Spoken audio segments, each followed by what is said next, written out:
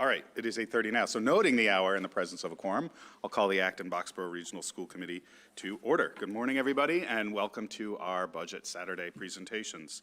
We have a fairly packed agenda. We've got a nicely laid out list of things we're going to do in a certain amount of time. There will be opportunities for both public comment and questions and comments from the other boards and committees who are here with us. To any of those Acton or Boxborough boards, you don't have quorums, you don't need to call to order, do you? No? Excellent. All right, I will just highlight that we have one of the school committee members who needs to leave early, so we're going to take some items out of order in the agenda towards the end of the day. So we're going to swap items 9 and 10 so that we can have our preliminary budget vote before one of our members needs to leave for a personal event. So by noon, we are going to have a preliminary budget vote. That's the target. And then by 12:35, we're going to be out of here so that everyone can enjoy the rest of their day and go to the store and shop for their emergency milk and bread for the whopping 6 inches that we're going to get while we're all watching the Super Bowl tomorrow. All right, with that, Peter, I'll hand it over to you. Good morning, everyone. So first, just thank you for being here. I know it takes a lot to take a whole, 2/3 of a day on a Saturday to join the school district, to listen to our budget in more detail for the coming year. And I just want to recognize all of the different members in our community who are here. I want to thank our leadership team for being here. I want to thank any staff that have joined us for the presentation as well. And hopefully you find it to be a productive time. I think that when we talk about our vision for the schools, I think we've really wanted to create a school district that is a healthy place for our children and that inspires them to be better learners. And that means that it's really a holistic approach to what we want in education. And as we think about how we budget and the priorities that we set in a budget, we want to really keep that forefront in our minds that our overarching goal is that we want healthy and engaging schools. And that doesn't mean for some students, it means for all of the students that we serve, and recognizing that students have different needs and that as a student needs expand or contract, we need to be responsive to that. I'm sorry, Peter, I just need to highlight that this meeting is being recorded and broadcast on ActonTV so that people in the room understand that you are being recorded. Thank you, Beth. We're going to do a few different things today, and I apologize. If your eyes are as bad as mine, probably some of the small text is a little bit hard to see on this. But we want to talk a little bit about a budget overview, and I'll talk about that for about 15, 20 minutes.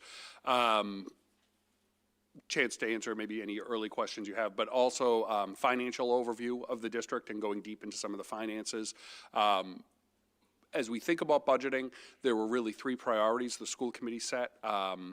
And around thinking about our programs for, tiered systems of support, as well as multilingual and special education. And so we want to talk in more depth about those programs and make sure we have a reasonable level of shared understanding of what those are and some budget implications for what we're doing within those. And then we will get into a staffing overview and go deep into staffing. And then we'll have an opportunity from some questions and answers, but also I know we're going to take our preliminary budget vote at that point. But then the last topic is really looking beyond FY26 and talking about what's next for the schools over the next few years and thinking about some trends, patterns that I'll talk to early, but what are the implications of those for our future? So we presented our overview of our preliminary budget. There's really 2 versions of the school district budget. Before the school committee votes on it, there's a preliminary budget that we present. So we did that on January 30th, and now we're back to actually go deep into that preliminary budget. We will take any feedback that we receive along the way. We will come back to you on March 13th and present you with a recommended budget over the course of a couple meetings. And then the school committee ultimately votes to adopt a budget on March 20th. Some key dates. You're really doing 2 things today. This is both a preliminary budget workshop, and we do seek your vote to set a preliminary budget. There's no actual legal requirements about what a preliminary budget means, but in our community that historically meant that the budget that you set you typically don't go up from that after you set that preliminary budget. So what we're looking for you to do today at the end of this meeting is set the upper threshold of what the budget's going to be for the two communities, knowing that we're going to continue to have adjustments for state revenues, different expenses that come in over the course of the next month that have to be reflected before your final budget vote. I'm going to go through some of this quickly, and I might talk to a little others, but I just wanted to come back to this idea of strategy and what we're trying to accomplish in our schools. And I talked about the vision of creating healthy and engaging schools for our students so that we can maximize student potential while they're with us. And so at the core of that has been belonging, relationships, climate, and culture, because that is what drives student engagement in schools. And if that's absent, students can't engage academically. So that was the focus of our strategy, and then we had a series of different initiatives. This really goes back now about 6 years in the making, and we've actually done quite a few things that we set out to do, and so I'm just going to talk about that briefly. From a social emotional learning standpoint, we have implemented this year a K-12 curriculum, the first ever K-12 curriculum in our district that I know of, for social emotional learning and bullying prevention, which was a real gap for us. We have implemented a process of elementary screening to understand when students have gaps and we can more rapidly address student needs. We have implemented a grade 7 through 12 advisory program. We've expanded services and access to mental health care for our students through Cartwheel, and we have implemented specialized programming at the elementary level to address students' needs with kind of more acute social, emotional / mental health, behavioral health needs. In terms of equitable opportunities and outcomes, that MTSS has been probably the singular focus of our school district in making sure that we are addressing all of our students' needs, both academically and emotionally. We have implemented K-6 literacy programming consistent with kind of the science of reading and understanding a structured literacy approach. That's been years in the making for us.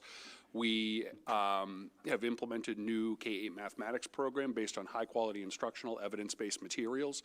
We have actually increased participation in our advanced coursework at our high school, and we have recently completed a multi-learner program review to better understand what we're going to need to do over the next few years to address our students' needs. We've really focused several years ago on universal design for learning and ensuring that all of our educators in the district had access and participated in professional learning for universal design to create more inclusive classrooms. We have expanded classroom libraries to make sure that they reflect the diversity of our community. We worked with a coalition of community members, students, staff, administrators to really look at how we could eliminate hate and hate speech in our community. We created a series of protocols on responding to hate and bias that are now being used in multiple places around the state, and quite honestly we're proud because they've been set as an exemplar for what schools could have in place across the state. We have worked with groups of teachers across the district to examine culturally responsive practices and making sure that our instructional practices reflect the student population that we have. We created the AB Resource Center. We've talked extensively about the positive impacts of that. And we have started working closely with Suffolk University to increase our use of restorative practices across the district. In terms of engaged learning, many of you know we're currently working on a vision of a graduate, which I think actually times nicely with the elimination of MCAS as a high school graduation requirement, that we have an opportunity to look at what is valuable for us as a community and what we want our students to accomplish over their time here. We have adopted high quality instructional materials, and that is educational lingo, so you can check off the first box on your bingo card that you should have received at your table. But that is some lingo in education. It really means that the instructional materials we have in our classrooms have a strong evidence base to increase student engagement and produce better outcomes for kids. We have looked at high school course leveling, and we have re-examined some of our prerequisites that students needed in order to get into our advanced coursework in the high school. terms of the impact that we're having, we shared some of this previously, some of the data, so I'm not going to give you the data points. You can go back and read some, previous school committee presentations if you want more. But we have a statistically significant reported increase in students having a trusted adult at school, a statistically significant increase in students feeling safe and supported at school and their reports of that, increases in not experiencing difficulty handling stressful situations and events. It's the way it was worded in our data, so I left it the same way. Yes, it's a double negative. I want to, recognize that. But our students are doing better handling stressful events, and we've had a statistically significant decrease in student reports of depression, self-harm, and suicide consideration. And in terms of academic impact, 8th grade math has actually improved from pre-pandemic levels. We talk a lot about this idea of pandemic recovery. Our 8th grade math program has actually broken through pre-pandemic levels, so congratulations there. We are overall across the district performance in science, technology, and engineering. MCAS data has actually improved from pre-pandemic levels, not recovery, but actual improvement. We have more students at the high school who are now taking advanced courses than ever before, and our high school AP participation has increased actually nearly 50% since 2020, and quite honestly, that actually was still high from pre-pandemic levels, and we've seen no decline in performance as we've actually increased access to this coursework. So just want to give a kudos to a lot of the work that's happening across the district, and we think about the impact of what we've done. It doesn't mean that we are finished and we still have work to do. We want to complete our long-term work on defining a vision of a graduate for our community and making sure that we can clearly articulate what we want our students to experience while they're in our schools. We have more work to do around expanding inclusive instructional practices in our classrooms to make sure that we're actually really supporting the diverse learners that we have every day. We need to think about literacy outcomes across grade levels. That has been a lagging element for us in our data as we've thought about post-pandemic work. I think in large part what we're seeing is that it really focuses on comprehension skills in students. It's not kind of phonics and phonemic awareness, those baseline elements. It's really the comprehension side. But this is also the first year of implementation of our new core literacy program, which is focused on comprehension and some of the other standards that we have lagged a little bit. So we're excited to see what that data looks like over a couple of years. We have performance gaps that have either persisted or actually increasing among some of our subgroups that need to be addressed. We can do a better job identifying and remediating some of our SEL skill gaps for students as they experience them. And we have to really think about the level of access some of our marginalized populations have to mental health care, because that is something that we actually saw in our student data coming up that needs some additional work. School committee gave us a set of budget guidelines. This probably isn't new to a lot of the school committee, some of the data that I just shared, and so I think the budget guidelines were responsive from school committee to understanding what the needs were that we had in our schools. And so probably the most important overarching goal school committee had for us was prioritizing a robust tiered system of supports for social, emotional, mental health, and behavioral health needs, academic needs, multilingual services, and special education services and supports, because that's where we're seeing our gaps in student performance, and that goes to this idea of discrepant student subgroup data that we see. They also implemented a series of revenue and cost control measures. The overall budget increase was capped at no greater than 3%. In Boxborough, they requested an assessment no greater than 6%, and no use of excess and deficiency. So you will see that reflected in this budget. We have long-term capital needs that need to be addressed that are getting increasingly expensive, and so we need to make sure that we continue to fund our capital program, or else we actually run the risk of falling behind and increasing the long-term liability to our community. We need to plan for obligations, including our cost of contracts, steps, lanes, cost of living adjustments, retirement contributions, health insurance premiums, and run out claims from the Acton Health Insurance Trust. Those are all the really exciting elements of the budget for everyone, I'm sure. Programmatically, the school committee asked us to look hard at class size and ensure that we were programming all of our class sizes across the district within the school committee guidelines. So we've done that. We have incorporated some of our prioritized recommendations from our elementary budget task force, and we've tried as much as possible to look at staff attrition when making this change. We understand the cultural impact when we have to change staffing levels, and cultural impact, I say that with a lot of seriousness, because I started off our presentation by saying that, relationships, climate, and culture were the center of our strategy, because if those aren't strong, students don't learn. And that is research and evidence-backed. And so when we think about the impact on culture, we have to take that seriously. And then the last one was reducing kindergarten tuition for families, and I'm going to be honest, in this climate, we don't have a mechanism to do that, and that is not included anywhere in this budget presentation, simply because the budget gap was too large to be able to incorporate anything. These are now some slides I'll go quickly through, but we have had a decline in district enrollment since regionalization of about 600 students. That's projected to continue by about another 335 students over the next 8 years. 300 students sounds like a lot, and when you understand it's over 8 years, that actually means it's a relatively gradual decline. Broken out by student populations, though, you can actually see there's a real shift in the students that we're serving. This actually mirrors national trends in composition of students in public schools, where we've seen rapid increases in many of our selected populations. In terms of projected enrollment, I wanted to break that out by level for people to see. And again, I'm going to suggest looking at this as this is an 8-year, or excuse me, this is about a 5-year look ahead. I would also point out, you need to consider the total population when understanding how this is going. So 76 students at an elementary level, that's out of 2,500 students. That's a very different change than looking at a 91 student decline in a high school population, or a 53 student decline out of 700 students at a junior high. So just understanding scale matters when looking at some of those numbers. And then just, I think one of the things we heard last year, and I don't think we did a great job addressing, quite honestly, was what's happened to our staffing levels as our student population has declined. We have more staff than we've ever had before in our schools outside of the last few years.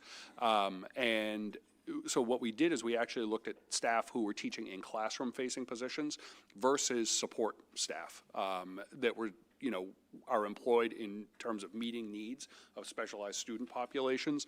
And when you look over time, there actually has been a pretty much proportionate decline in our classroom-facing positions from our overall enrollment. And so, the hard part with this is DESE only publishes numbers going back about 2 years, and then they missed the last 2 years of data. We worked really hard to do a reconciliation of not only staff that were left the district, but also any positions that we've added to make sure that the data reflected on this slide are accurate and true to the best of our knowledge.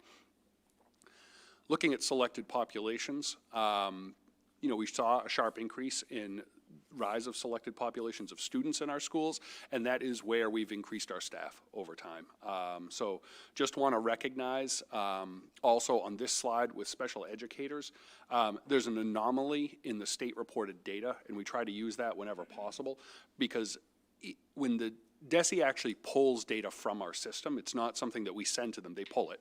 And when they pull our educator data from the system, if we have special educators who are teaching in a general education classroom, they're coding them as general education teachers, not special educators. And so it looks like there's a decline, but what that actually means is we're actually providing more services in the inclusive settings during that period of time. So there is an odd anomaly in that data where it looks like we're declining in special education teachers. That has not happened. So just to be clear. So some just key takeaways. One, our student enrollment has declined, and it's expected to decline more over the next 8 years. Number of classroom teachers has declined in proportion to enrollment.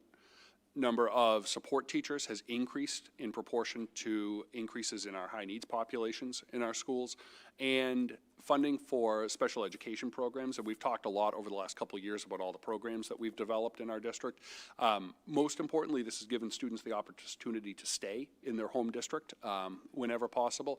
And we've also shown that it actually has avoided cost for the community, because it would cost us more to try and serve students out of district than when we develop in-district programs, because we have an appropriate cohort of students that we can serve in our schools. Just want to talk about how we developed our budget now, because I think this is important. The base that we used for a 3% budget increase was $112,752,505. Our town meeting budget last year was $114,308,105, I believe. And is that, yep, okay, thank you. So obviously they're not the same thing. So, and I want to talk about how that happened. And then after town meeting, if you recall, the school committee actually voted a higher budget by using almost $1.7 million in excess and deficiency, which was largely to pay runout claims from health insurance trusts. So we ended up with a budget north of $116 million. We actually backed ourselves out all the way back down to 112 to start building this budget. And the reason we did that were a couple of reasons. One, when we increased the use of E&D late in the year, we had made a pledge to the community that we would not use that to increase the base budget for the schools. So we eliminated that $1.7 million of E&D before we built our budget for this year. We also took off excluded debt from the junior and senior high schools, which is about $1.6 million and change, because when we have excluded debt, even though the district is paying that money and it's included in our budget, once that debt is paid off, which is this year, the revenue to the towns also stops. So we didn't think it was fair to try and build a school budget based on excluded debt. So we backed ourselves out of that as well. We looked at what it would cost to maintain the same services, and I'm not talking about level services because level services respond to changing student populations, but what if we just tried to maintain the same services next year that we had this year? That would be about $118 million as a budget, and the 3% budget that was our guideline gave us $116,135,080, so we had about a $1.9 million gap, and that was how we've been working through the current budget cycle. So the total budget for the communities is that $116 million budget. That's a 3% budget. It actually is a 1.69% total assessment increase. That's largely due to excluded debt. I just want to make sure we're clear about that. In Acton, it's about almost an $80 million assessment increase and a 0.97% assessment increase. And in Boxborough, it's a $16 million, almost $17 million budget. And that's a 5.25% assessment increase. The assessment variances between Acton and Boxborough, just as a reminder, are based on enrollment shifts across, because that's the model that we have in our regional agreement. So, a couple of things. When we have limited resources, there's really two things that we can do to approach this. One is to prioritize the critical services and maximize efficiency within our existing structures. I said that it's at the first school committee budget presentation. Efficiency and effectiveness are not synonymous with each other. Our goal in any budget is to have the right balance between those, but when you have fewer and fewer resources, you have to become more and more efficient, and that starts to tip the scale, where you don't have a good balance between efficiency and effectiveness, and you have to start to prioritize what you're doing, and I think this budget shows that we've reached imbalance in those two areas. The other alternative is to really reimagine and restructure how we're using our resources. Our goal to date has been to think about how we address structural work within the existing school structures, but then there's another approach, and we'll talk about this more later today, of actually looking at what those structures are and having to determine whether or not we can afford or whether or not they're even most relevant to us in the future. So we'll talk about both of these as we go through the day. So things we've done, one is carefully managing class size, and across all levels, the proposed budget is within the school committee guidelines for class sizes. Some of them get to the upper end of school committee class sizes, others are not. budget recommendations from the elementary task force. We've done a few of those. You'll hear about those as we go through the day. Closely examining scheduling practices is something we're going to have to do because we are not adding the multilingual supports that we need to add in this budget. And so we're going to have to look at scheduling practices in order to meet kind of some of our student needs, not only in the tiered system of support, but also for multilingual services. And then really thinking about tier 2 and 3 group intervention sizes and the potential of increasing those group sizes. And I've talked about some of the challenges of what we're up against with doing that. Governor released her budget proposal on January 22nd. It includes some additional revenue, particularly around regional transportation and Chapter 70 aid. Those will come back into play in the recommended budget, and we'll talk about that. Health insurance, we were carrying 12%, which we thought was a conservative estimate. It's actually now 14.84% increase, and that's a statewide average of Maya's rate increase for the year. And statewide unemployment liability, we don't yet know what's going on with this, but if you've been following news out of the State House, the state has to give back about $2.1 billion in federal money to the government. Because it was miscategorized as pandemic relief money, and so our current understanding is that cost might get pushed down to employers. So that's something we have to track as well. Overall numbers for those two things you can see here. We don't know on some of this. We also know that we may have some additional special education needs that come up between now and March that we'll have to reconcile, and that's just some of the internal work that we'll be doing. Health insurance, in terms of structural changes, dissolved the Acton Health Insurance Trust, entered Maya. One of the bright spots that unfortunately is covered up by the health insurance rate increase is that we implemented a health insurance opt-out in the district, and that is saving us actually it's over $600,000 on the FY26 budget. So we've been able to reduce our base budget by about $600,000 through that health insurance opt-out.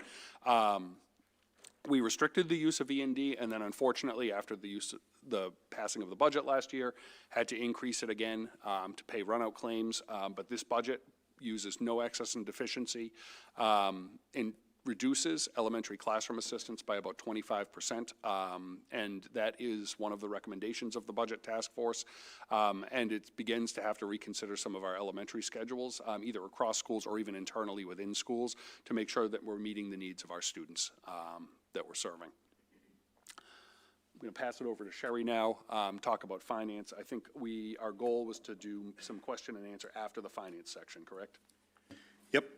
And hopefully Sherry will get through finance in about 30 minutes as opposed to the 45 minutes you had originally. I can go 5. It's less than that. Yeah. Perfect. Yeah. I could talk fast if I need to. So this first slide just kind of gives you a history of the last 6 years of where we've been with the assessments. As Peter said, for FY26, we are looking at $116,135,080 as our preliminary, which is a 1.53 based on bringing it back to 112.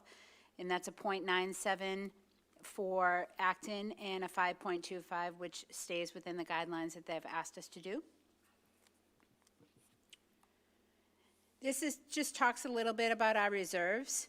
So just looking preliminarily, we just had the Q2 report, and I do apologize for not being there last week. Looking at our revenues, we are going to have some extra revenue in our investment income. So we're estimating approximately $526,000 on the revenue side. So if you look, the Department of Labor had certified us at $2.1 million for our E&D balance as of July 1st. Right now, again, just looking at the revenue side, if we have the additional 526 at the end of the year, plus we had carry over purchase orders that we can release 141,000 that we know of right now, then we're estimating a 2.776 balance for our E&D. And again, that's only the revenue side. We really won't know what we're going to release in expenses till probably June. But as per the school committee policy, DK, it's recommended that we keep our E&D fund level between 4 and 4.5%. So just to kind of give you a little bit of information, that's between 4.6 and 5.2 million is really the target goal for E&D. And we're going to try to work that number back up. That's why we're trying not to use the E&D to offset this budget. This just gives you a little bit of history on the E&D and what we have used, and where the blue shows where we've been certified each year, and the red shows what we have offset the budget. While our certified number has gone down, the use of the money has gone up, but again, we're not using any for FY26, so we're going to try to build that budget right back up. This gives you a little bit of history of our circuit breaker. So the green line represents the FY25 anticipated reimbursement coming in from the state. The red line represents the funding we needed to offset the FY25 budget, and the purple line represents where our projected fund balance will be as of June 30th. We allocated $3 million for FY26 to offset the out-of-district tuition costs. The financial rule with circuit breaker funding is that you can only carry over into the next fiscal year what you've taken as a reimbursement for that year. And the goal for all districts is to try to leave the entire balance on the bottom line and offset the next year with those funds. But I've yet to find a district in the last couple of years that's been able to do that. The OSD, which is the Operational Services Division, they're the ones that set the tuition rates for the private tuitions. So in FY24, they had an historic 14% increase, and for this year it was 4.69, and the increase for FY26 is projected to be 3.67. This is just kind of a different view at our preliminary budget. The top section shows you the difference of increases between the salary and the non-salary accounts. And in the middle, the 1.47 is the salary increases and contractual obligations that we have. We have a reduction in the fringe benefits. As Peter stated, we were able to save a little over $600,000 from implementing the opt-out program. The reduction of $921,000 is the retirement of the $1.6 million debt between the junior high school and high school. And the $778,000 is increases for tuition and transportation. In the bottom section, the $400,000 is what we offset between community ed and food services for the utilities, and the $3 million is what we had stated that we were going to use for circuit breaker, which is $652,000 less than this year.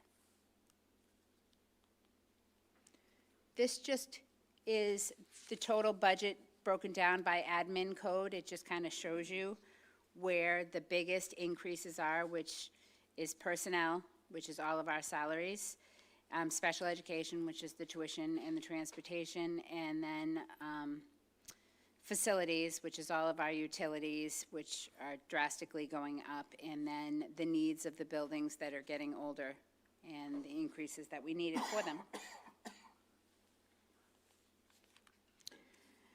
Peter kind of touched a little bit on the governor's initial budget. So the top part comes from the website directly, and it's what the governor had proposed in the end of January for where our Chapter 70 is going to be. As a rule, historically, it's usually been $30 per student, but the governor has put in for $75 per student. So on the bottom, you can see the first column of red is where we estimated our revenues to be for the preliminary budget. The second column is the governor's budget, and then those differences match what Peter had showed on the previous slide.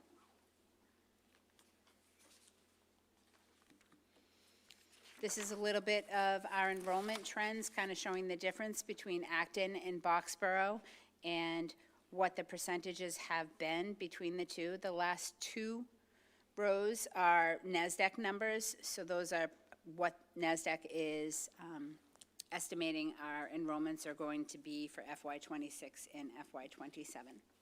And can you just make the note of why that is?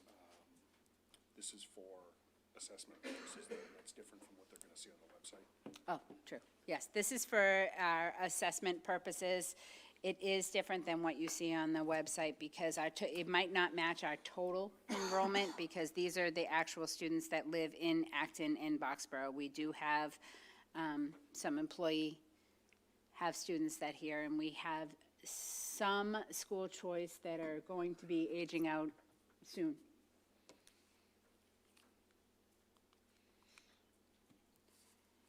Some significant financial changes that we've had. The first one is the retirement of the $1.6 million of debt between the junior high school and high school.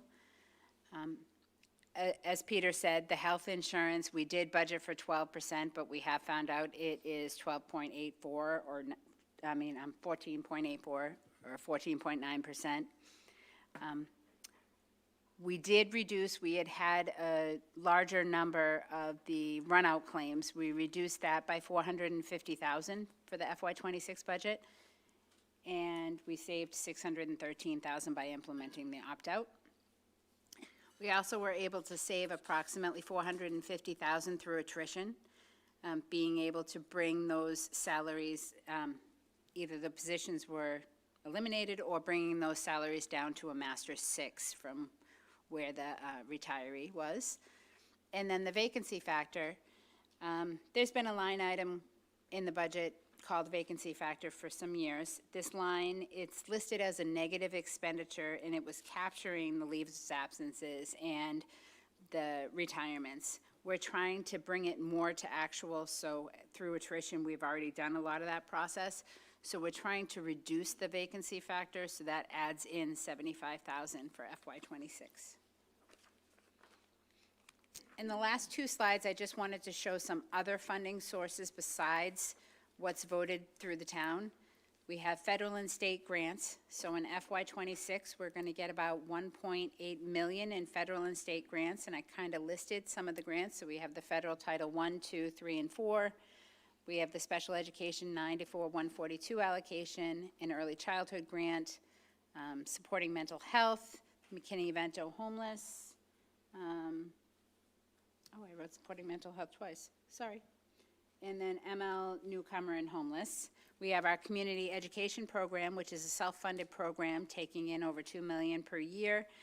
And the expense funding is used for the community ed program and the extended day program, use of facilities, the driver's education, and some field rentals. We have full day kindergarten in our preschool program. Those are partially funded programs taking in approximately $500,000 and $300,000 respectively. The funding's used for salaries for teachers and assistants, supplies, equipment, and employer health insurance. And then we have our food service program, which is another self-funded program taking in over $3 million per year, and expense funding is used for the salaries, all the food at the lunches, supplies, equipment, employer health insurance, and equipment maintenance. And then finally, we have our athletics program, which is partially funded, taking in approximately $400,000 each year. And it's used for salaries for coaches, salaries for the bus drivers that are driving, the officials, transportation, supplies, and equipment. Thanks, Sherry. Thanks, Peter. All right, so what we're going to do is pause for some questions now on the sort of laying the groundwork types of presentations that we've got. You can see what's going to come up next is some detailed presentations on program considerations, those top priorities on our budget guidelines. What I'd like to do first is go through the school committee, see if you guys have any input, any questions, and then we'll go back a table to the towns and boards. John Connor, if you want to squeeze your way up to the front, there's should be a spot there so that you can speak at that time. All right, anyone on the committee have any questions, comments? Andrew. Thank you. Thanks for the incredible presentation from both of you. Peter, you mentioned earlier the savings based on keeping students in district. Some of our, I wonder if you could just speak for a brief moment about the value of having services offered inside district rather than, and trying to keep our students here rather than going out to outside districts for help. You know, I think overwhelmingly, I think there's a benefit to students first, and being able to remain in schools that they've grown up in, even if their educational programming needs change. There are times when we have a large enough cohort of students within our district where we can think about developing specialized programs that can meet the needs. There are also times where a student's need might be acute enough that they require an out-of-district placement, or we actually don't have a large enough cohort to be able to do it effectively, and so they wouldn't be educated in a peer group. And that would be a reason to place a student out of district as well. But and this is something we delved into last year, so we didn't do it again this year, but there's also a cost savings often that goes along with being able to educate students in district as opposed to out of district. And so we've actually shown, when we did some comparable out of district programming comparisons to in district, we're typically saving, between 10 and sometimes even $60,000 per student based on the type of programming that they might need if we develop cohorts in the district.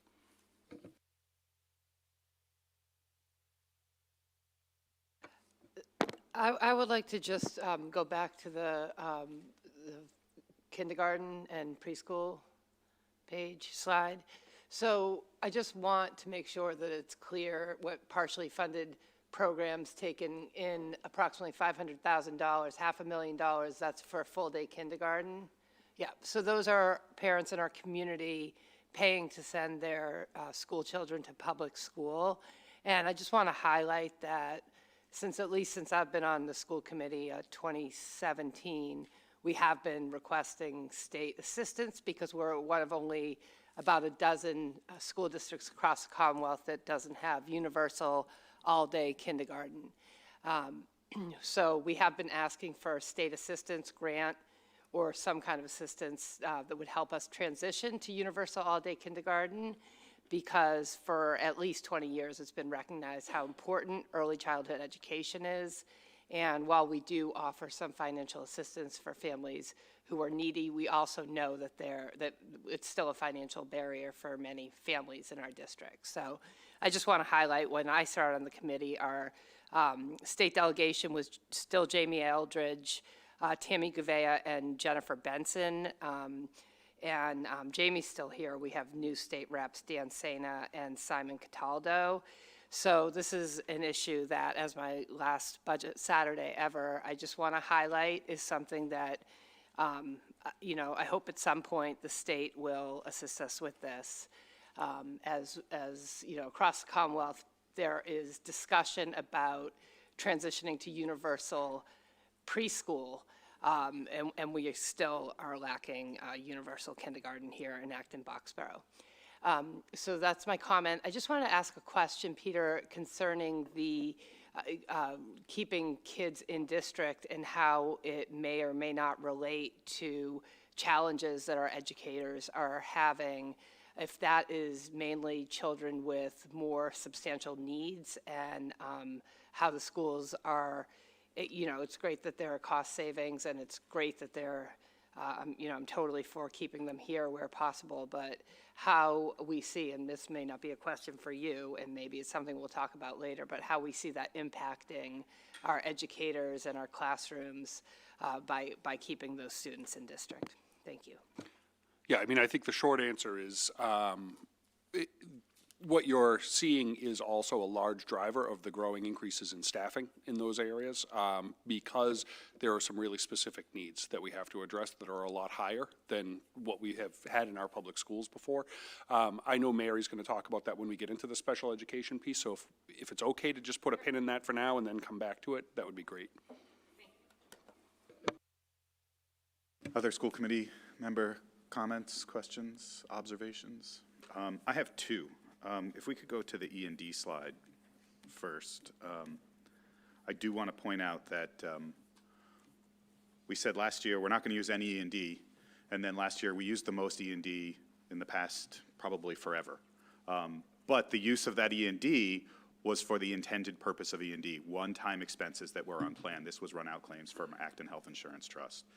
And it speaks to the importance of having a healthy E&D balance. It's why we're not using any more of it. But I just want to highlight that it is a very large amount that we used. It was for the purposes that we really set aside E&D for, which are those one-time emergency needs. And I point this out for two reasons. One, so that everybody understands why we used it, but secondly, why it's important that we rebuild that fund, and that, as we've heard, I will say, as we've heard from finance committees over the years, we can't use this money for reoccurring expenses. We need to keep this in there. And for the community members, as we get into tight budget seasons again and again and again, we have to hold a substantial amount of money in what would be considered free cash so that we can weather these emergencies. So as we come to you and say, we have no more money, and you look at an E&D balance of $2 million, $3 million, the reason is that we could have a $2 million expense that comes that we need to have that availability to move on. And then the second thing I wanted to just highlight, could we go forward to the governor's initial budget? So the preliminary budget, this is an important, that one. This is something that I want the committee to keep in mind as we're about to vote our preliminary budget. Historically, a preliminary budget is a not to exceed number. And what we're hearing already is that we're seeing close to $500,000 in additional funds coming from some areas in the Commonwealth. There are also expenses that are backing up along that. So as we talk about what our preliminary budget is, and for our town leaders in the room as well, we're already forecasting additional money coming in from the state. For the past few years, we've seen additional funding come in from the state after we voted all our budget, and we want to have a conversation about how do we maybe more effectively plan for that now and have some contingencies. So something that I want the committee and the community to think about as we're going to be deliberating what our preliminary budget number will be as we vote it at the end of this meeting. All right, I'm going to move back a table. Any of the boards and committees have questions or comments? Greg. First question, Greg Jarbo, Acton Finance Committee. First question is for Sherry. You mentioned that $1.8 million came in federal and state grants. Do you have a rough breakdown on what was federal, what was state? I do. If you can just give me a second.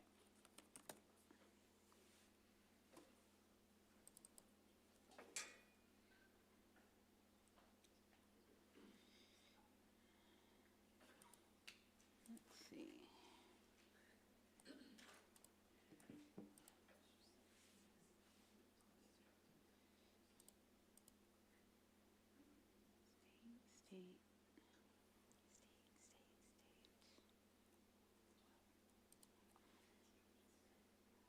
Federal is about 278,000. And the state, 94,142 is not federal, right? 240 is a federal grant. Oh, then I lied. Hold, please. I think it's about 1.4 million. It is. Just for the record, she didn't lie, she misspoke. Oh, I'm sorry. I misspoke. 1.7. We're not Congress. All right. 1.7 million is federal. All right, so sorry. That's okay, I misspeak all the time. And then the second one is probably for Peter. You mentioned long-term capital needs. Do you have a rough estimate as to how soon you will have a number that Finance Committee people could use for planning purposes? I'm going to actually let Sherry speak to capital. Sure. So you want to say it again? How soon will we know what your long-term capital needs are likely to be, so that if we are budgeting beyond 1 year, and we're often asked to try to look down the road as far as we can, how soon would we have a ballpark number? So in December, we had our capital presentation, and we're working on the website right now to do out a 10-year plan. We have it for FY26 right now, but we've been working with the capital subcommittee to try to push that out, and we're hoping to have that this spring. And actually, both finance committees have sitting members on our capital sub. They actually have the numbers already, I believe. So, yeah, Jason has the number. We shared that plan in, I believe, their meeting. We did. We put it kind of up on the meeting. We just- know where he lives, we can find the numbers.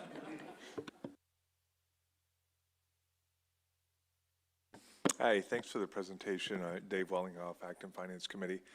You know, the district enrollment projections, I was curious if you could just explain the methodology used. I think in the past it's been like housing turnover, kindergarten enrollment, et cetera. If you could maybe explain that. And then two is the past projections, how accurate have they been? So if you go back 2 years, are we kind of close to where those projections were? So a couple things.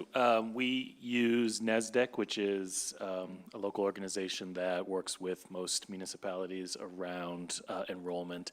I will admit, I don't know the ins and outs and the contours of how they calculate it, but I'm happy to ask them for a little bit of detail around things. I would hazard a guess that certainly they access things like birth records as well as housing permits, building permits, things like that. In terms of accuracy, in actually the past few years, they've been fairly accurate in terms of overall aggregate number.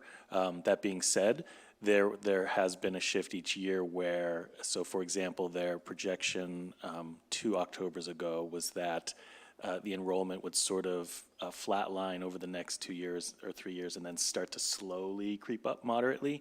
And then this past October, we got adjusted projections where, as Peter pointed out, we're still projected to moderately continue to decrease for the next 8 years. So, so I would say in terms of like the most immediate enrollment projections, they've been fairly accurate. And that being said, they also, reserve the right to make adjustments. So each year, when new data comes in, like they did this past year, they adjusted from saying, yep, after the next couple of years, it's going to go up. They're saying, nope, based on new data, we're still going to decline a bit over the next 8 years.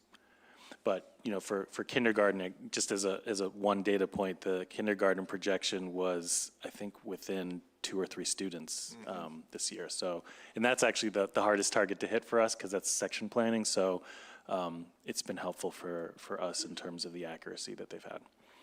Do you know, using kindergarten as an example, is that, do you know the accuracy of that over time? I'd have to look, but over the past 2 or 3 years, it's been fairly accurate within a couple. I do remember, I think 3 years ago, we definitely had a higher enrollment where we had to add a section that wasn't anticipated, but for the past 2 or 3 years, it's been fairly accurate. And is that data, is it like Acton, Boxborough specific, or is it just aggregated for the district? It's actually, they do enrollment for Acton, enrollment for Boxborough, and then combined. And actually, I think in the budget binder, the NASDAQ report is actually an addendum. So if you want to go look at that specifically, or I'm happy to just email it to you directly. Okay, thank you. I'm Corinne Hogseth. I'm on the Acton Finance Committee. I have a couple questions, really for my education. The circuit breaker graph you had up, is there anything that you folks have control over? That sounds like it is what it is. And like, is it something that's has any inputs that you can control? So circuit breaker, it's a reserve fund, and where it's different from all of the other reserve funds, it's actually an inside the operating budget reserve fund. So like excess and deficiency is applied after the budget. Circuit breaker is applied within the budget as an offset to essentially out-of-district tuitions and transportation costs. We have control over how much we use in a given year. And how much we receive is, there's some control that we have in terms of making sure we submit accurate claims for circuit breaker costs, but then in the end, it's really a state reimbursement program. So, for example, the legislature set circuit breaker reimbursement to districts as approximately 75% of tuition costs and of transportation costs, subject to appropriation. The legislature appropriated money last year, and then when districts across the state submitted higher circuit breaker claims than anticipated, they didn't change the appropriation, they lowered the reimbursement rate. And so one of the challenges we saw is even though we received approximately 75% of our submitted claims on tuitions, transportation claims only returned at about 44%. And so that left a real gap in expenses where you're seeing like the purple line is not heading in the right direction. So when you say you can control how much you use, does that mean that if you choose to use less, you just absorb whatever else you need in the rest of the budget? That's correct. Yep. Okay, thanks. The insurance opt-out, what's that? So we provide an opportunity. We did not do this when we were self-insured because we felt there was it essentially allows people to not take our health insurance because we know that for a family plan, it costs about $26,000 a year to fund a family plan. So instead, it's an opportunity, if someone has been on our health insurance for 2 years or more, if they choose not to take our health insurance and instead go on someone else's plan in their family or household, we would give them a reimbursement of, I believe it's about $5,000 a year. Yeah, Okay. for a And how can we- family plan, or okay. it's less for an individual. All right, that's good. I'm kind of shocked that that wasn't there before, that anybody wouldn't be allowed to not take their The- employer's insurance.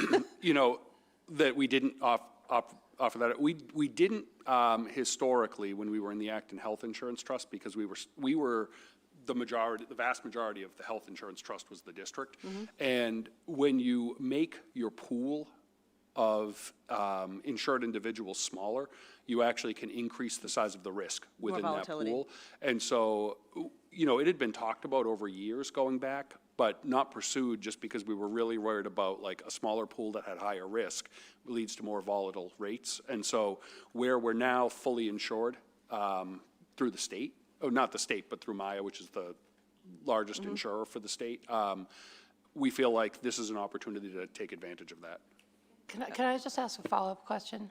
So it was always allowed for people not to choose to insure their families through the district. It's Correct. just that now We're we incentivizing offer it. an opt-out so that we would pay them for a family plan $5,000 to opt out as opposed to paying $26,000. Correct. right? So it's always been something where if you are a benefits eligible employee, you could take our health insurance or not. And for those who have been taking our health insurance and who have other options, we wanted to provide a potential incentive to say if you have another option that perhaps wasn't as attractive before, but with, you know, this financial incentive, it may suit your needs. We then save about $21,000, $22,000 for every family plan that opts out. So if there were people that opted out under the Acton Health Insurance Trust, this is a weird question, would any of them have opted in when you changed to Maya? That's, Because that would offset the savings of opting out, of paying people to opt out now. as long as you are a benefits eligible employee, you could always come into Right. our health insurance plan. But you don't know that because, like I said, that would offset savings.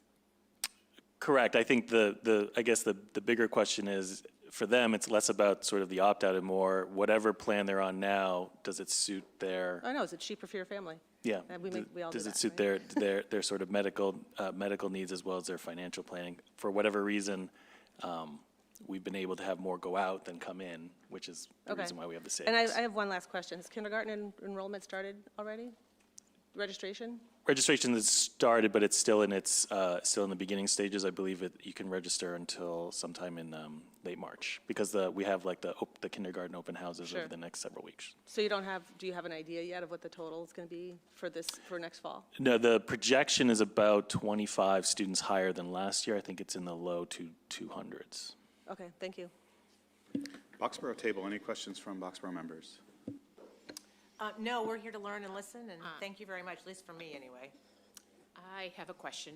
Can we go back to the slide with the governor's budget one?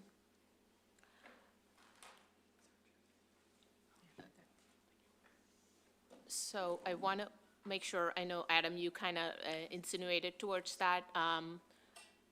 The governor's budget now says, I'm sorry if I didn't mention my name, I'm Priya Sundaram, Boxborough Select Board. It's $30 to $70, you said, the difference now? It's up to 75 per Up to student. 75.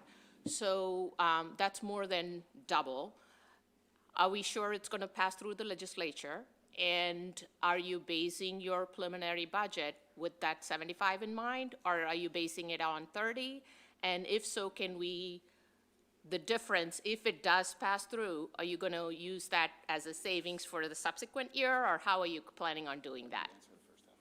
Thank you. Yeah, so in terms of the likelihood that it will pass through, the last couple of years, the legislature, historically, the legislature doesn't decrease Chapter 70 aid from the governor's proposal.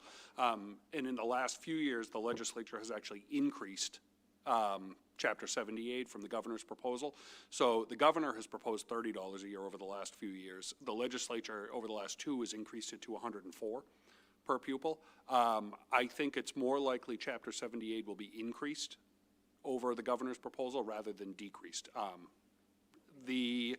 What's that? Yeah, we don't know the answer to that.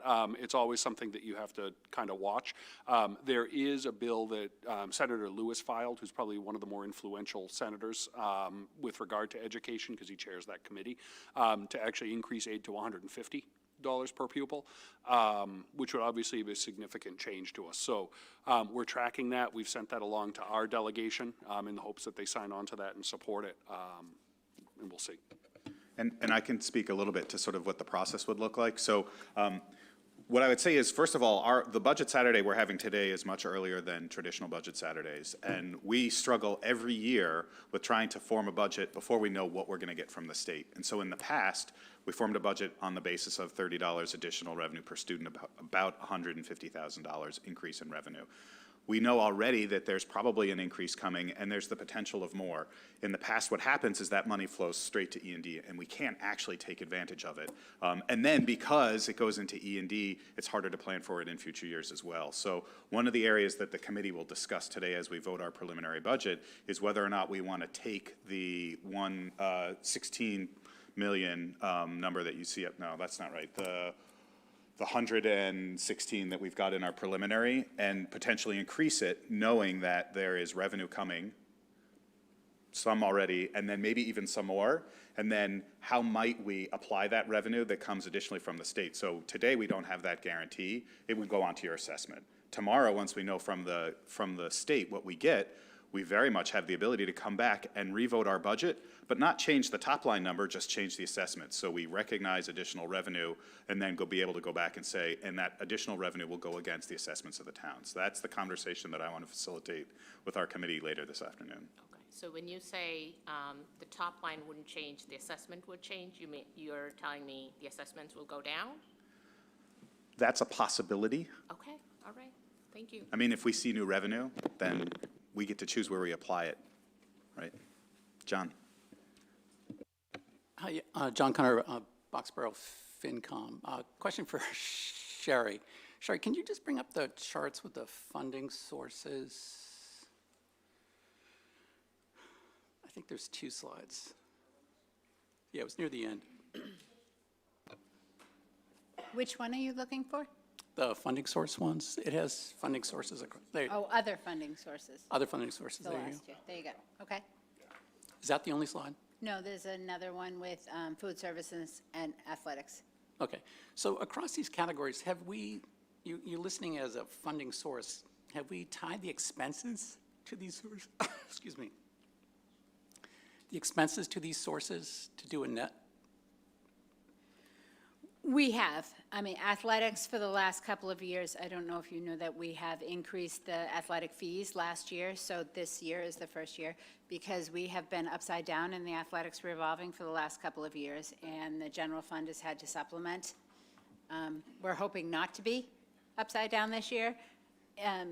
Food services usually maintains by rules. They maintain at least a 3-month balance is what they're allowed to maintain in their revolving account. 3 months' worth of expenses is what they can keep as a bottom line balance. Okay, so are we cash positive on these items? We're cash positive. Currently, we're cash positive on all of them. Okay, all right. Thanks. Acton Select Board, any questions from that table?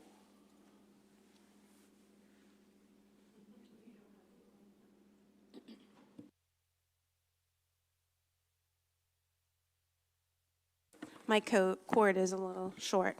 Alyssa Nickel, I'm a member of the Acton Select Board. I'm also a part-time employee at an elementary school, at least for a few more months.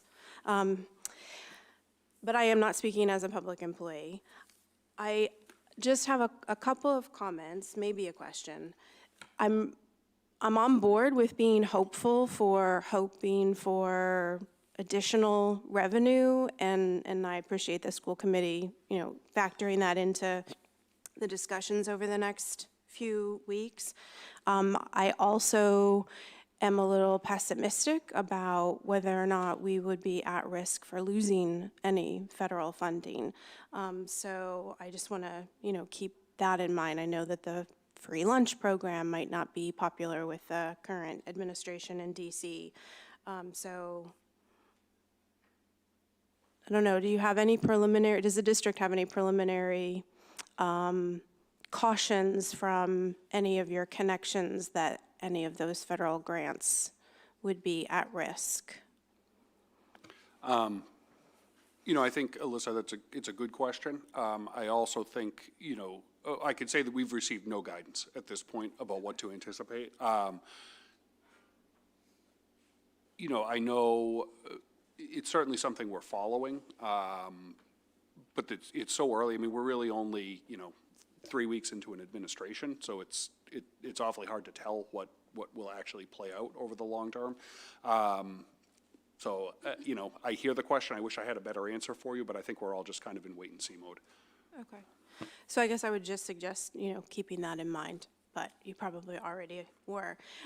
The other thing that I wanted to comment on, one of the school committee members loaned me Nate Levinson's book, which I got to read over the winter break, and something really stood out at me. And I just want to read a couple of quotes. I know that probably all of you have read it. The teacher matters more than how many desks are in the room. Research is unambiguously clear. Small class sizes don't improve outcomes. And if they crowd out staffing for intervention, instructional coaching, or more generous starting salaries, they can reduce achievement. Class size is the single largest lever of spending. In a typical district of 5,000, which is our district, changing the average class size by 1 student adds or saves about $1 million a year. So I was really surprised when we were facing a $2 million budget gap that we weren't talking about increasing class sizes by 2. Might get some side eyes at school on Monday for having said that, but I heard a little bit about we'd have to add 5 more students in order to see the savings, and I don't really understand that. So if somebody could maybe explain that better, I would appreciate it.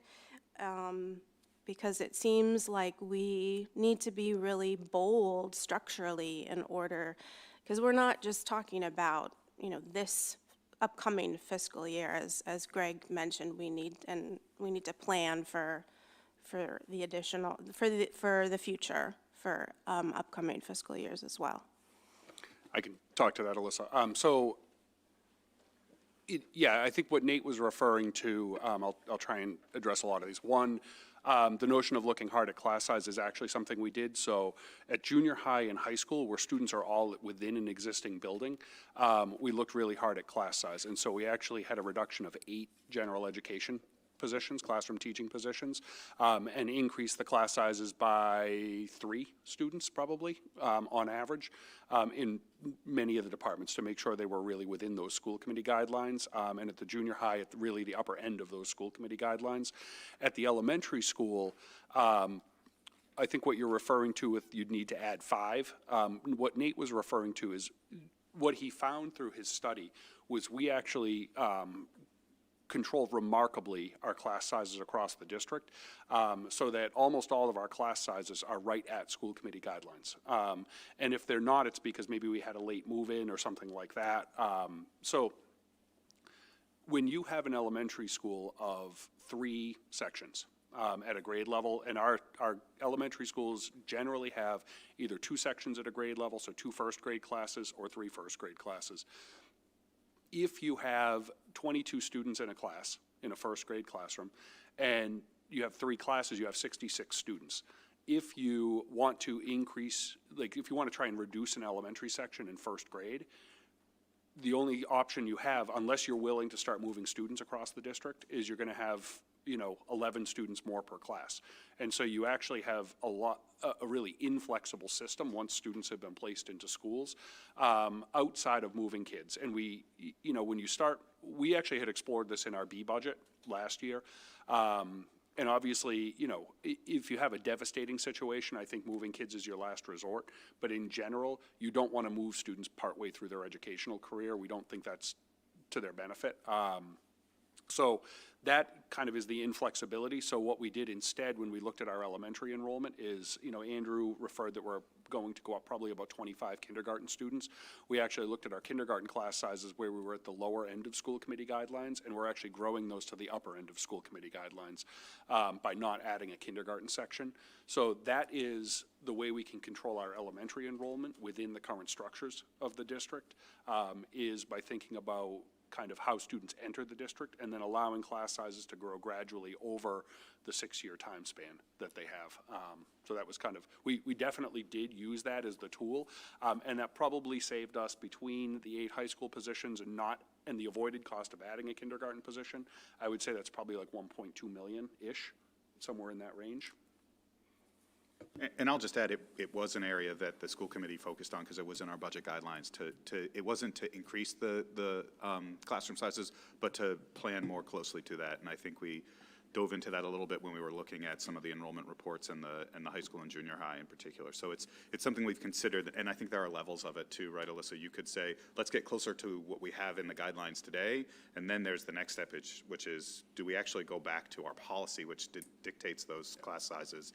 And that's maybe a larger and more considered process that we would have to go through. Can I just speak to, and I know we're almost out of time on this section, but we're going to speak to that a little bit later, because I think one of the other things, and the elementary principals and central office have actually looked at this together, but where we're at, I think everyone's ideal is to have a 3-section elementary school, because you have a lot more flexibility in how you can place students across a grade level.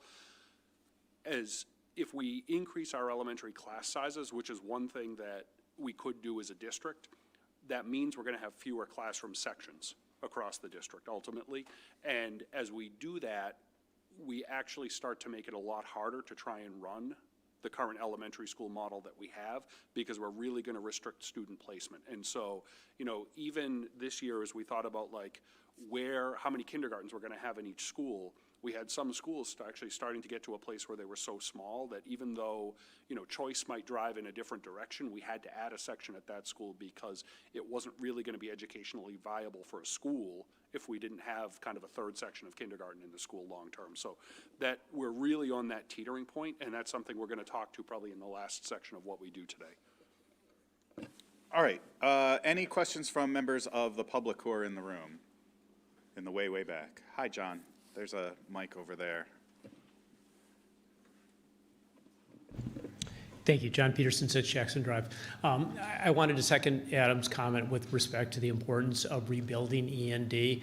And I want to remind the school committee that from time to time, the reserves have been looked at as consolidated reserves. So it's not simply a statement about E&D. It's a statement about circuit breaker. It's a statement about revolving funds like community ed. And I think at this level of Budget Saturday, that's the level in which reserves should be discussed. Similarly, I'm sure people were struck by the fact that the assessment for Acton is going up, a ripping 0.8%, while the assessment for Boxborough is going up north of 5%. That, as Peter noted, is an artifact of our enrollment-based regional formula. I strongly urge the committee to revisit that formula and build it on EQV, as is common throughout the Commonwealth. And then, although I know Sherry will look at me and say, I'm never doing that, I want to note that the budget lacks the precision and accuracy to talk about single dollar amounts. So every slide that takes this down to the dollar, and even the circuit breaker slide for careful viewers that went down to the penny, is not adding valuable information to anybody. So get rid of all those extraneous numbers. Thank you. Thanks, John. Hi, Amanda Toby, I'm a parent. Just a clarification, is this a question or comment? Right now, it's kind of either. Oh, great. I was hoping you would say that. Okay. So, Peter, when you said you made a reference to scheduling in the elementary schools, and just for clarification, are you talking about the distribution of reading and math specialists by need versus by building? I think it actually encompasses a number of things. I think schedules are really, really intricate processes, and it's kind of like the string where you can't find the end of the knot. But there's some conflicts in our schedules that make it really hard for students who might have, be identified as either students with a disability or multilingual learners, or students who might have dual identification with needs to receive all of the services that they need to have. And then you start to throw in that some of those students might also still need a Tier 2 service or a Tier 3 intervention.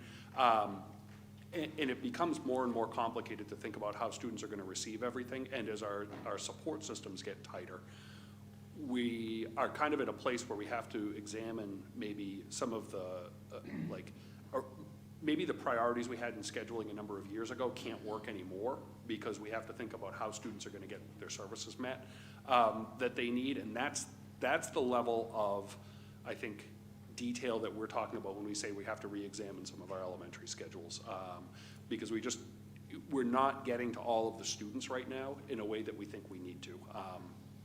I don't know how to say it in a more Yeah, detailed no, way. I Maybe just an wasn't elementary sure. principal. I recall that as a part of the recommendation from the budget task force, and I just wasn't sure, is that still on the table or not? So I was trying to read through the lines if when you said scheduling, if you were referring to that component, but it sounds like not.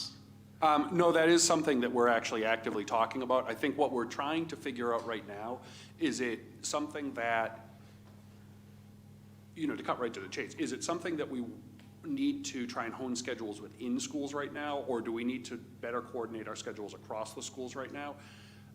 What we're trying to understand is how do we maximize the return we get on our effort, because I think, and we'll hear later, if we end up going in favor of a much broader restructuring plan at the elementary level, we don't want to spend a lot of time and money right now trying to restructure all of our schedules across schools and then say, okay, now that means nothing, because now we've done something drastically different anyway. And so we need to kind of play out the next few years before we make a decision about what we're trying to do now. So right now, I'm thinking our effort is within the schools, trying to maximize our scheduling opportunities, but that thinking could shift. Okay, thank you. All right, thank you, everybody. We are at our first break, which was supposed to be 15 minutes. We're going to make it 5, so stretch, run, use the restrooms. We're going to come back at 10 to 10 and start on program considerations.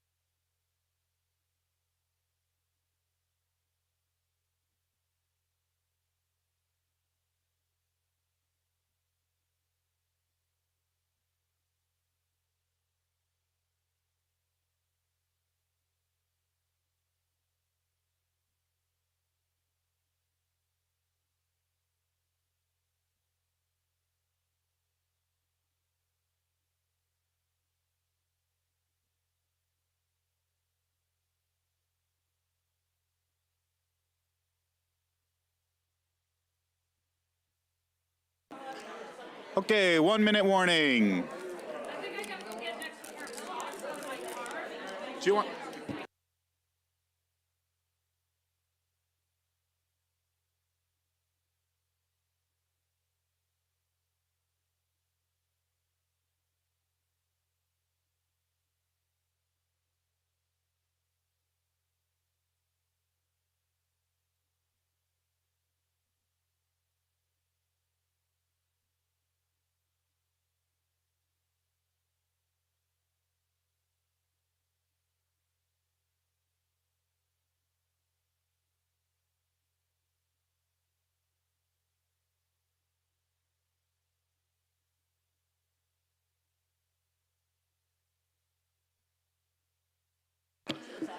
All right, if we can find our way back to the seats, please. If you can find your way back to your seats, we're going to get started.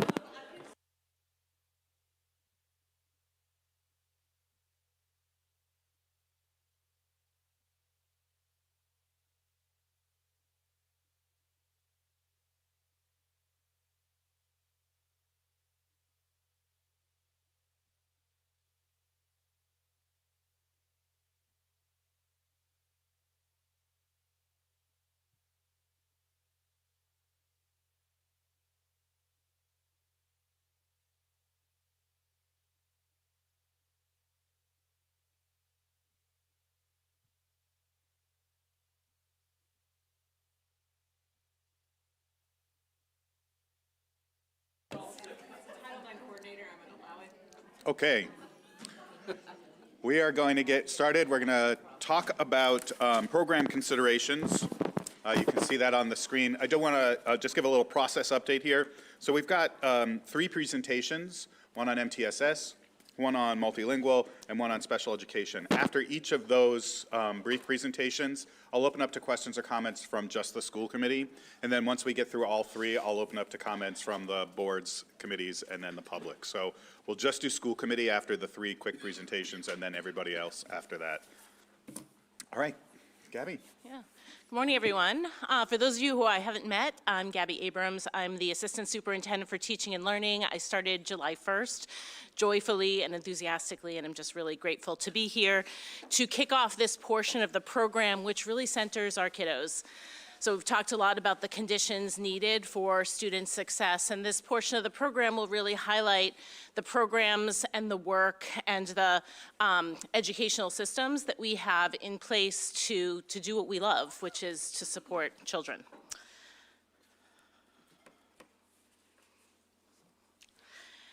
As we talked about earlier, the school committee provided some FY26 budget guidelines, and the first one that they highlighted was the emphasis on prioritizing funding to ensure students have access to robust tiered systems of support in all of these areas that are bulleted here.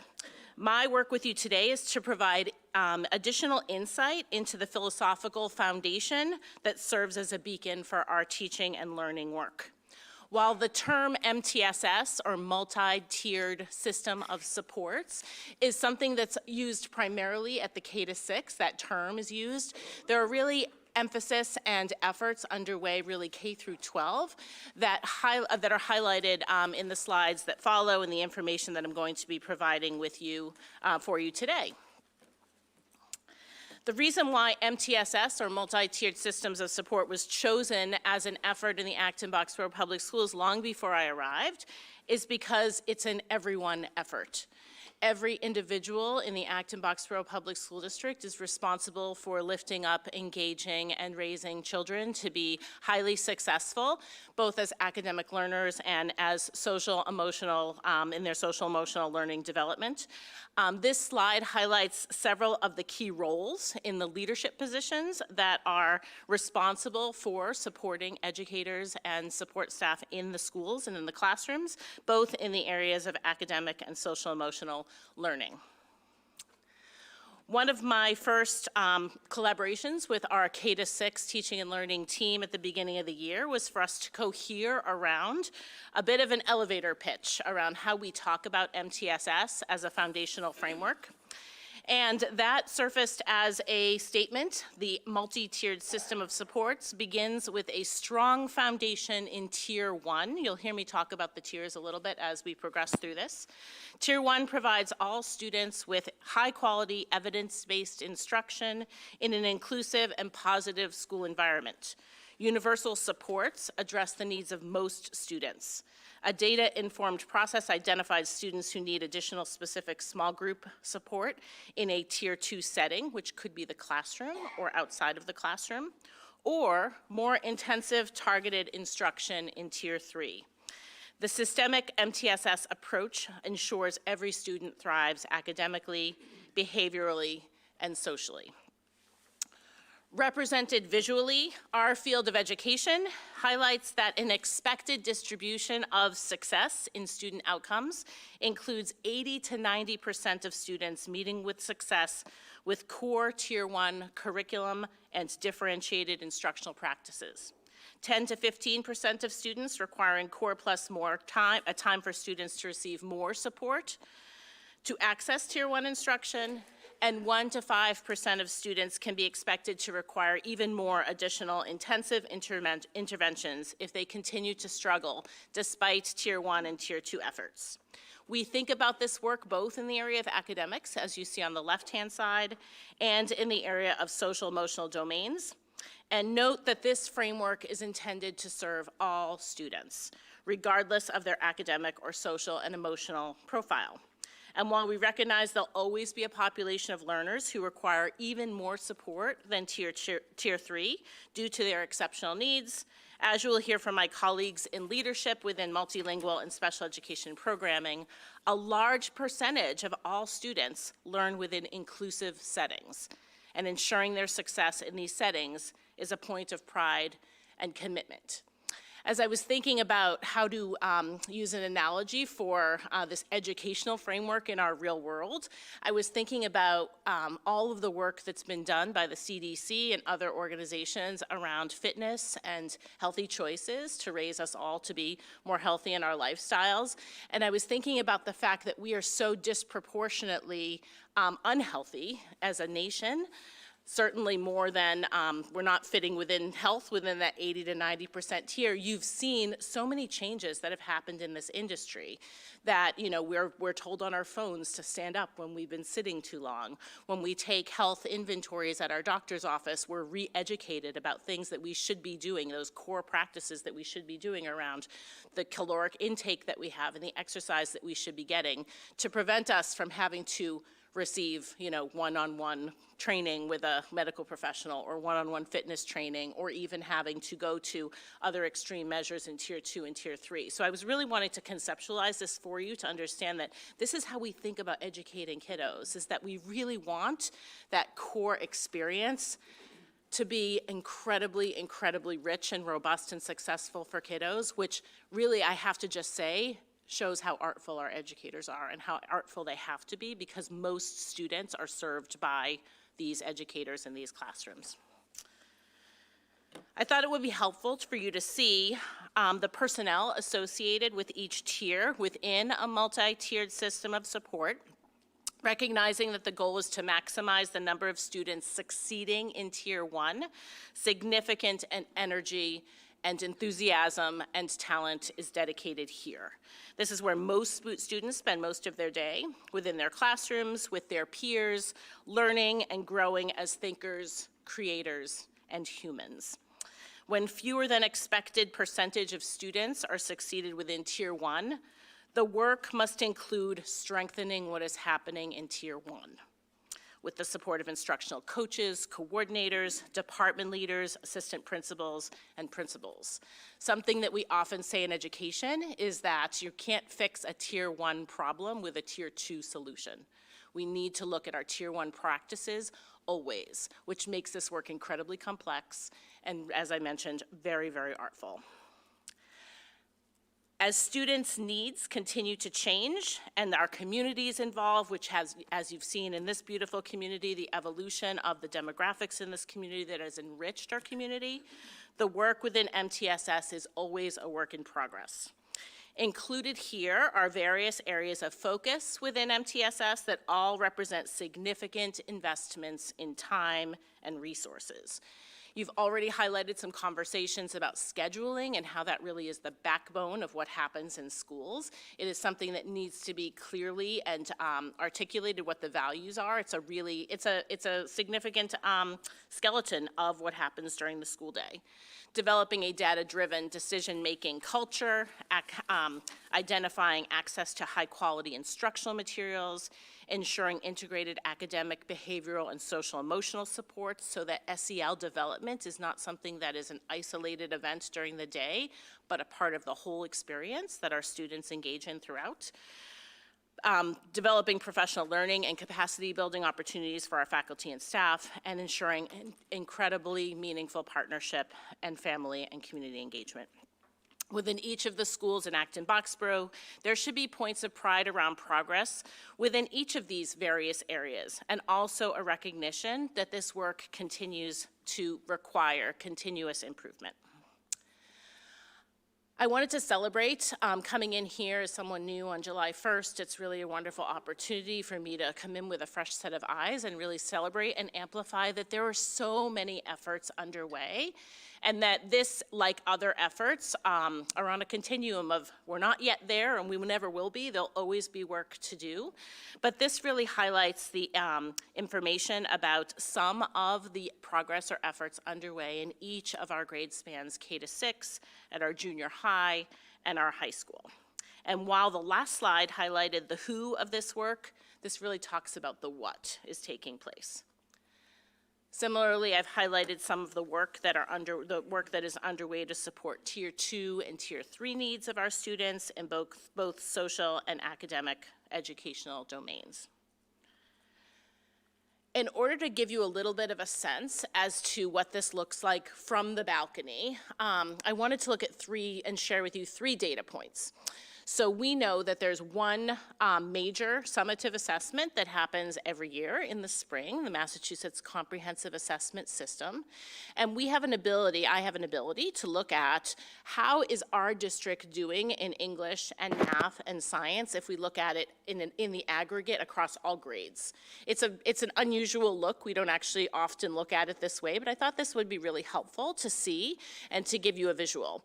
So if you take all of our students across grades 3 through 8 and grade 10, because those are the grades that participate in MCAS, English Language Arts, and you look at the percentage of students who are currently meeting or exceeding expectations, you'll see that outer bar is 68%. Our target should be reaching as close to 80 to 90% as possible. But as a point of comparison, we also then looked at our subgroup performance in 4 subgroups, and we can look at this with lots of different subgroups. So we chose to look at low income, high needs, special education, and multilingual learners. And you'll see there's a significant discrepancy between all students, 68% of students who are meeting or exceeding expectations. Again, just in this one data point, one point in time, 2024 English Language Arts, you can see a significant discrepancy in that area. There is a little bit of a duplication of data here. The term high needs may or may not be familiar to you, but the term high needs means that if you are a student who's identified as being low income, or as a multilingual learner, or as a student with disabilities, you are considered to be high needs. You could also be 2 or 3 of those. You could qualify in 2 or 3 of those areas, but if you are considered to have one of those identities, then you are considered to be a student in high needs based on historical performance.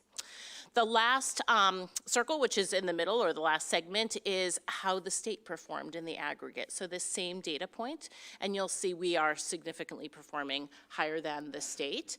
And our work continues to be to look at that discrepancy and also continue to work towards strengthening our work so that all students, but certainly those students in those marginalized populations, see more success.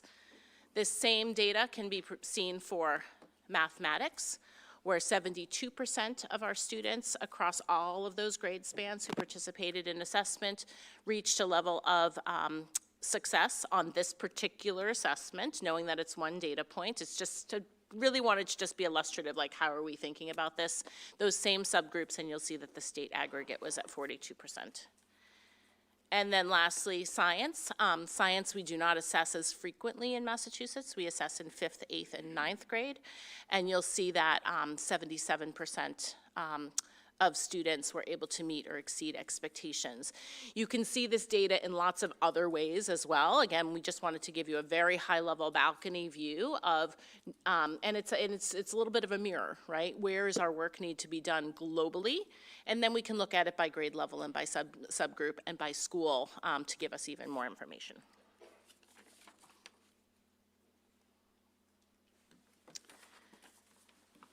Do you want to take some questions? At this Yes. point? Great. So any questions from the committee on what we've seen so far on MTSS and some of those MCAS outcomes? Lakshmi? This is more a request on how I want to see the data as. Maybe you don't have it, but I was wondering, you showed the triangle, right, where 80 to 90%. I was wondering if we have enough data to say, okay, we have made the investments in MTSS, and 2 years time frame, these kids have moved on, and 2 years ago, this was the triangle, and this is now, it shrunk. It became more flatter, right? So I was wondering if there is a possibility that we can see that data to justify the investments we make in MTSS as positive. Yeah, I think it's a great request, Lakshmi. Thank you so much for the ask. I was doing some mid-year data look. I haven't looked at the math data yet, but I was doing, just as an example, I was looking at mid-year data K-6 for literacy, and I was building my triangle to see where we were at the mid-year point, and there were so many points. I was smiling as I was doing it because the success rate based on our measures, our internal measures, that we've set some initial criteria for, showed that 80% of students across K-6 in literacy, based on our internal efforts, were strong in the core, and we had about 10% and 10% in Tier 2 and Tier 3. So that was a really incredible piece of information for us. We knew it tells us that we had some work to do to move some students from that Tier 3 support into Tier 2 or Tier 1 even, so strengthening the core for some of those students in Tier 2 to help. But it was a really good exercise to build the triangle. We engaged in that activity with our elementary principals earlier this year. I think that's really a healthy exercise for us to continue to do throughout the year. We are also doing a little bit more work internally this year. Again, just understanding where we are in our development of an MTSS system. One of the areas is that we needed to do was identify what is the consistent criteria or what are the guardrails that we're going to use to make determinations of where students need a Tier 2 support or a Tier 3 support, and we're nearly finalizing that work. It's been an incredible amount of heartfelt work on the part of the leadership team, K-6. But both of those pieces have really assisted in that process that you're requesting. I think we're very close to being able to do that. Okay, I have one more question. Actually, two more. Can we make it one? We're behind, so pick the most important question. We're behind schedule. Oh, okay. I thought we were talking about somebody behind asking questions. Okay, the state one that you showed, the circular graph. Sorry, ELA and math grades. Yeah, I was wondering if you can overlay the others, the percentages, on how big a portion of the all students those are. Because if the numbers are small, that is pretty skewed. So one student not kind of moving up basically is going to skew the whole thing. So I was wondering if you have that. Yeah, absolutely, I can get that to you. The N is different, right? Obviously, the N is significantly higher for all students than it would be for our smallest population of multilingual learners. The state does require that you have a minimum N of 20 students for reportable data. And because this is 3 through 10, sometimes even just looking at grade 3 wouldn't give me any information for small subgroups of kiddos. So that's why we chose to give you this very high-level data from 3 through 10, but I can absolutely get that data to you as well. Thank you. You're welcome. Thank you. Other questions from the committee? We're going to go down this way, so we'll go Vikram, Tori, and then along the line. Go ahead, Vikram. Thank you, Adam. A wonderful presentation. I was just curious, we're looking at sort of like glass half full. We're seeing those who are meeting and exceeding. Do we have the data on those who are not meeting and not exceeding? Yes. And I'm curious to know what those numbers look like. Thank you. Yes. Yeah, I can absolutely get those to you. Thanks for this. I attended a Mask Learning Luncheon, and it was interesting to me that although it was not in the title, the message driven home was how critical a strong MTSS system is to serving all of our students and making sure that they get what they need.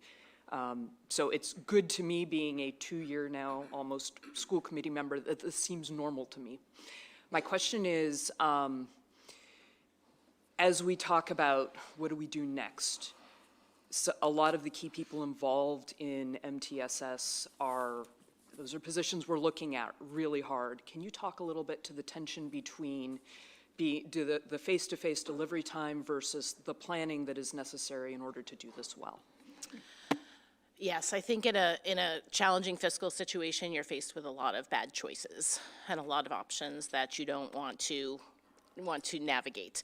So I think what we're doing, and you'll hear a little bit more from Marianne about this regarding the multilingual learner programming, is we're trying to focus on what we can control right now, which is how tightly are we scheduling?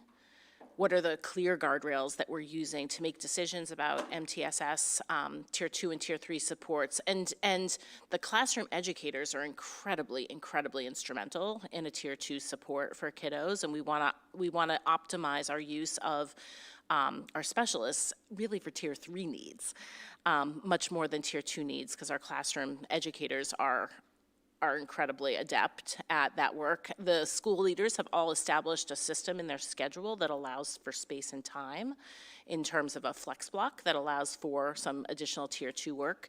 We know we have solid core programs, high quality instructional materials in literacy and math, but they're new too. So continuing to strengthen our use of those materials, anything new takes time. And so we have, there was a lot of incredibly hard work and research that went into selecting those materials. So I would say that continuing to intensify those efforts to ensure classroom teachers have what they need to differentiate within those, to work on inclusive practices within their Tier 1 support. It is a continuous learning effort to educate the most students in those core spaces. And so I think those systems are what we can control right now. The other thing that we can control, and I think you saw this out of the elementary budget task force findings, is that ensuring that the schools where there are the greatest needs receive the greatest services. And so not to have a one-to-one model, but really ensuring that with the reduction of staffing as proposed in the FY26, the staffing model does allow for additional supports and additional personnel to be allocated to the students with the greater needs. And all of this will be in service to each other. So the criteria for entry into those supports, the personnel allocation, the focus on Tier 1, I think they all go hand in hand. I don't know if that answers your question, but thanks, Tori. Any other questions from the committee? All right. Thank you, Gabby. Thanks. It's my honor to welcome Marianne Young, Coordinator of Multilingual Programming, to share additional insights into this work. Hello, everyone. Nice to see you all today. This is a very exciting time to be Coordinator of Multilingual Education here, because we are experiencing such growth and diversity. So, to share some information with you about the enrollment trends. Since 2015, our population of MLs has nearly doubled, with 8.2% of our students currently identified as multilingual learners. Our kindergarten multilingual learner enrollment has doubled since 2015, and 80% of our multilingual learners are in elementary school. Another change in the past couple of years is that half of our multilingual learners are at the lowest English language proficiency level of 1 to 1.5, which means they are just beginning their journey with language acquisition. And just as a comparison, students exit our program and become former English learners when their proficiency level in English is 4.2.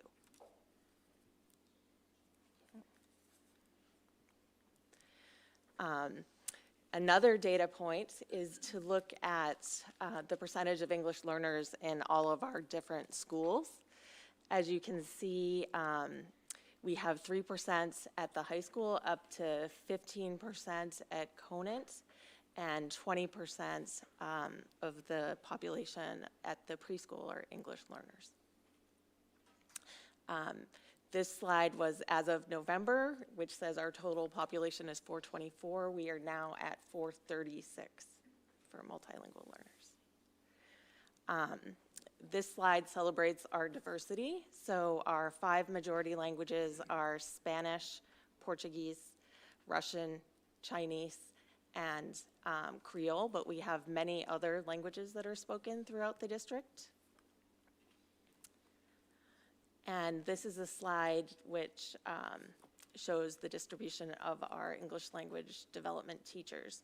So right now we have 16.6 full-time staff, and our caseloads range from 21 to 27, with 24 being the most average case size.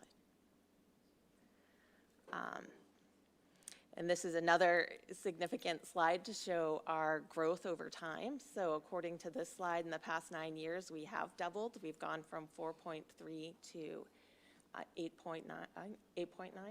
My glasses, I can't really see, but I think that's what the number is. Yes. And we're mirroring the trends that the state is seeing overall. As a result of our growth, we do have some unmet needs. We just did go through our program evaluation. Some of the recommendations that were given were to increase staffing so we can meet the recommended service minutes that the state sets out, which is 90 minutes for students at the lowest levels of proficiency and 45 minutes for students at the intermediate levels. And also to think about creating a position where someone could work with registration staff to get demographic information, to help with data entry for SIMS collection, and also to be a family liaison. Another area that we're looking at is curriculum. There is really no state-approved curriculum for multilingual education, so we're looking at building our own and looking at high-quality research and evidence-based materials that are aligned with WIDA 2020, which is the newest standards for multilingual education, and aligned with core curriculum practices. As Gabby and Peter mentioned, we're also looking at scheduling. We want to be as efficient as we can be, and we would love to be able to work with educators to get closer to the blocks of minutes that we need, which we can only do with flexibility in the scheduling at the elementary level. And then we also want to create spaces for enhanced collaboration because, as Gabby mentioned, the Tier 1 instructional practices in the classroom are really what's most important for all of our students, and our multilingual learners are only with us for a very small percentage of the day. And we really want to grow time and capacity within the general educators. And that goes into our next point, which is professional learning and capacity building. So we're also looking at increasing professional development opportunities for ELD educators and general educators on WIDA 2020 and the next generation ESL best practices.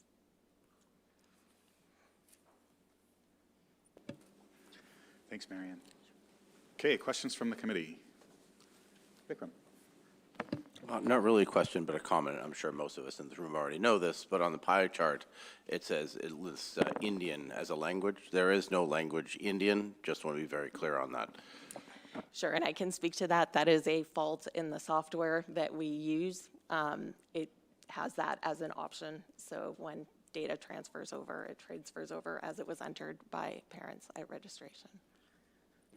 And maybe, Marianne, you can speak quickly to why English is on that chart as well, because I know we Oh, discussed that at our last review, but there's a bigger audience here. Yes, sorry.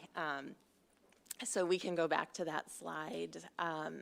So English is listed as 17.9% of our multilingual learners. This is generally because we have a registration system where parents enter their own information electronically, and often we have students that are born in the United States who are multilingual, who speak English and another language, but have not mastered English yet.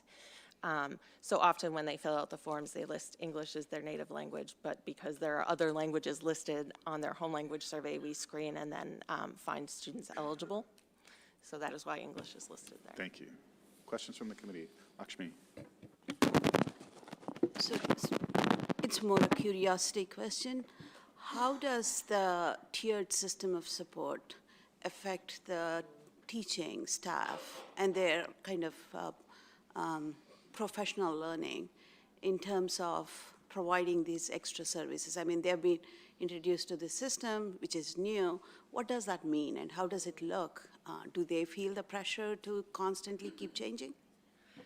I think one of the great changes that we've made is that multilingual teachers are now actively involved in the MTSS process. So they assist the general educators in working through scaffolds and supports for multilingual learners in whatever area is needed. So it's a collaborative approach. And I think it's important to realize that the practices for scaffolding instruction for English learners are really best practices for all students. So through the course of going through the MTSS process and meeting and collaborating, teachers are growing capacity, but it's beneficial to their students and the EL students at the same time. And I think because of the increased collaboration, it's a shared responsibility. So I'm hoping that one group of teachers doesn't feel overburdened. I think that that's not the case. I think because of the collaborative structures, they're working well together. Lakshmi, I can add to that. So one of the changes in kind of the complexity of teaching over time, which does, make it more challenging to be a teacher, I think, now than years ago, is this notion of sheltered English immersion requirements. And this is a state requirement that educators go through, and it's essentially a requirement that all educators are English language development educator, right? Like we are all here to teach English language acquisition. And that's actually an expectation of educators that in the general education classroom, they are English language acquisition educators, and they are there to help students learn how to acquire English language. And then we have, multilingual educators who are there to kind of focus in and hone on that, but they are not the only providers of this support. So, ELD, or English language development, is actually a tier 1 expectation in that MTSS model, not a tier 2 or 3 support. Any other questions from committee? Leela. Thank you so much. This is making me, I think around this piece around not meeting minutes, makes me think about when I was supporting one of the math classes at AB, and there was a brilliant student who did not speak English fluently, and using my kind of broken Spanish in that time, things clicked, and I saw how the pieces were connecting, and I'm not suggesting that was best practice in that moment. But for folks who don't spend all of their time in schools, can you talk a little bit about what not meeting minutes means for students kind of tangibly on the ground for their educational experience? Sure. So English as a second language is a separate content area that works with the other content areas in school, but it's separate. And it focuses intensely on conversational skills, but also writing, reading, speaking, and listening. Those are the 4 domains. And not meeting the minutes means that there's less direct instructional time on English as a second language as a subject than what the state is recommending. All right, any last questions from the committee? Thank you, Mary Ann. And we're going to go over now to special education with Mary and not Sherry, Dan. But there you go. Hi, I'm Mary Emmons. I'm the interim director for special education. And I want to introduce Dan Mazur, who's our assistant director of special education. It's wonderful to be back in the district. This is, familiar, Budget Saturday for me. I was here 20 years as a special educator and administrator about 9 years ago, so it's wonderful to be back. You can't hear me? That might be okay. So what I'd like to say is, first of all, what I've noted is the number of specialized programs that we have here in our district and the needs of our students and the opportunity to be in our district and benefit from their school community. I know that we build programs to meet the needs of cohorts of students, and it's the right thing to do.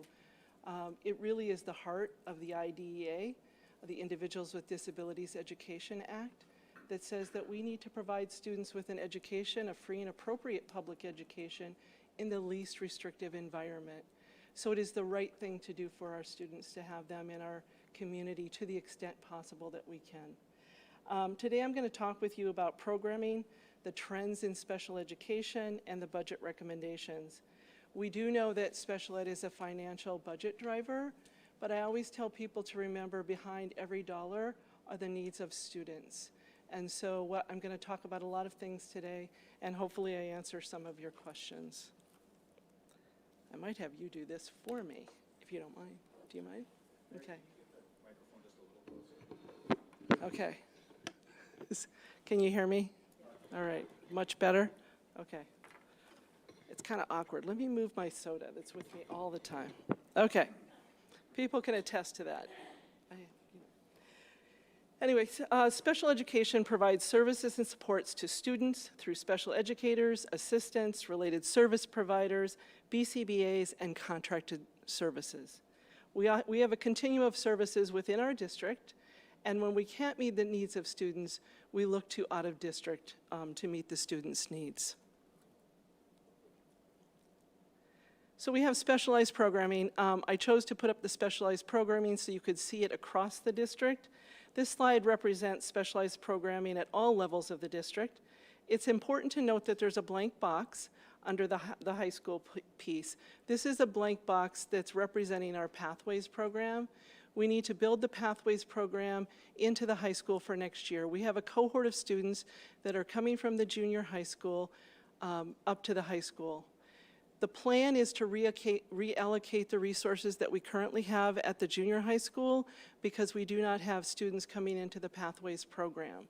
So what's exciting about that is we will have the Pathways teacher that's currently at the junior high school and 2 of the assistants start that program. I think it's really great for the kids. She'll follow those students there.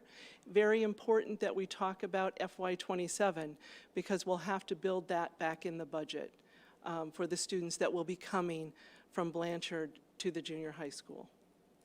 So this is an opportunity for reallocation. Programming in our school provides inclusive opportunities for all students. The majority of our students are included within the general education setting to the extent possible. Students access general education curriculum through supports, accommodations, and modification. The services we provide are individualized and based on student needs. It is important that our provision of services and supports continue to maintain high expectations for our students with disabilities and collaborate and partner with our general education teachers to ensure access within the classroom. So I'm going to show you some trends around inclusion. Dan and I pulled up all the SIMS data, that's the Student Informational Management System, to really look at a 3-year trend of inclusion within the classroom. So this is data that's based on October 1st SIMS for the last 3 years. These trends have remained pretty consistent over the last 3-year time period. Over 84% of our special education students are fully included in general education. And what that means is they are out of the classroom less than 21% of the day. 10% or less of students are partially included in the general education classroom, and that means between 21 and 60% of the time. And 5% of our students require sub-separate classrooming outside of the general education setting. This again is based on our SIMS data on October 1st for our students pre-K through 12 and beyond. The percentage of students on IEPs in our district has increased slightly over the last 3 years, and currently with that SIMS data is 16.9%. That may change. They capture data again in June to look at that. The state has consistently gone up as well. We are lower than the state average of 20.6%. Again, this is data that's based on the SIMS reports from October 1st over 3 years consistently. As we look to review and build programs for cohorts of students in our district, it's really important to look at the high incident areas of disability. So there are other disabilities, but these are the high incident disabilities. The data only captures or reflects a student's primary disability, and that's really important to stress that. So when we run this on the SIMS reports, these are primary areas of disability. Many of our students have multiple disabilities or secondary or tertiary disabilities that are not reflected here.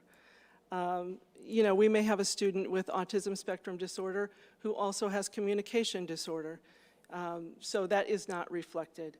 You can see from this graph over the last 3 years that students with autism, health disabilities, specific learning disabilities, and developmental delays have remained consistent or increased slightly.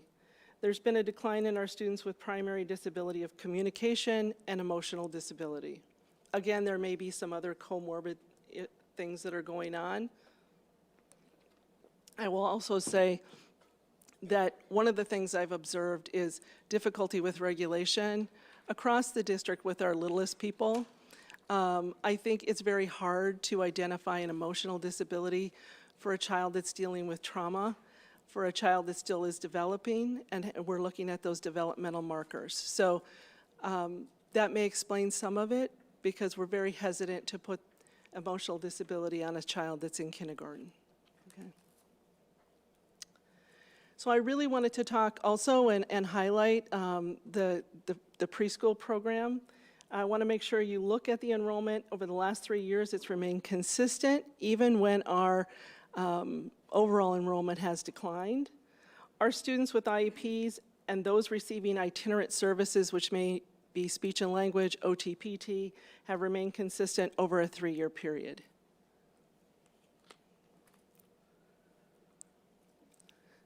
I also want to talk about out of district. Again, this is based on October 1st data. When we look at the primary disability of our students who are placed out of district, again, stressing this is only primary. Our students out of district have complex needs and multiple issues that they may need support with. You can see that autism and emotional impairment are the highest areas of disability for out-of-district students. Again, I can't stress enough that these are students who typically have multiple and complex profiles. When our students require out-of-district programming, we look to put them in the least restrictive placement. Just like in district, we have a continuum of services for our students, from least restrictive to more restrictive. When we look at collaboratives, we often think of those as our least restrictive out-of-district programs because many are built in public school settings.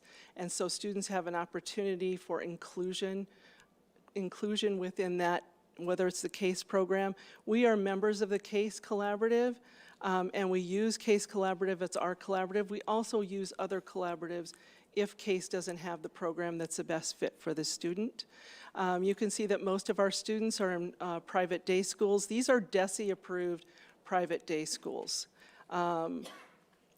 They have, you know, when I first moved to Massachusetts years ago and I was the out-of-district coordinator, there were over 200 out-of-district schools. Our collaboratives are not listed as I think Sherry talked about Operational Services Division. They don't approve the tuition for collaboratives. They do for private day schools and residential schools. Want to talk a little bit about our coordinators and their priorities. Across the district, we have 6 coordinators for 8 schools. The main role of the coordinator, main roles, and this does not encompass everything they do, is to support our staff, our students, and their families. Our coordinators are a resource within our school communities.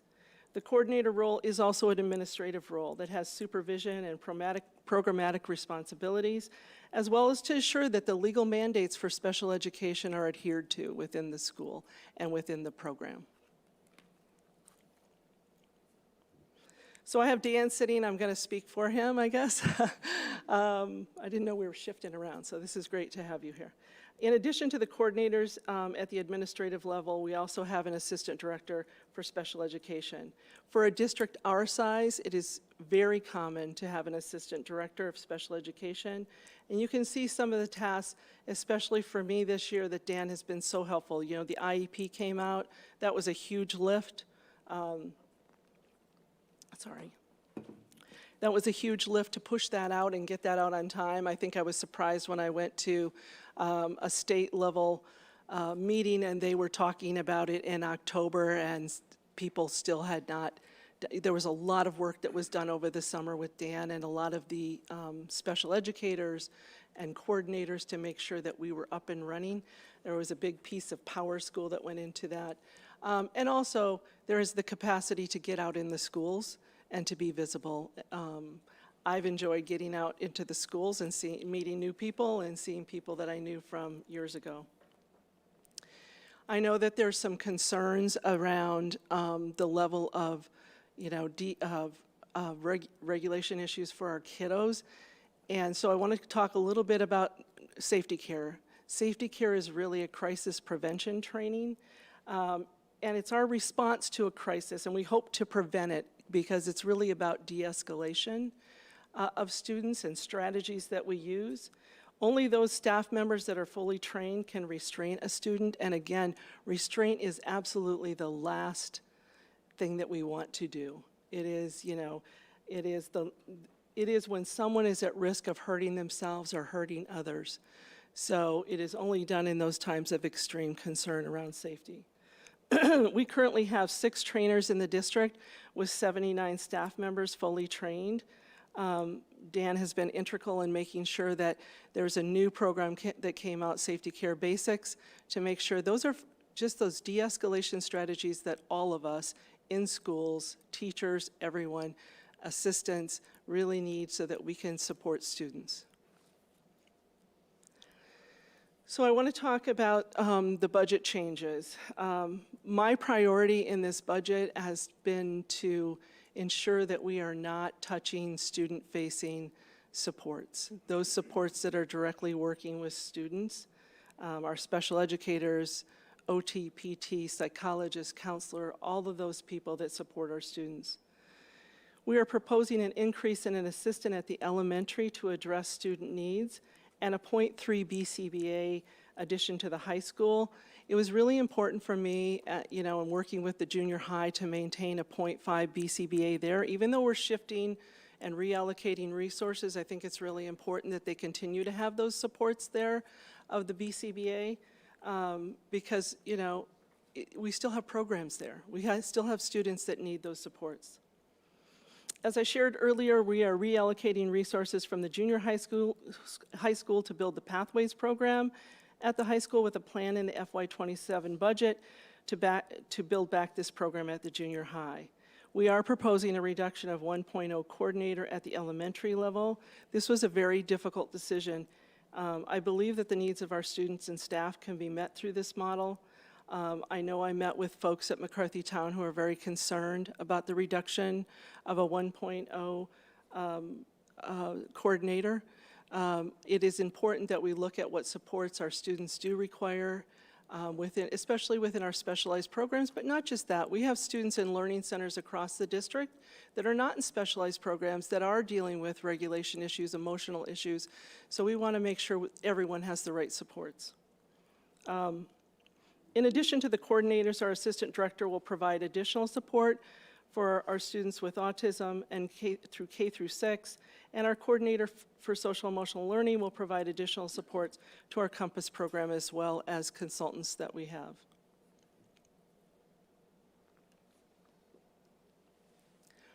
So we took some data from November of '24, and this looks at IEPs by coordinator, and you see I just have the coordinators numbered with the different schools that they support.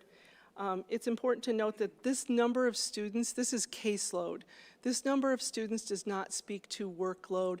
It does not speak to the services that students need. Every individual student has different number of service minutes. This does not speak to that. This is numbers of IEPs. As I said, it was collected in November. Right now, I know when I speak to coordinators, there is testing that's happening across the district as we speak. These numbers may shift. We also know that some students are dismissed from special ed. So, you know, at the end of the year, those numbers become clearer to us, but this is just a snapshot in time. Again, as I said, in addition to our students who are in specialized programs, we have students who are not in specialized programs that require higher levels of support. You can see from the chart that our recommendation of a reduction of 1.0 coordinator at the elementary level, I believe is a reasonable request and will allow us to continue to provide the support to our schools. It would mean for the elementary school, 2 schools per coordinator. It's going to be important, as I said, to look at the cohort of our students. You know, when we talk about program review, I think people think about that as being a one-time thing we do every year. I think we need to look at our students and their needs ongoing. What do cohorts of students require? That could shift within a school year. So program review to me needs to be constant. Data needs to be constant. You need to be looking at that.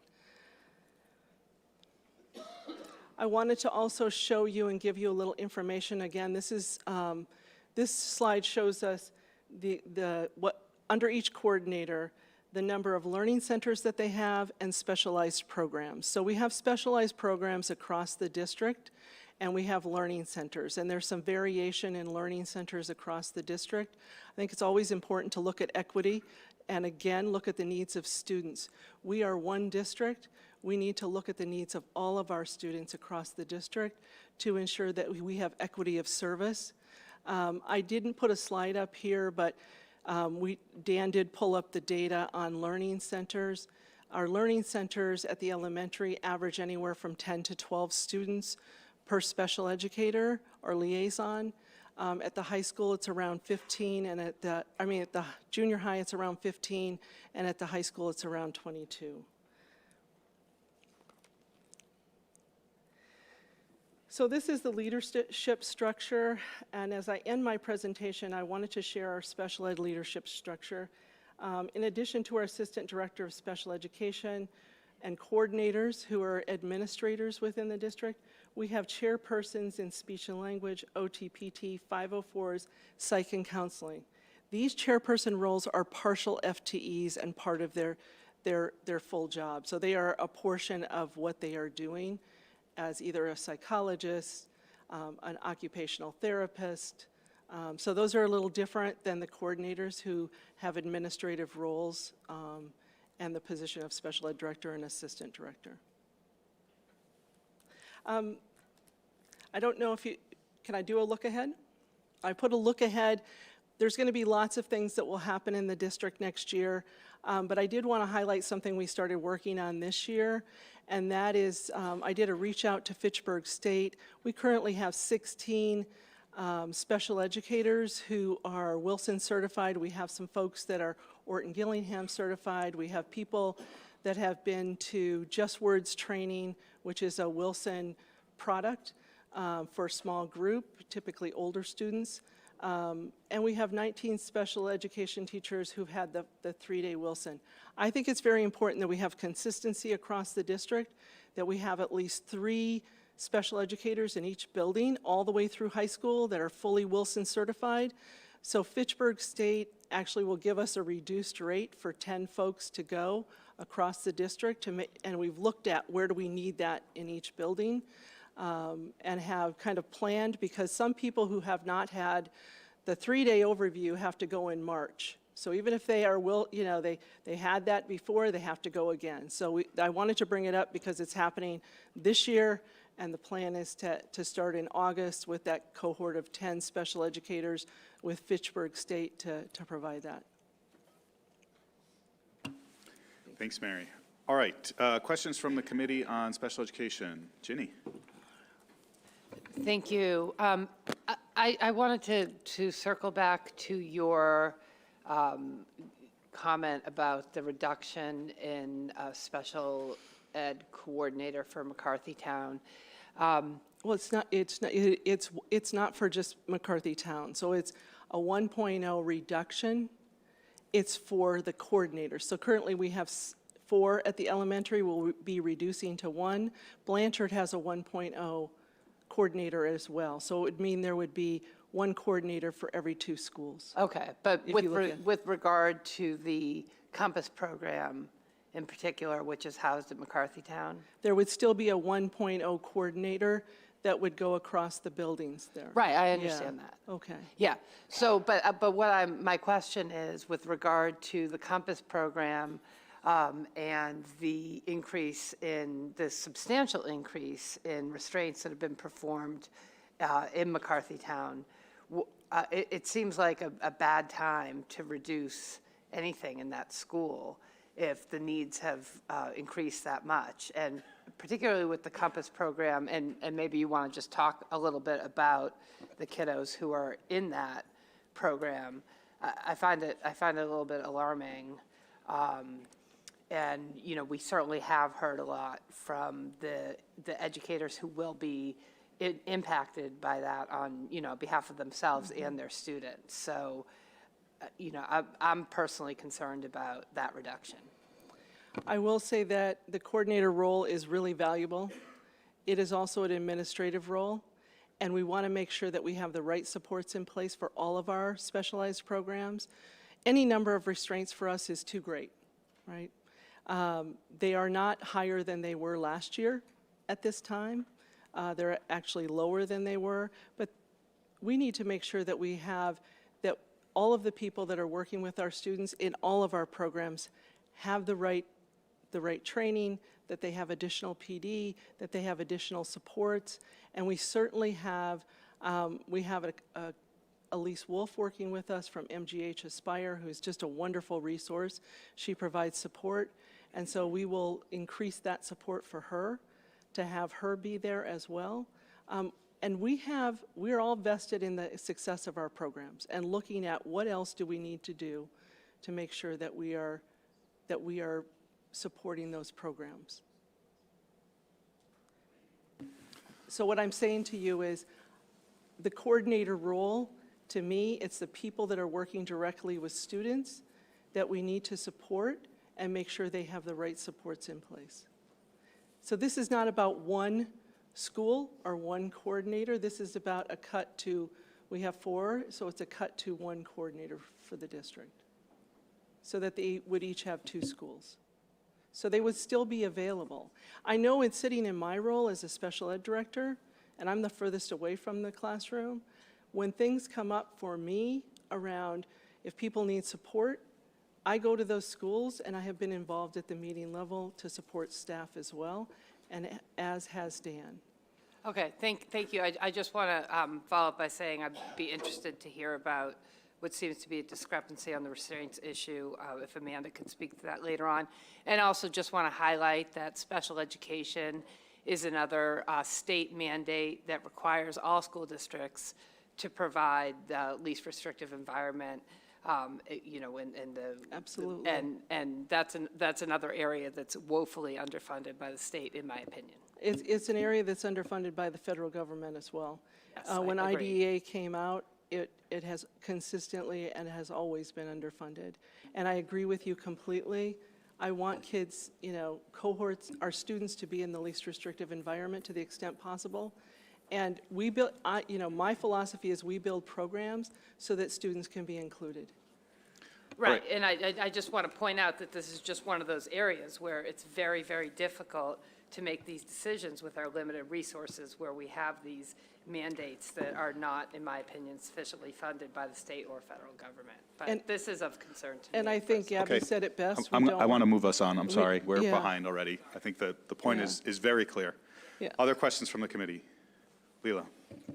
Mine's connected but slightly different. I don't know that if it is for Mary or someone else. But just contextually, what Ginny was talking about was restraints close to 30, and our general numbers are around like under 10. And that's just from last year. But my question is around how that connects to our classroom assistants. Like, I think it also connects to SEL programming and a bunch of other pieces. But just wondering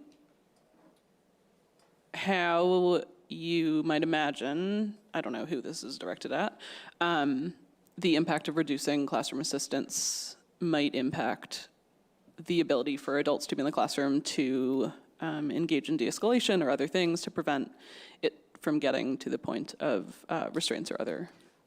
What I will say is from a special education standpoint, we have special ed assistants with students who require support in the classrooms.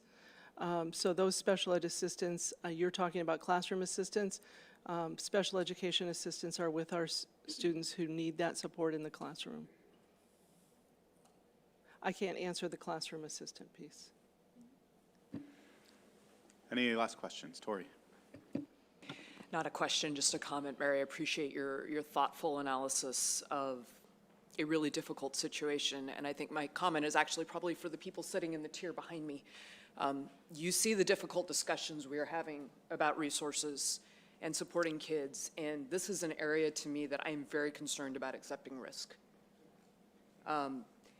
And so as we go forth as municipal bodies and have these conversations, we all need to be asking our directors these hard questions, because this is where we are at with education right now, and it's not okay. Thanks, Tori. Any other questions from the committee? No. All right. So we've heard about our multi-tiered systems of supports. We've heard about multilingual education and special education. I'm going to take it back a row to the town boards and committees, give them an opportunity. What I'd like you to do is keep yourself to one question each, and if the question's already been asked, then please let's move on, because we are falling a bit behind. Like I said, we have to get to a preliminary budget vote before some of our school members turn back into pumpkins. So we got to keep things moving forward. I'm going to start on this side this time. So anything from the Acton Select Board, questions on any of the three presentations we've had? None. Thank you. Boxborough, Finance and Select Board.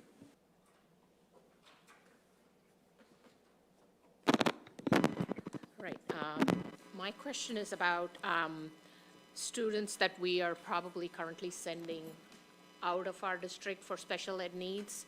Have we thought long-term about like how we can meet their needs? I know you talked about like meeting their needs within our system, but also looking into for long-term, is there a way or is there some benefit if we try to collaborate like within our district and also bringing students from other districts? Will that help in terms of increasing our collaboration and having some cost or savings there?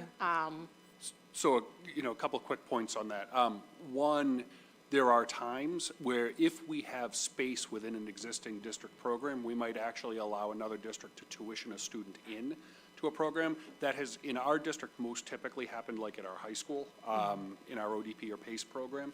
So we do a little bit of that in-house, but, Mary talked a little bit about the idea of collaboratives.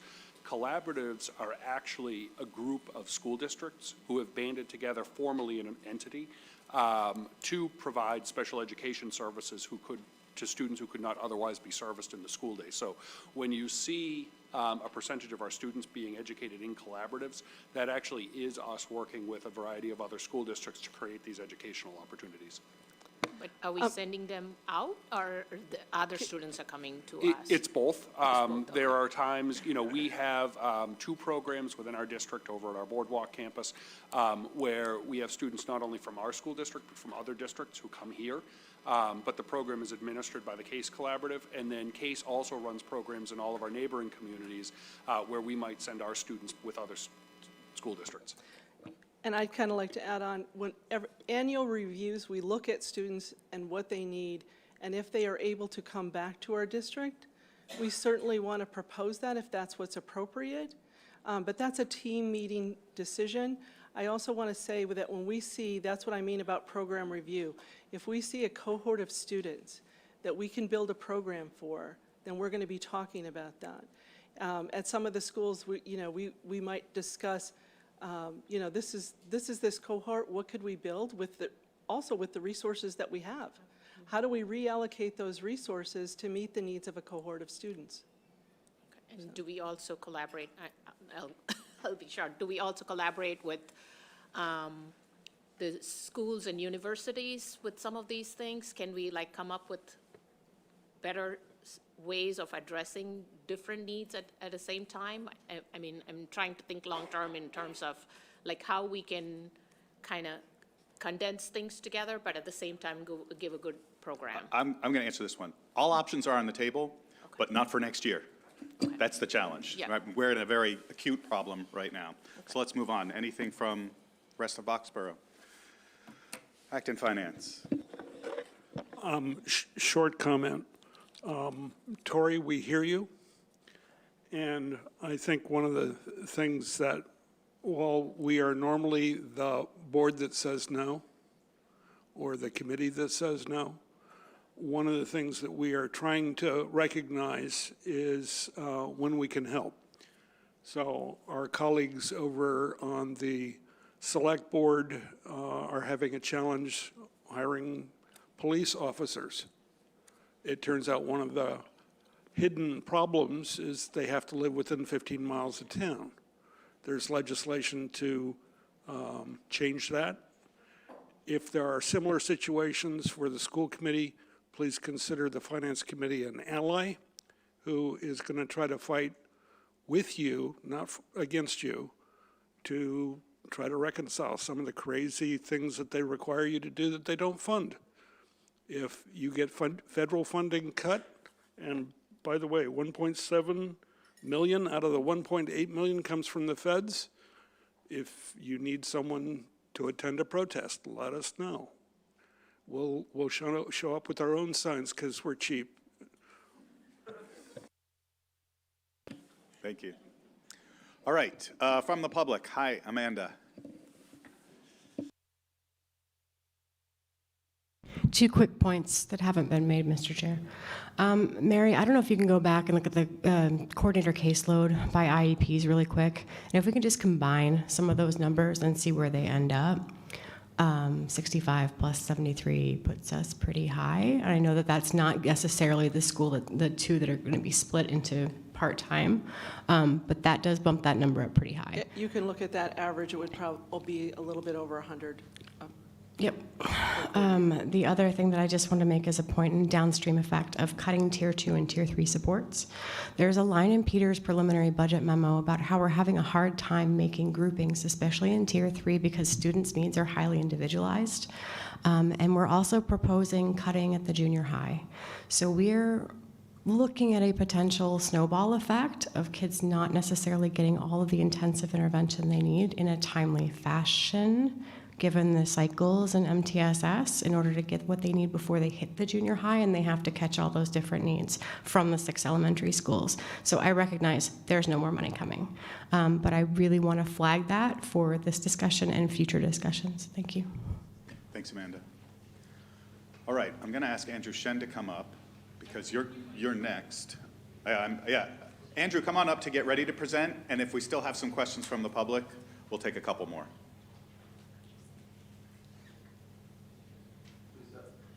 Yeah. Thank you. Anyone from the public? Hello. I come to you today in my pajamas to remind you that it is not my job to be here. My name is Tippett. I'm a 5th grade classroom teacher at McCarthy Town. And I am here to express serious concerns around the reduction of the coordinator role at McT, as it is going to impact every single student and every single teacher who works in both, actually in the Parker Damon building. I urge the school committee to urgently push back on this proposal. As Mary mentioned, the McCarthy Town staff, general educators and special educators both, met to express significant concerns around this proposal yesterday. We were presented with the same information, and our questions were answered in the form of, well, the data says X, the data says Y, this is a coordinator position, this is an administrator. As I said, Mary has continued to speak about how this role is administrative, and it is, but this role, to speak of it simply as an administrative role, is false. This is absolutely a student-facing position, and to imply that it is not is actually incredibly harmful and misinforms the community about what we need in our schools. Our special educators are already at or above capacity, as are our classroom teachers. And I do not mean that we need to be trained or taught on how to better support our students. Please do not send us to PL. Please do not hire people and spend money on training us in something. This is the most skilled and collaborative community of educators I have ever worked with, and I couldn't imagine going anywhere else. What I mean is that we need to maintain the incredible leadership that we have in that position. I also want to speak to the fact that you mentioned that the data does not represent what the needs are in our schools. This data tells us the number of IEPs, but does not tell us the level of need or the number of minutes or the amount of time that different educators and service delivery providers are spending with students per day. When we look at this, it looks like 2 schools with specialized programs, McCarthytown and Blanchard, need less support. I understand why this data makes it sound like we need or could handle less support, but that does not put into perspective what students get or need that they are not getting on a daily basis. So I believe that before this committee can make a determination, as you have said, this data needs to reflect caseload.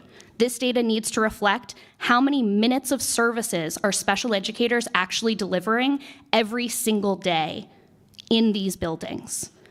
And what is the coordinator doing during the day that is student-facing? Because I haven't seen Christy Barriers for the vast majority of this year because she is actively working with students and she is everywhere around the building and not in my room because I don't have a student this year who is actively in crisis. Last year I did. Last year I saw her every single day of the school year. And that's because she is actively working with students every single day. Miriam has a part-time coordinator. There have been situations at Miriam this school year where the Miriam staff have not been able to meet the needs of those students. Thank you, Tippett. We'd like to move on, please.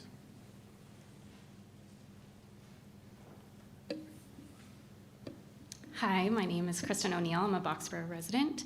I come here just to make a comment as a parent and also with a wonder as we talk about this administrative role for special education. I've learned so much about special education in the last year, and I appreciate that some of the people in this room might not understand the team dynamics that Mary mentioned, coming together as a team and making decisions as to how to best support our students, and understanding that the coordinator sits in a lot of meetings. And those meetings are really important when we're discussing the needs of our students. And as a parent, I've been really appreciative not to be rushed out of the room when talking about my students' needs. And finally, after a year of meetings, coming to a place where my student is really supported and reaching their potential in school is a really special place to be.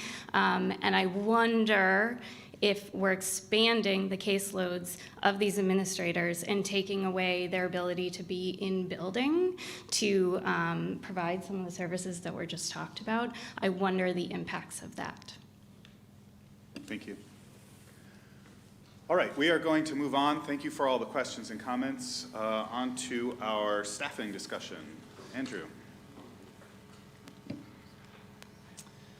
Okay, hi everyone. Andrew Shen, Deputy Superintendent.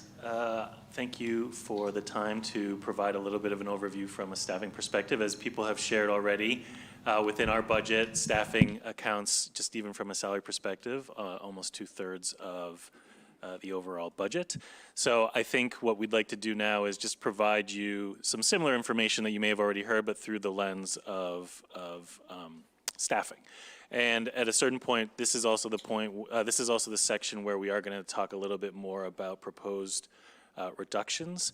And when we get to that, I'll provide sort of the very mechanical information. And then I've asked Jim Marcotte at the junior high school, Joni Dean at the high school, and Tricia O'Reilly on behalf of the elementary schools, just to be prepared to offer a little bit of contour and texture to some of the proposed reductions and to answer some of the questions that I think you inevitably might have. Before we get into some of the details, just a friendly reminder about some terminology and some information. First and foremost, just the idea of FTE, full-time equivalent. That's just a concept that we use to identify sort of staffing numbers, which is different from headcount. Headcount is the actual number of individuals who might be part of our staff, but if they are part-time, you may have a 1.0 FTE that's comprised of 2 or 3 individuals. FTE is really used for hourly employees and is based on a 40-hour work week.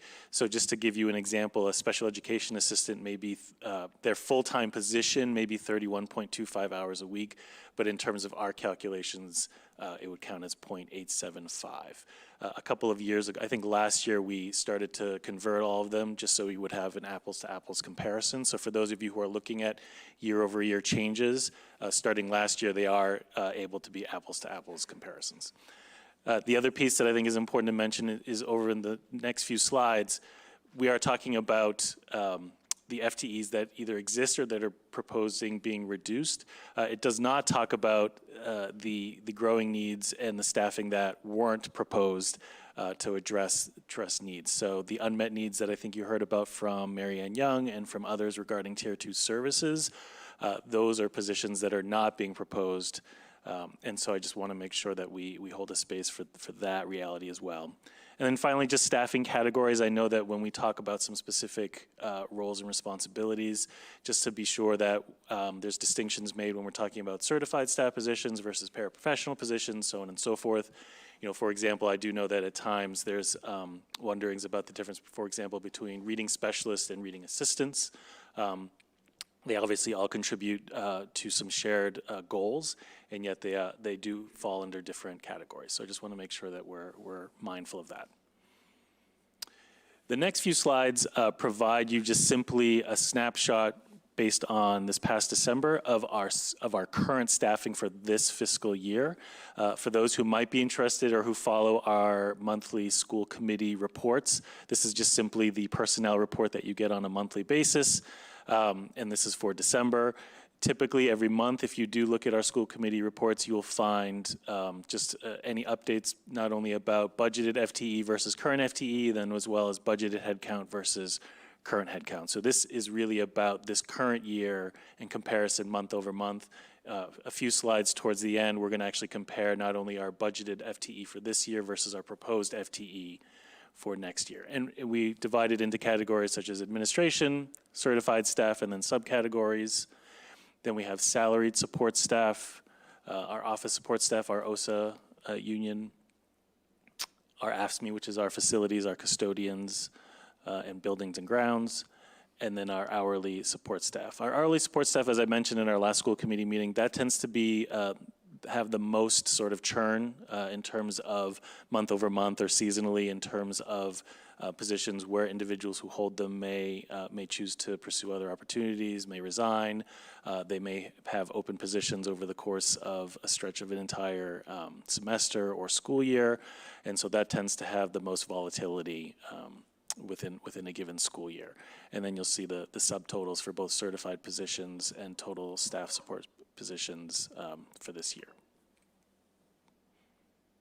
In terms of personnel budgeting for this year, in terms of certified positions, the average salary for new hires for this current year was a little over $77,000, which is just a little bit over what we had budgeted for new hires, which is at an M6 rate that Sherry had mentioned, which is about $74,000.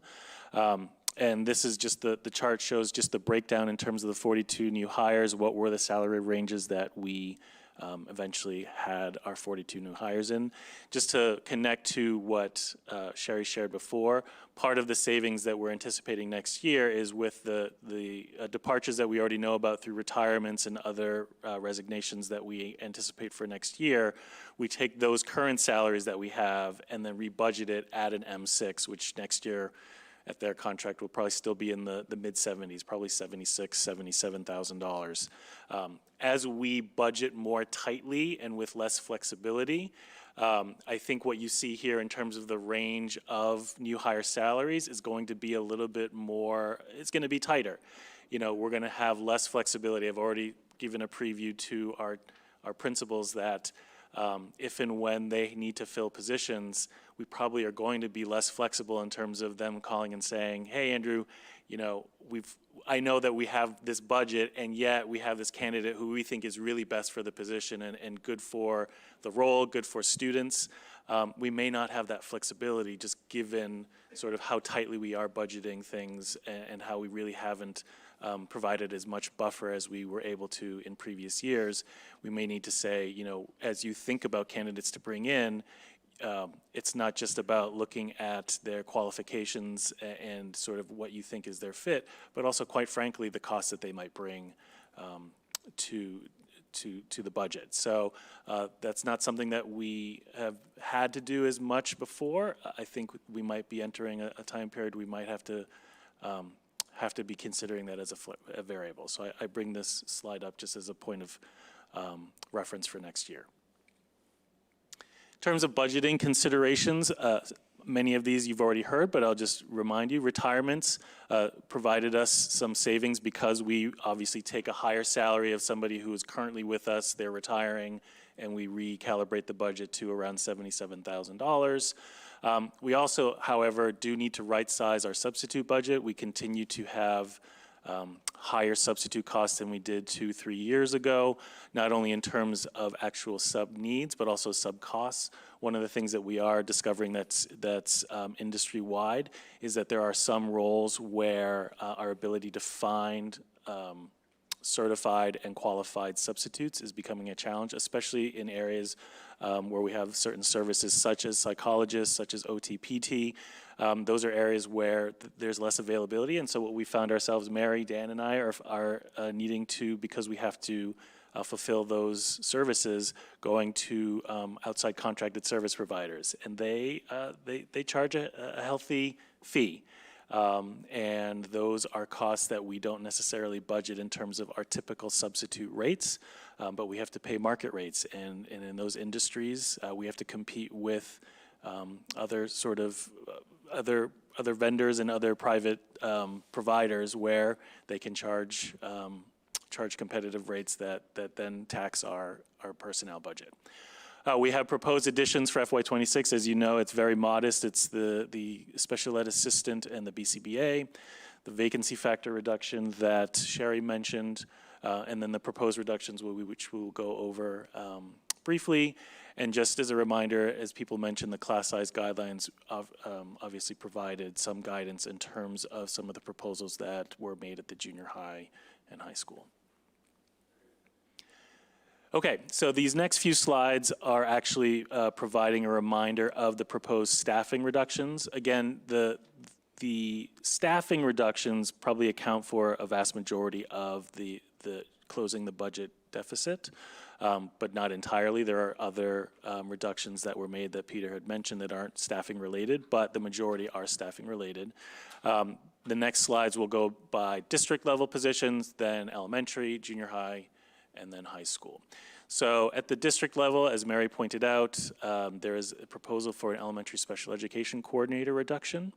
And then there is also a proposed reduction in central office administrative support. That is actually in my office. I'm going to eliminate my administrative assistant support position. We are leaving some funding there in that line, so I can probably distribute some additional hours to other part-time positions to provide some additional support, but my office will be reducing the administrative support position in our office. There are certain stipended roles and programs that we will be eliminating, as it points out in that blue square, that really is speaking to the SEED, CRTL, and A World of Difference stipends, really in our equity work. And so if you have questions around the impact around that, Jen Faber can obviously speak a little bit more knowledgeably on that.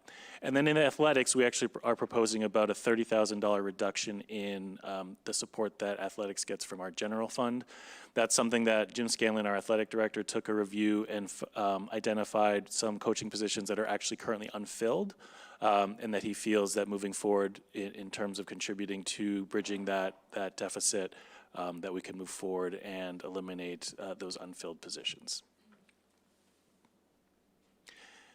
At the elementary level, as already highlighted, there is a proposal to reduce approximately 25% of general education assistant hours. That does not include kindergarten assistant positions, but really at the grade 1 through 6 level.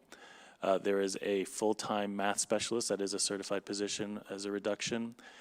There is a proposal to reduce a certified librarian position that's actually the result of a retirement, and then replacing it with a library media assistant position. So you're going from a certified position to a paraprofessional position for the library media assistant, so you realize some savings through that.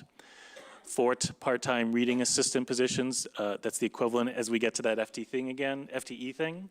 You have 4 people in part-time positions. That's the equivalent of 1.9 FTE.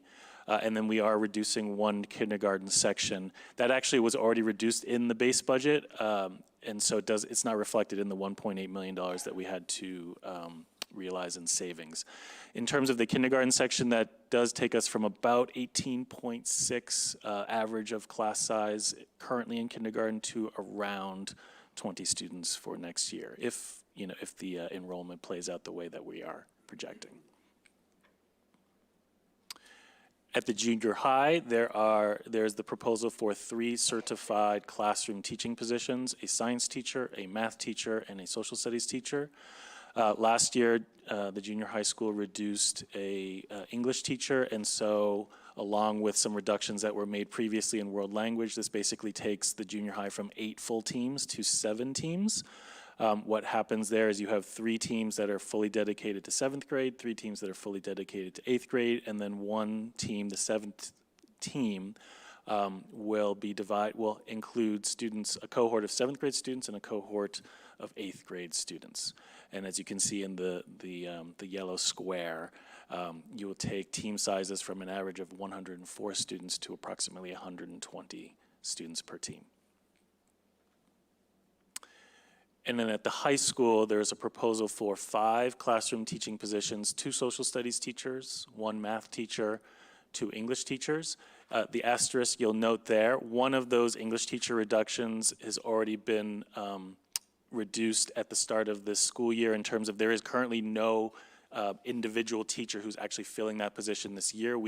That position became open, and so we decided not to fill it in anticipation of having to make reductions at the point that we're at now.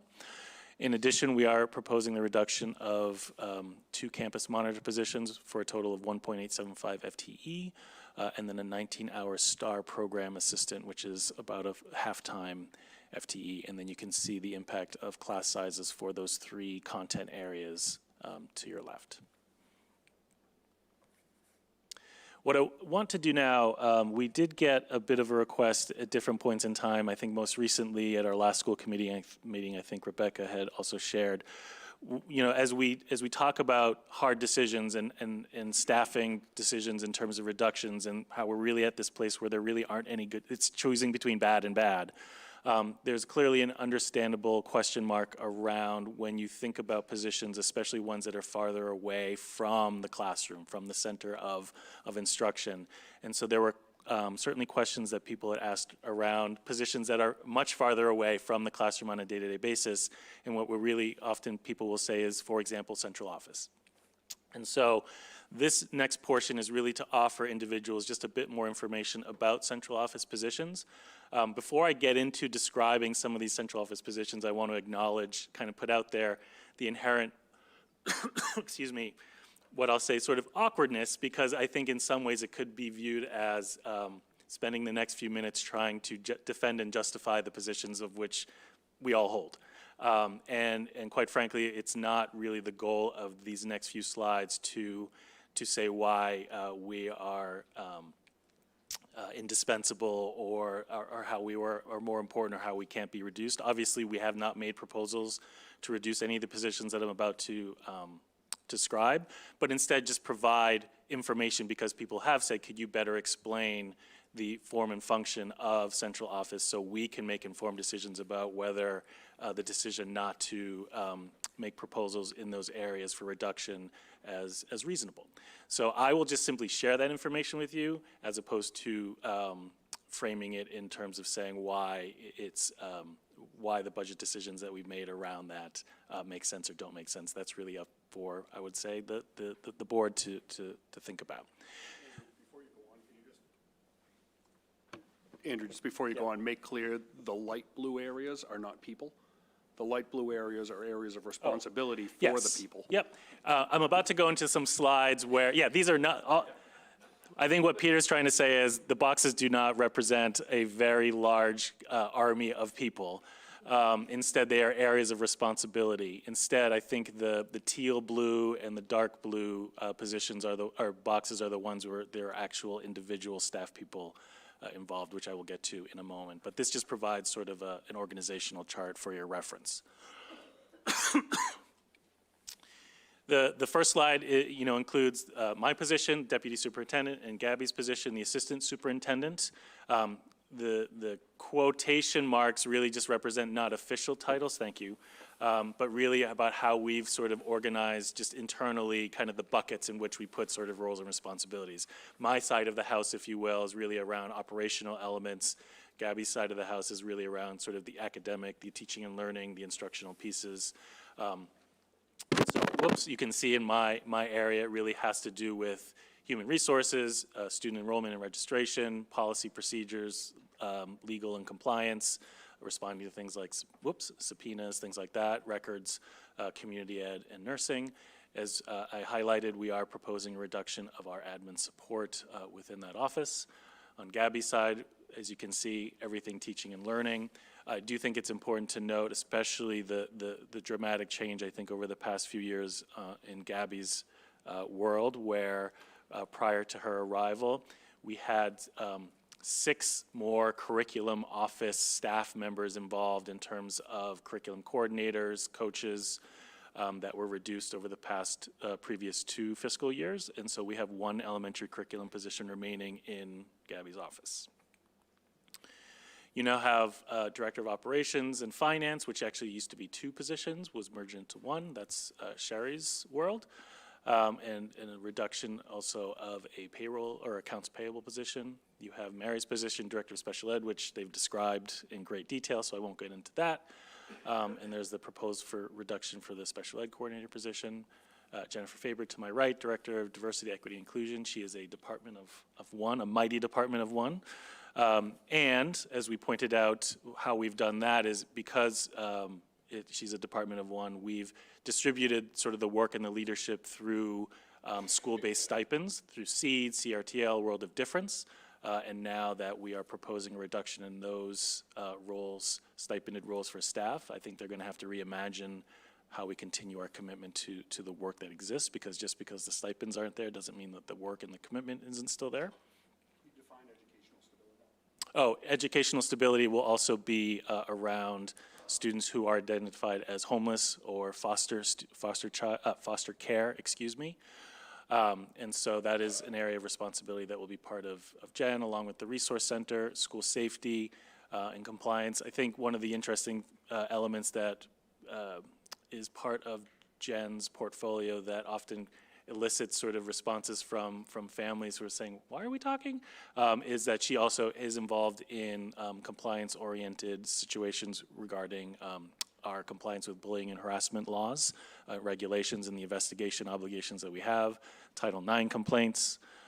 There is an elaborate process that exists. Regardless of which administration sort of implements Title IX, they all have these very elaborate guidelines that we have to follow.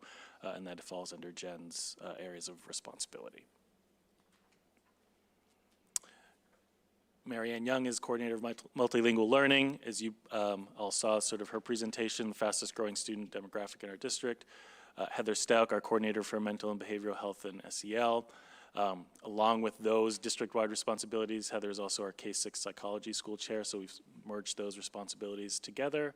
And then many of you know Amy Bizowitz, our director of educational technology. So along with sort of supporting all of our staff with how to best utilize technology to support the student experience, there's also just the actual kind of operational piece, the broken Chromebook, quite frankly, and the reduction of building-based tech support positions last year, I think, has certainly taxed her remaining staff in regards to the actual just day-to-day needs of schools.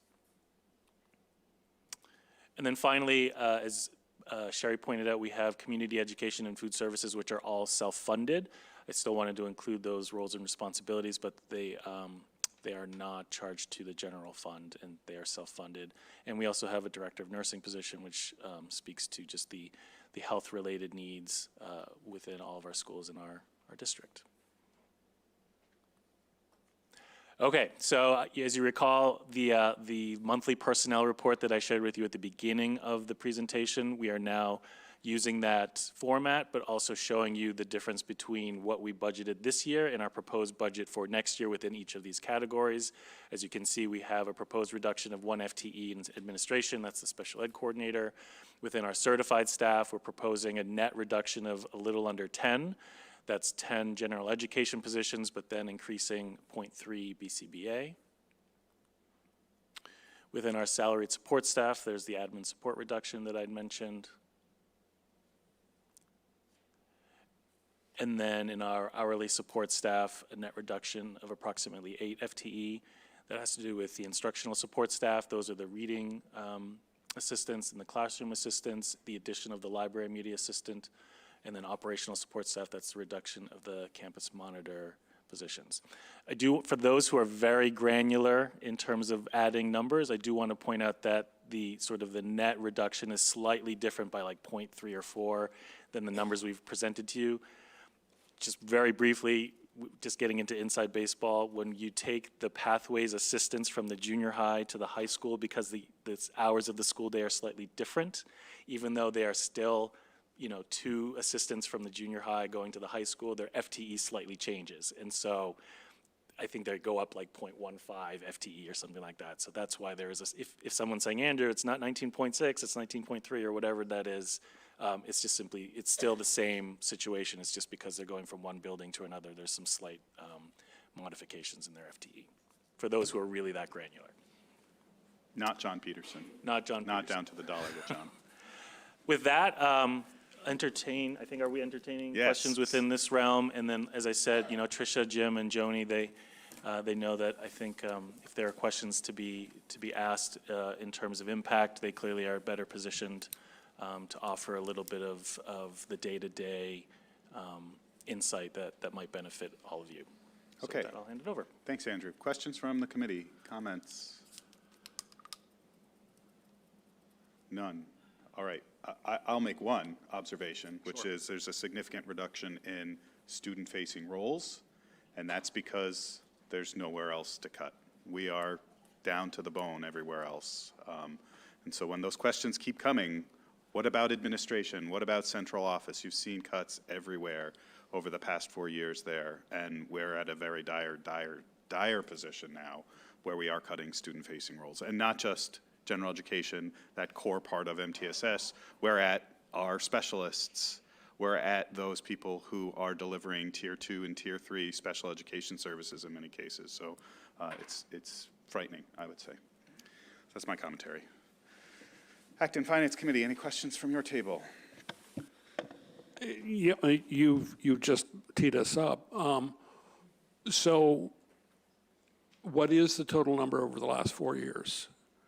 Because that is the context for this year's cut. What is the total, what? Number of FTEs cut over the last several years. Let's see, this year the proposed reduction is around 19. I think last year was at 20, Sherry, where's Sherry? 24 last year?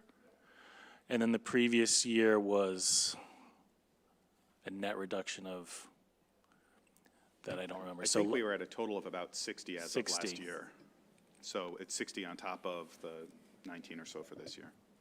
Yeah, I can, if you go on, I can actually, I want to give a really accurate accounting to this have that because spreadsheet. we actually, when we did our elementary budget task force, did a very, very thorough accounting of not only what we've reduced, but where we've also had to bring things in for whatever reason. So I want to make sure we're fair with those numbers, so I'll work on that. All right, Greg, we'll come back to you as Peter pulls that information up. Corinne, do you have a question? I do. One thing I want to point out, though, for Greg or anybody else, is that when they talk about the reductions that have been made in the last several years, I feel like they're going to the FY21 when like 22, at least 22 FTEs were added for the Zoom school. And that was a one-year thing, and they should have all been gone the next year. So I always am concerned about that time being used as a base point. I do want to ask about the admin positions, and one figure I've tried, it's impossible to find, is how many admins did we have, how many people did we have in central office, whatever, when we had 3 school districts? It's impossible to find. I don't know if there's any way to pull it together, because one of the things we were promised with regionalization was that we would have great efficiencies by going from 3 school districts to 1. And I would be shocked if we don't have a bigger administrative staff today than we had 15 years ago. Thanks. I don't have exact numbers for you. I can tell you, I know Boxborough had its own superintendent. They had a finance director. They also had ed tech staff and special ed. So those were merged. I think one of the things, when we talk about like special education, in smaller districts, i.e. under 4,000 students, oftentimes what you see is someone called a director of student services that will have responsibilities over all of special education and all of kind of the student conduct and counseling and other related areas like that. When you get over 4,000 students, a state law kicks in that says you have to have a dedicated special education director only for the purposes of special ed, which means that you have to take out those other functions and move them somewhere else. So that's why you actually see those 2 roles separate in our district. I think, as well, going back, what we've tried to do, just in terms of like central office over time, when we had a resignation in the area of an operations director, we actually combined that with finance. And so we actually were able to eliminate a role at the central office level there. That would have been another efficiency. An ed tech director, you really have to have an ed tech director. I think one of the challenges for us around educational technology is we had an ed tech director who lived on both the educational side of ed tech and the operational side of ed tech. We also had digital literacy coaches who were able to help us. And one of my worries right now is we're in this advent of AI and all of the impacts, whether they're positive or negative, and they're both. We've eliminated all of the infrastructure under our ed tech director on the educational side of technology, because we have to have the networking infrastructure and all those other pieces. In finance, we've really tried to look at finance, and we've actually reduced positions within the finance department.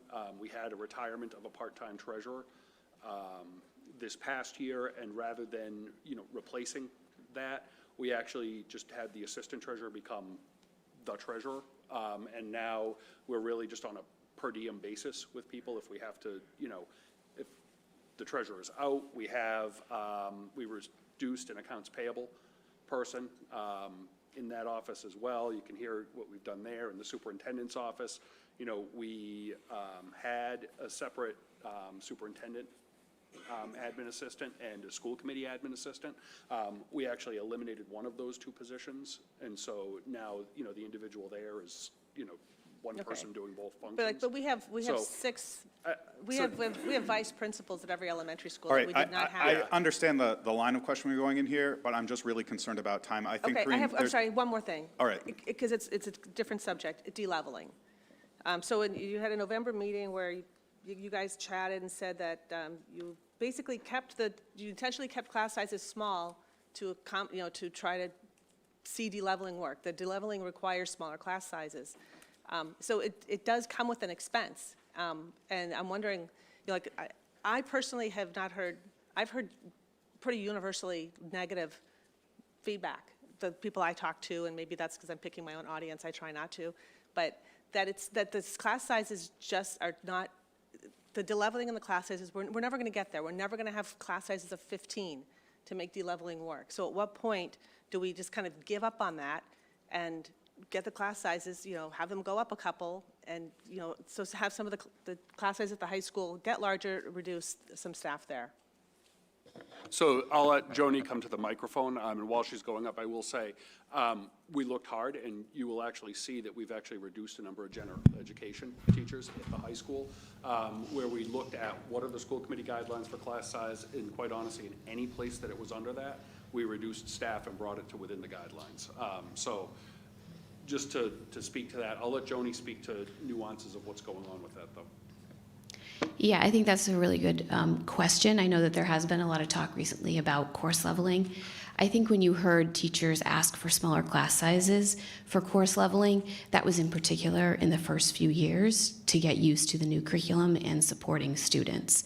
For next year, we've programmed all of our class sizes between 22 and 24, and that has always been the plan with course leveling, so that teachers and all of our support services, academic support centers could get acclimated to our new curriculum.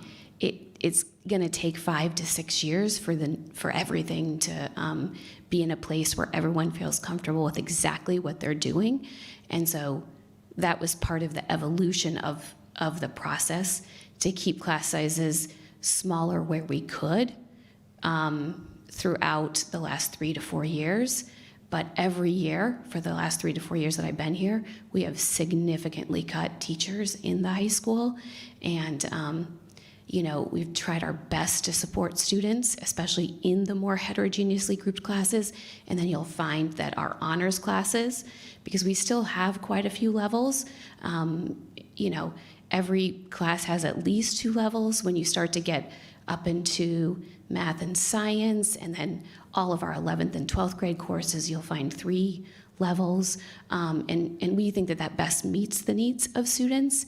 And I think that over time, we're going to be able to support the students in the best way. And again, it can take 5 to 6 years for all of that to work out. I think what you will see is a much less tracked system. So just the preliminary data in the first couple of years, we've increased the number of students who've taken AP classes by 50%, and our average is still in the 4s. You know, the scores are between 1 and 5. You'll find from students that they really enjoy having, you know, more diverse sets of students in their class and opportunities. And that's really the goal of course leveling, is to provide more opportunities for students. Our students and our staff really do have the interest, ability, and we want to provide the resources and support for them, you know, the students, to achieve as much as they can. I do want to acknowledge, though, that there's been a lot of talk recently about course leveling, and I think we need to kind of dive into all the work that we've done at a very granular level at the high school. And we've done a lot of data collection and share that with public, school committee, students, and families, just to show where we are, and then also figure out what we can do better and to best support students. But I do think that you'll find that we're trying to be as fiscally responsible while supporting students and moving through this curriculum change. Thank you. Questions from Boxborough? Yeah, Andrew, thank you for this data. It's really, really good. Just a quick question. Is there any way you could provide an additional column for 2024? I don't know if you have to integrate it into this presentation, but just so we can compare it. Yeah, happy to. And maybe, not to make work, but 23, I think there was an FTE shift during that period, so I don't know if I don't know if you've recalculated 23 or not. If you have, that'd be great. But if we could have 23, 24, 25, that would be very helpful. Okay. So definitely do 24, and let me look at sort of how we can try and convert some of the stuff for 23. And to this level of detail, this is really, really helpful. Great. Appreciate it. Anything else from Boxborough? No? Acton, Select Board. Hi, Alyssa. Hi. Back to Nate Levinson's Smarter Budget, Smarter Schools book. Just want to preface this by saying I'm not operating under delusion that I'm an expert because I read one book. But I just wanted to make a couple of comments of elements that he had recommended there. So I'm not happy to see the elimination of stipends for those programs. Obviously, Andrew, I heard you say that we're still committed to those programs, but without funding, how are we going to follow through?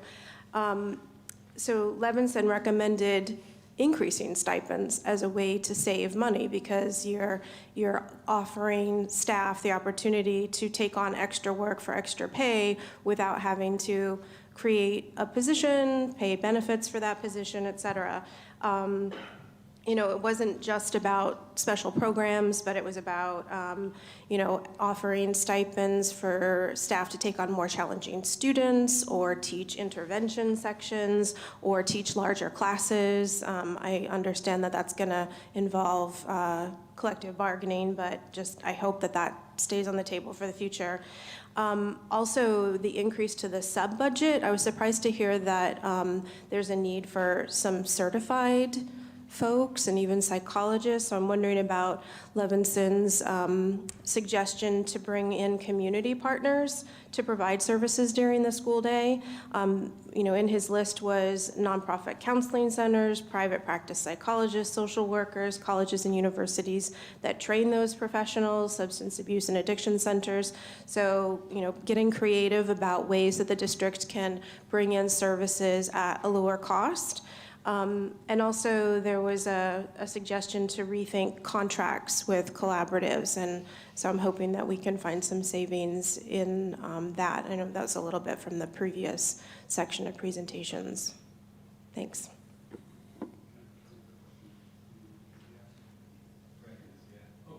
Greg did, thank you. So Greg, you had asked originally, and I apologize because then someone asked a central office related question that I answered, so it took me a minute. So the net reduction in staff coming into this year was 33.14.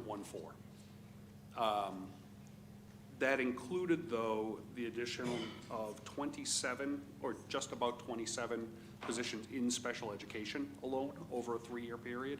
And so, you know, the actual reductions from that period were 60.09 FTE. When you look at it, including this year, the total net ins and outs will be down 51.48. Thanks, Peter. And how many of those are teachers versus assistants? I know. I Weird don't have a question. quick way to pull that up for you. I knew you had this in your hip pocket. All right. Thank you. So I will go to questions and comments from the public. It's 11:43. I'm going to give us 10 minutes on this. I'm going to ask you all to sort of self-police yourself in terms of how long you speak, knowing that there may be other people behind you. Hi, Mike. Hi, I'll be quick. Mike Balulescu, I work at RJ Gray. I'm the president of the Teachers Union. I just had a comment to make about elementary vice principals because a member of the Acton Finance Committee raised that concern that we have in the past 10 to 15 years increased elementary school vice principals, and I hear that in my position too.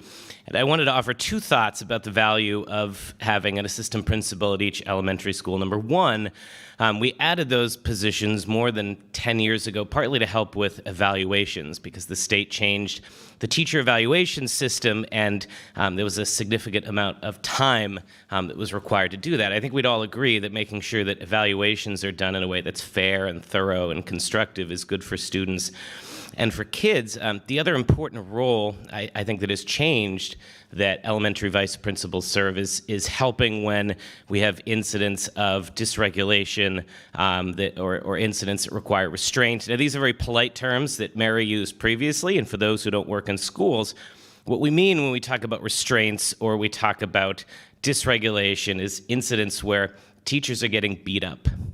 And I want to be very blunt about that. We're talking about situations where teachers are having things thrown at them, being bitten, kicked, punched, often that require medical treatment. And so I think we'd all agree that it's really important when a teacher or other students are in physical danger, that when someone puts out a mayday on their walkie-talkie, there is somebody to receive that call on the other end. And that's why I'm grateful that we have a vice principal at every elementary school. Thank you. Thank you.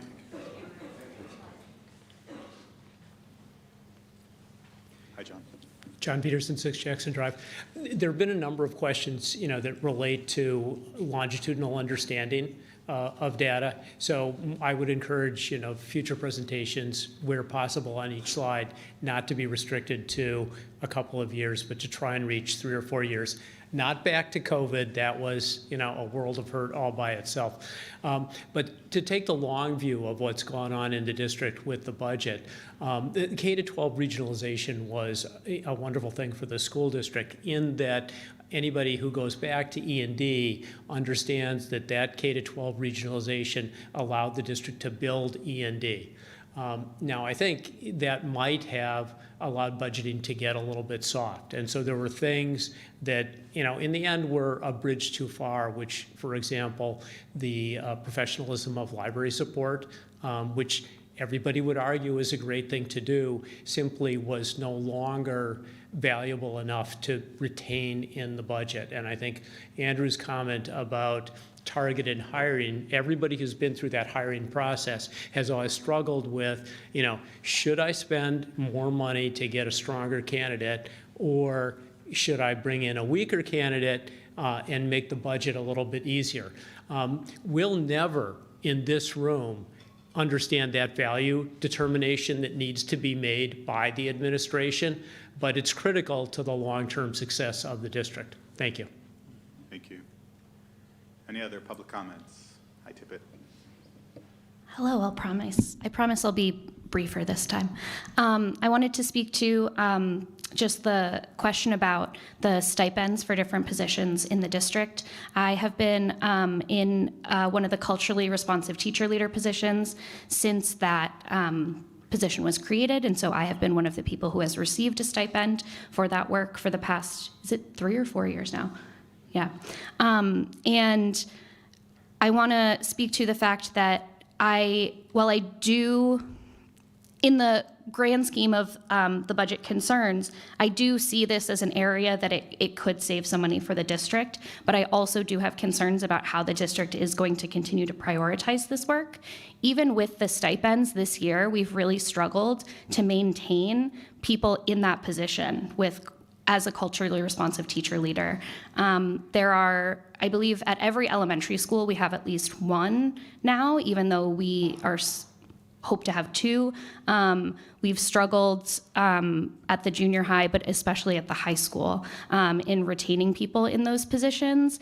And the people who are in those positions who come to our monthly meetings have also expressed that it has struggled to be a priority within their buildings, and that different buildings are in very different places in what they're comfortable even talking about as a staff when it comes to culturally responsive teaching and learning, and what they're comfortable talking about with students. And so while I don't disagree with the proposal to eliminate those stipends for the budget, I do think it's something the district needs to keep in mind about how are we actually going to continue this work and make it a priority for all staff and students in our classrooms. Thank you. Thank you.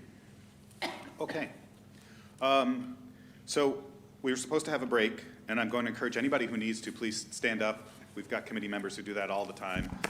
Go grab a break, but we're going to continue, and we're going to sort of move forward into our deliberation of a preliminary budget. Do we have a slide with, like that? Do we have that ending? Do you have an ending slide? Okay.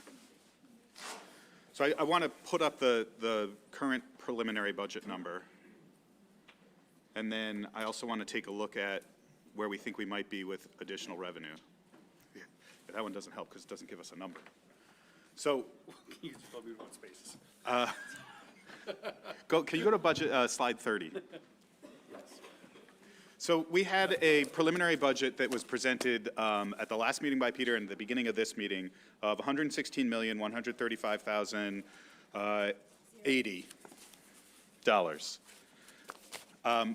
My question for the committee, knowing that we've got a governor's budget that's showing an additional amount of revenue of about $500,000 from where that preliminary budget was, where do we want to set our preliminary budget? And I kind of talked about this before, where that additional money is not a sure thing.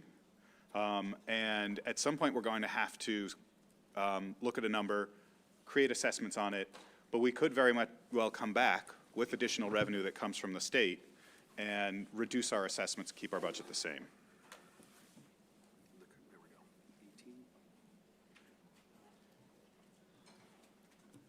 Thoughts of the committee? Tori. So recognizing that the governor's budget is,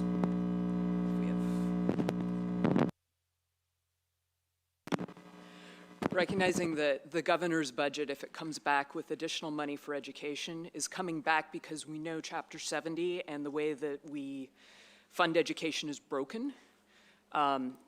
I also think we have presented very, very fair assessments to both of our towns. I am 100% in favor of any additional revenue that we have being dedicated towards education in this next year.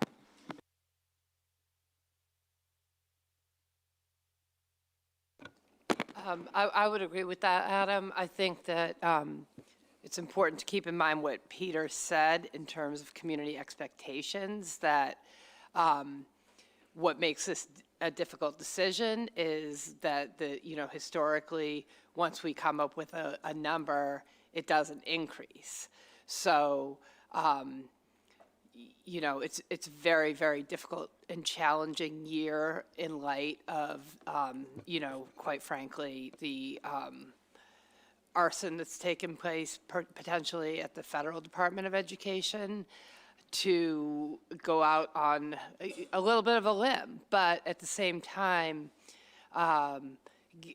given the projections of increases at the state level for Chapter 70 and potentially, more money based upon the estimates of the millionaire's tax, I feel like I would rather make increases now and cuts later, as opposed to just knowing that the percentage of people who are able to pay attention at this time, I think it is just much more difficult to move in the other direction down the road. Sorry to be long-winded. No worries.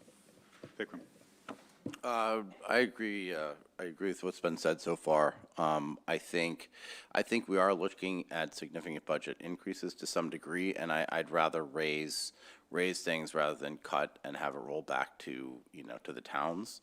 I think it should go up a little bit, if anything, and I think we can certainly sustain that with what we see coming down the pipe. Leela. I agree that I think it should be going towards education. We are actively cutting the very priorities that we have set for our district by engaging in some of these reductions. My other commentary is I'll be working my ass off to get Chapter 70 increased, but everyone in this room very well could advocate to their representatives and senators to also increase Chapter 70 and actually fund public education.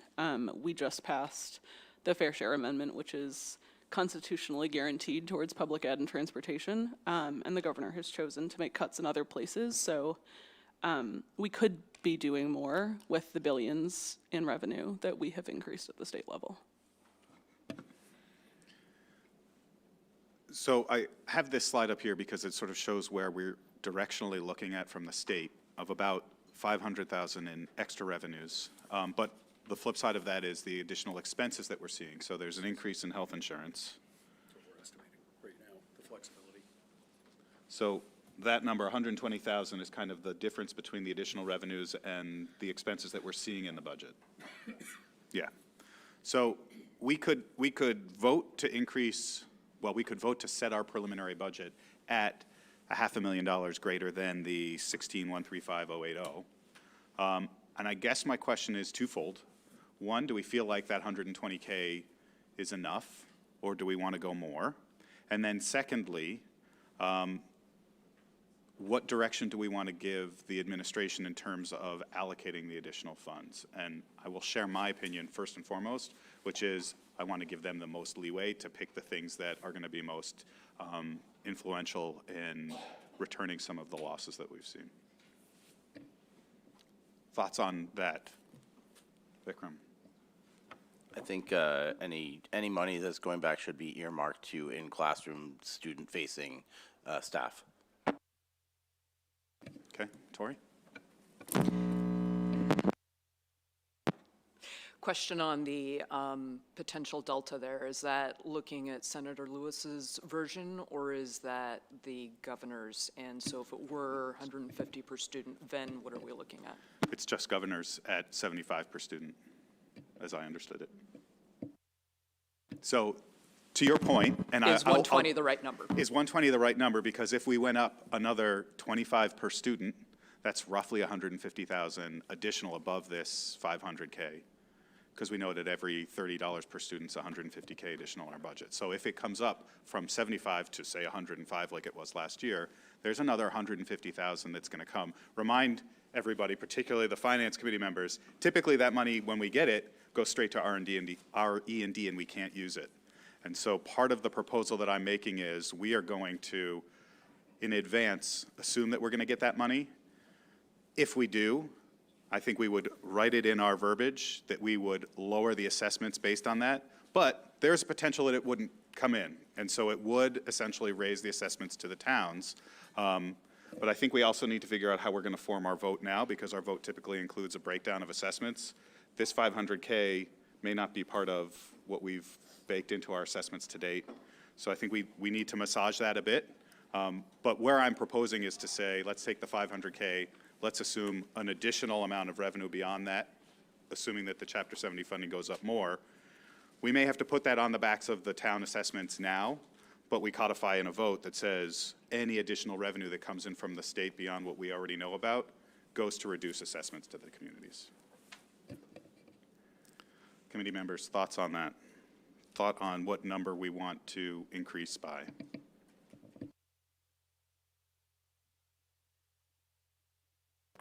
Adam, if I may. So the 500K, the assessment does not change right now because the revenue goes up, so the assessment is staying the exact same.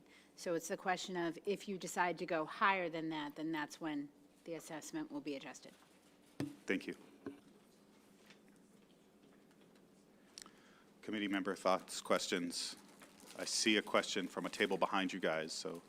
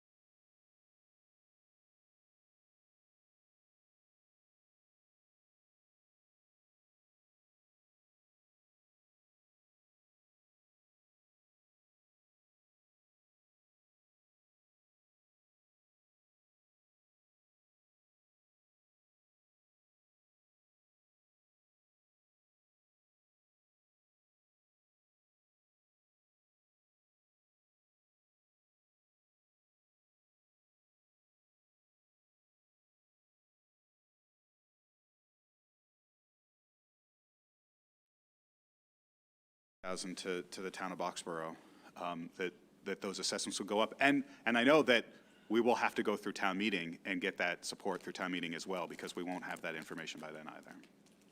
Yeah. I'm sorry, one follow-up question. When you say that, I get just about everything you're saying. When you say if the funding doesn't come through, you'll reduce the assessments again. That would be done in the motions at each town meeting, right? It can't be done later than that, right? No, so what I'm proposing is that we set our budget today, and that is always a not to exceed number. Yes, got that. And the budget that we set today and the assessments that we vote will be the high point, and that any additional funding that comes in from the state, even after town meeting, goes to reduce assessments. So we will have to revote our budget, and like we've done in the past, those budget revotes then also go to the two select boards to decide if you want to take action on that and call town meetings. But there is no guarantee that the additional revenue comes in from the state, and so there's no guarantee that that money gets taken off the assessments to the towns. I understand now. So you would reduce your budget after the start of fiscal 26? We'd keep our budget the same. We would reduce our assessments, because we would see additional revenue from the state. I got it. Yes, thank you. And I'll look around to sort of other folks. Does that make sense? Are you following where we're at on that? Kristen? I didn't identify myself before, sorry. Kristen Hilberg, Chair of the Select Board in Boxborough. So, hi, everybody. I just want to point out that Boxborough was already a little surprised to find out that our assessment was going up to 5.25%. We understand it. We don't love it. I think just definitely be aware that we already have a concern about our budget numbers, so anything you can do to keep us apprised as quickly as possible. We understand you're dependent on outside forces, but we're really keeping an eye on all this, and I'm not sure how supportive we'll be of anything more than 5.25. I'm concerned because we went to the Finance Committee. We expressed to them where we were, our situation, and the guidance we got from Finance Committee was no greater than 6%. So I'm kind of confused where the surprise is coming from, because I'm also sitting in your meetings, and where we've been forecasting this even as early as last year. Enrollment changes are driving the increase in the Boxborough assessment. And so, I think where we're at is we got direction of 6%. We came in at 5.25. I'm well aware of sort of the tight spot that Boxborough is in right now and all of the priorities that are there. But, I guess part of what gave me confidence in bringing this to the board was that there was some potential room between what we were asked to deliver and what we ended up delivering. I think it's, as we've had our budget Saturday, our capital Saturday, we're looking at our numbers and fine tuning, and we've made significant cuts to be able to, we were thrilled when you came in at 5.25. Please know that. It's just that we're further down our budget and are looking at what's coming to town meeting. So again, just very concerned. Understanding Finance Committee gave you a limit. I'm telling you where the select board is. And I don't know if Priya wanted to address that. No, just like you guys are also looking at like how things are changing. Things have changed in our end too. So we really hope that it doesn't escalate up too much, because we are concerned about how it'll go in the town meeting. That's all. Thank you. Thank you. John's turn. We're just going to pass the mic over here. So we don't know how this money would be used, correct? Not yet. No, okay. Well, I would say, John, that the direction is that the money be used for student-facing services in the areas that we're making significant cuts in and have been for the past few years. So, I mean, in the spirit of where we are from an affordability perspective, does it make sense to spend this money when we just don't have it yet? I mean, it just doesn't, isn't this communicating? Yeah, I mean, I think that is the friction between the town boards and the school committee, and I think I speak for the school committee, and they can chime in. We have made significant cuts over the past 4 years, and I think what we've been presented with this year is a budget that's untenable. And so we are charged with balancing the ability of the towns to pay and the requirement to educate our students. And I feel like, both personally and probably from the perspective of the board, we have bent too far in that direction. And at some point, through no fault of our own and no fault of the towns, right? I think that's the overarching message as well, is that these funding systems are broken, but at some point we've gone too far. And so I think what you're seeing is us saying this budget is not I agree gonna with work. everything you're saying, but so there's this $500,000 sitting out there. It's just your treatment of it is my concern, right? It's not here yet. So Yeah, and I think, though, the data has shown that every year that money It comes, does come in. There's a lag, I And understand. we can't do anything with it, and where it ends up going is the E&D, which is an important fund to rebuild, but it doesn't provide student-facing services. Committee members, Vikram. Yeah, so Representative of Boxborough, I mean, we've seen draconian cuts year upon year upon year on the school district, and that directly affects property values, right, in and around Boxborough, right? I know we need a new fire station, all this kind of stuff, but we're not talking like a lot. We did say 6%. You know, I realize numbers change on your side as well, but 6% was the thing, and we're not talking a lot more here at this point, right? And we do see the data does show that generally you do get slightly more, and we don't know, we've had like draconian cuts year upon year upon year. So we can like mitigate that a little bit. It'd be nice if we all work together in that direction.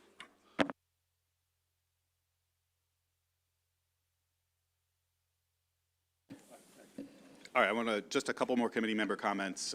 I do want to keep this moving forward, so. I was just going to ask to look at real numbers. Do we know what the assessments would increase if we did add in the, I think we're talking about 620,000 total, right? Because we're talking about the 500 plus. Yes, so I'm going to have Peter sort of walk us through. For those who've not seen this before, this is the infamous Table 6. This is the crazy calculation that we use to get both our budgets and then the assessments to the towns. So Peter, can you walk us through what you've got so far in here? All right, so just because I think sometimes without anchoring in seeing the numbers, it's hard to understand what we're talking about. So the number here, the total district budget in this version, which is line 25, that you can see, it's in yellow, total ABRSD appropriation. This is now 116,641,164.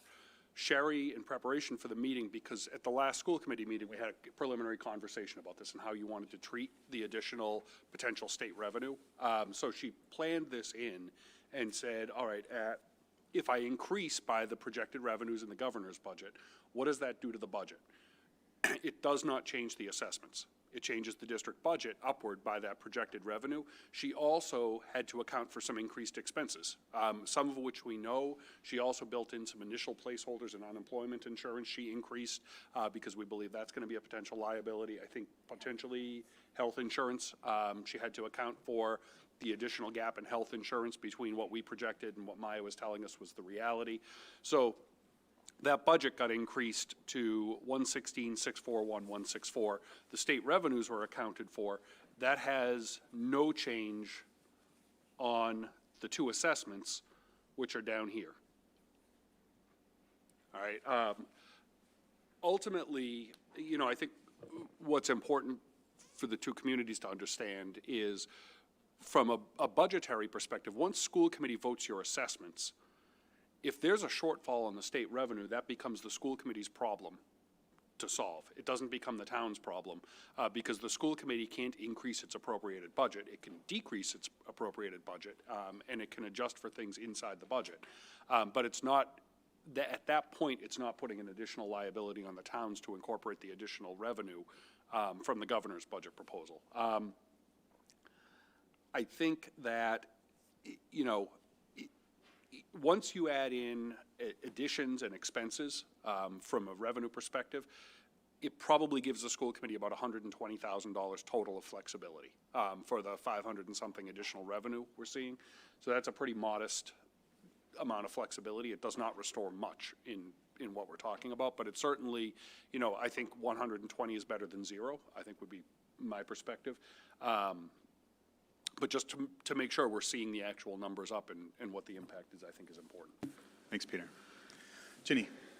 I just want to clarify, you know, based on the input that we've received, if the coordinator is considered, because I think we've heard that it is a student-facing position, that's something that is still, you know, within the flexibility that would be gaining with $120,000. I mean, I think the point would be that we find the additional funding for the district and we tell them to come back to us with what they believe is the most influential use of that funding. Yeah, I think from a process perspective, you know, I'm not prepared today to give you recommendations about what I do think should come back. You know, I wanted to outline, we have a preliminary, and then we'll come back with a recommended.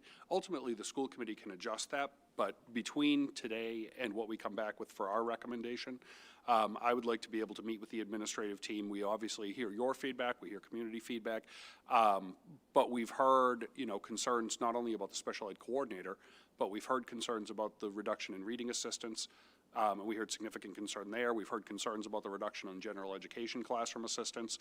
We've heard concerns expressed about specialist reduction. You know, we're hearing concerns just about everything, and so I want to make sure that I don't get caught with whatever I hear last becomes what I would want to commit to. So I just want to be thoughtful about that process, but we certainly would bring something back in the next iteration.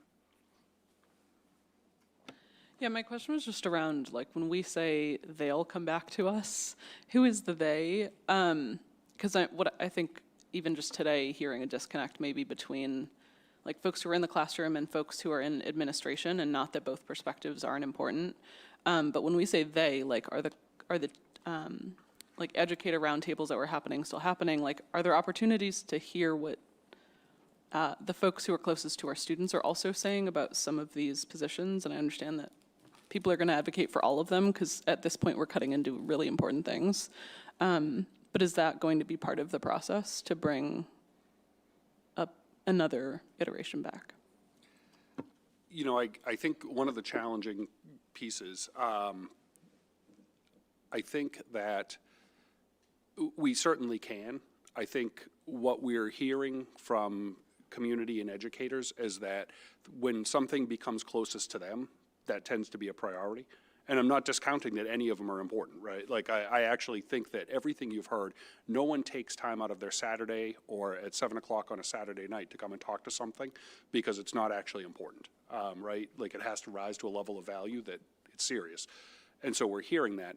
The challenge is going to be any group that we hear from, we're going to hear a subset of someone, and so that has to be taken into account. We have to think about what the overall impact of that is.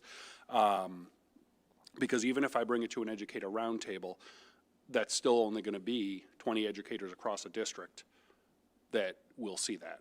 So we can think about that. I'm going to be honest that I'm a little hesitant to do that, because I think no matter what we do with that, it's going to have some skew to it. And I think that, you know, I also want to make sure that we can really talk to principals about this, because they're the ones that have to make sure all of this works in the end. And, you know, I have to trust that perspective on it.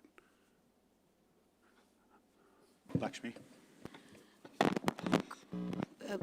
My question is based on an answer to this. So if we didn't do anything, it would go into E&D, is what you're saying, right? If we don't do anything Yeah. and the money comes in, it Yeah. goes to E&D. Yes. Okay, so here is my thought. Last year, we asked for an override. This year, we are asking for something that really does not solve any problem. It just doesn't even scratch the surface of the problems we're facing. So let's go through the pain and then come back for kind of solving the problem of this year after year, being in this mode, in a bigger way, rather than every year we feel like the town boards are feeling the pressure from school committee. This is 120,000 doesn't take us anywhere here. Yeah, I mean, I hear what you're saying, and then that's part of the rest of our conversation this afternoon is what do we do in the long term. But I also feel like what we're seeing today is detrimental enough that, you know, it's much harder to bring somebody back in after a year they've left. We've got excellent educators and specialists throughout our district, and we're talking about letting them go, and the cost of acquiring that skill and that level of knowledge in our district is very expensive. So if we can save 2 positions that are, you know, extremely impactful, that, you know, that's something that we should consider. And yes, we need to do the bigger thing too. I just want to make sure clarify one thing. Yeah, please. From the perspective of whether or not to incorporate the governor's revenue, it's not just what do we gain out of it, but we have to incorporate another $400,000 of expenses. And so if we don't use any of that potential governor's revenue, what we would want to do between now and the recommended budget is make another $400,000 in reductions to staffing to compensate. So, you know, it's, yeah, there's the prospect that maybe it could benefit us by 120, but we're trying to actually avoid having to reduce another, you know, almost $500,000. So I'll ground us in the numbers just one more time. The 116, 614, 164 you see on the screen there, that incorporates the additional revenue from the governor's budget. It also incorporates what we see as the roughly $400,000 in costs that have come up since the preliminary budget was presented. There is that about 120 in excess that may or may not remain once we get more expenses lined up. And what I'm asking for or proposing is an additional 150,000 on top of that. That would account for potential additional revenue when the state comes in with their final number. And that's the 150,000 that is the risk. If we get it, we take it off the assessments. If we don't, it does have to go to the towns. And it has to go through, honestly, it will go through town meeting, assessed to the towns, because we won't know by that point. And so I've heard the concern of the town boards and committees. I really want to get a number proposed from the school committee and get a preliminary budget voted. Like I said, we have a member who needs to leave. We just barely have the quorum to make that vote right now. So I'm looking for A, feedback from the committee, and B, if we're happy with that, we've got, do you all have motion language on the table in front of you? We can put the information up to fill in the blanks. So thoughts from the committee? Tori, and then Liz. From the perspective of just thinking big picture budget model, didn't come up as we were talking about the excluded debt coming off, but as I understand it, this is a 3% increase in operating budget. So when you think about us being responsible in terms of Prop 2.5% plus new growth, that's kind of what we think about, right? So if there's additional funding coming in from the governor, it's because they recognize they are not giving us enough in what towns are able to pay. They recognize that the cost of education is going up higher than what we're getting from the state to support it. And that's why I think it's important for it to be in the operating budget and not in E&D, because we're talking about E&D as one-time use. So 100% agree with it. What do you need me to say here to put this motion on the table, Well, Adam? let's hear from Liz, and then we'll... I'm also in agreement with this. I think we're at the point where we absolutely need to be hedging right now. And what I did want to highlight, if you can just scroll down a little bit, while I don't love it, I am comfortable, particularly as a Boxborough resident, with the 5.25 going up to 5.41. We're still more than 50 basis points underneath the requirements that we were provided. We're still under 2% for Acton. I like these numbers, to be honest. I don't like them, but I am comfortable with these Bonus numbers. for bringing basis points to the conversation. Thank you. All right, so what I'm presenting in front of you is 116,791,164 would be our preliminary budget at an increase of 2.11%. And then an Acton Acton assessment would be 79,959,269. An increase of 1.12%, and a Boxborough assessment of 16,824,370 at an increase of 5.41%. Did I get that right?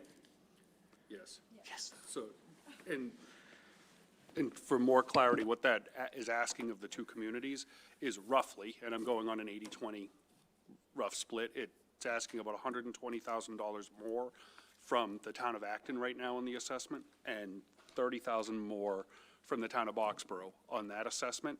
And I think, though, what I heard you also say is that if we get additional state revenue, the school committee would then vote to amend the assessments back down to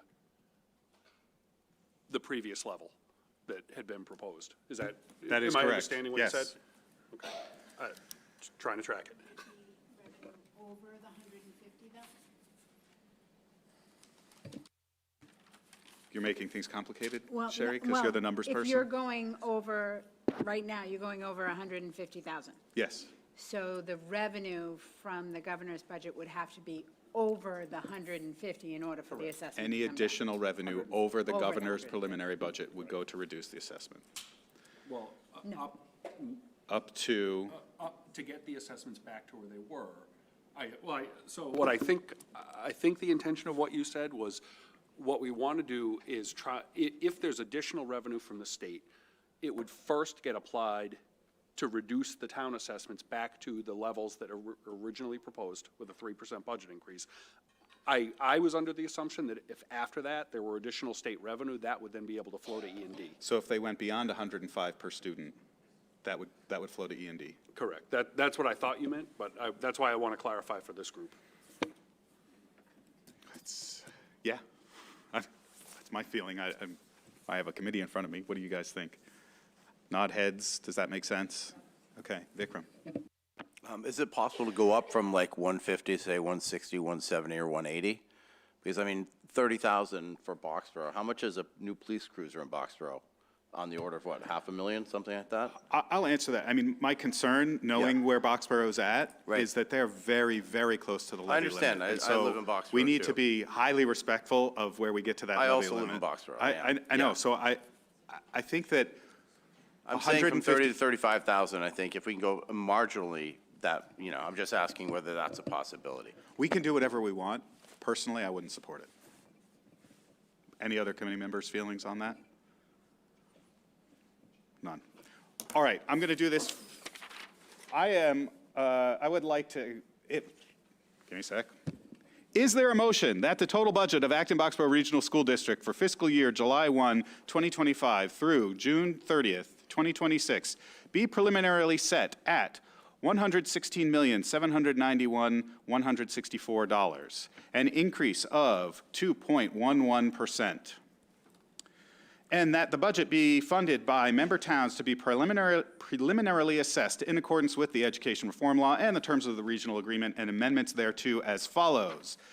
Acton, $79,959,269, an increase of 1.12%, and Boxborough, $16,824,370, an increase of 5.41%, offset by E&D reserve use of 0, with the remainder accounted for by other sources of revenues and reserves to be detailed in the final budget.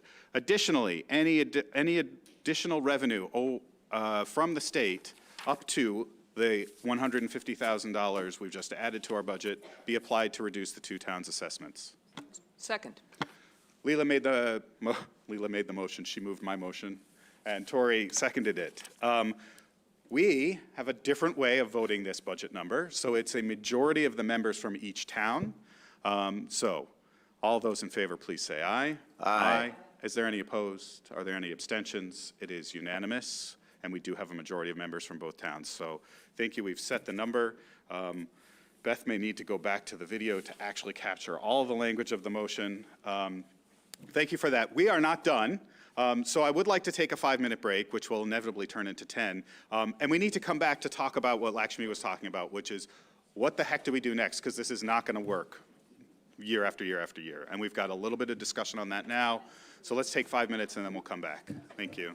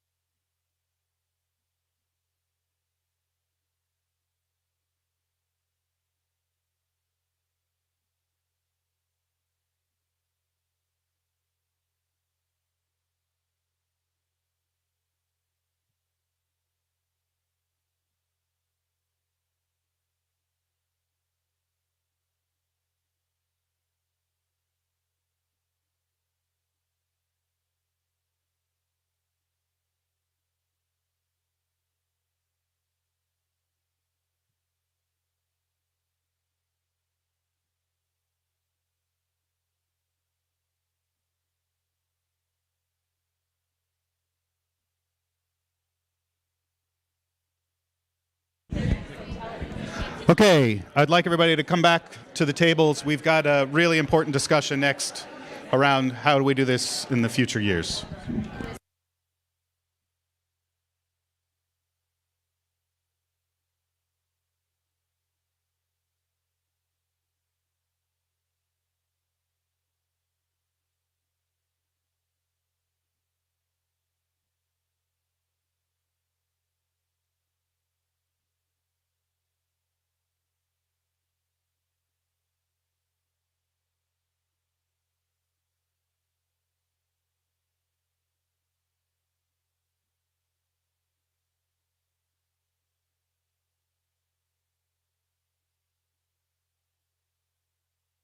Okay, we've got all our committee members back at the table.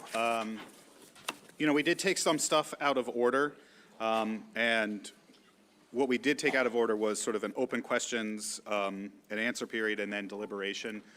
We did get some feedback from the towns as we were doing our deliberation. The next and last part of our day is to look at beyond FY26. So for those of you who are here in the back, my intention is not to sort of open this up to public conversation just yet. This is really sort of a pre-workshop for the committee to talk about how do we move beyond FY26, because the presentations and the conversations we just had feel like we've had them for the past 4 years, and we need to make, for lack of overusing the term, even more structural changes so that we can be, we can last. So Peter, I'm going to hand it over to you to sort of start this conversation.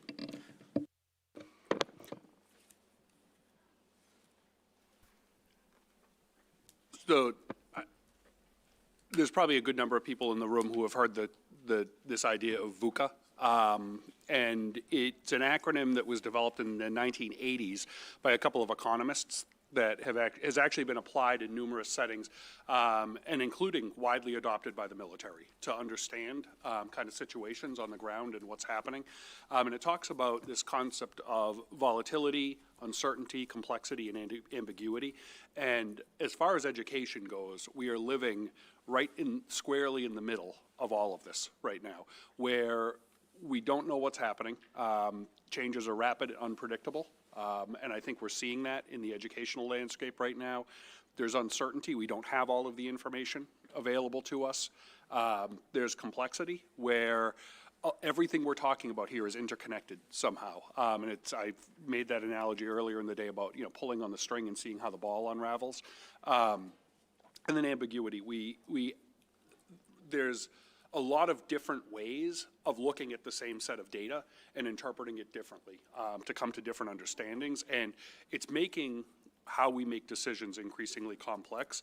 But I think one thing we have seen over the last few years is we're really in a new pattern of education spending where there are fewer and fewer resources, there's declining enrollment, there's increasing student need, and this is not just Acton-Boxborough, this is happening across the entire United States right now, in every school district in the country, where we're actually seeing fewer students and there's higher student needs. And so the students that remain have much more critical needs than what we had seen 10, 15, and even 20 years ago. And so,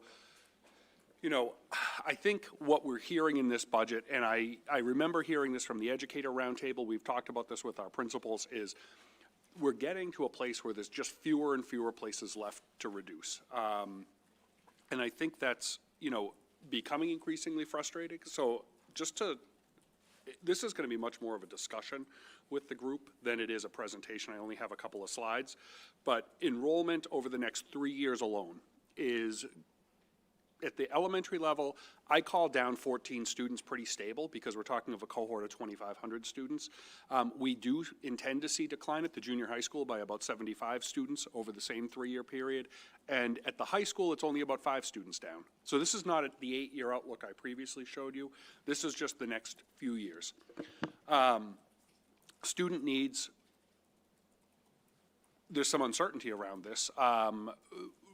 Will our multilingual population continue to grow at the rapid rate that it's grown over the last 4 years, or do we expect a shift around that? But regardless, we're not meeting the needs of our students now, and we need to figure out a way to better meet student needs. Our low-income student population, has rapidly increased over the last 5 to 10 years. Will that change? Probably not. I feel a little more certain that that's going to continue to grow. Our students with disabilities, we've seen a slight increase, but quite honestly, historically, we're pretty stable. And at the same time as having an overall stable number of students with disabilities in the district,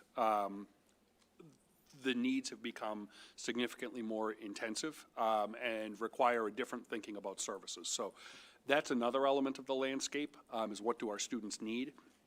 In terms of expenses,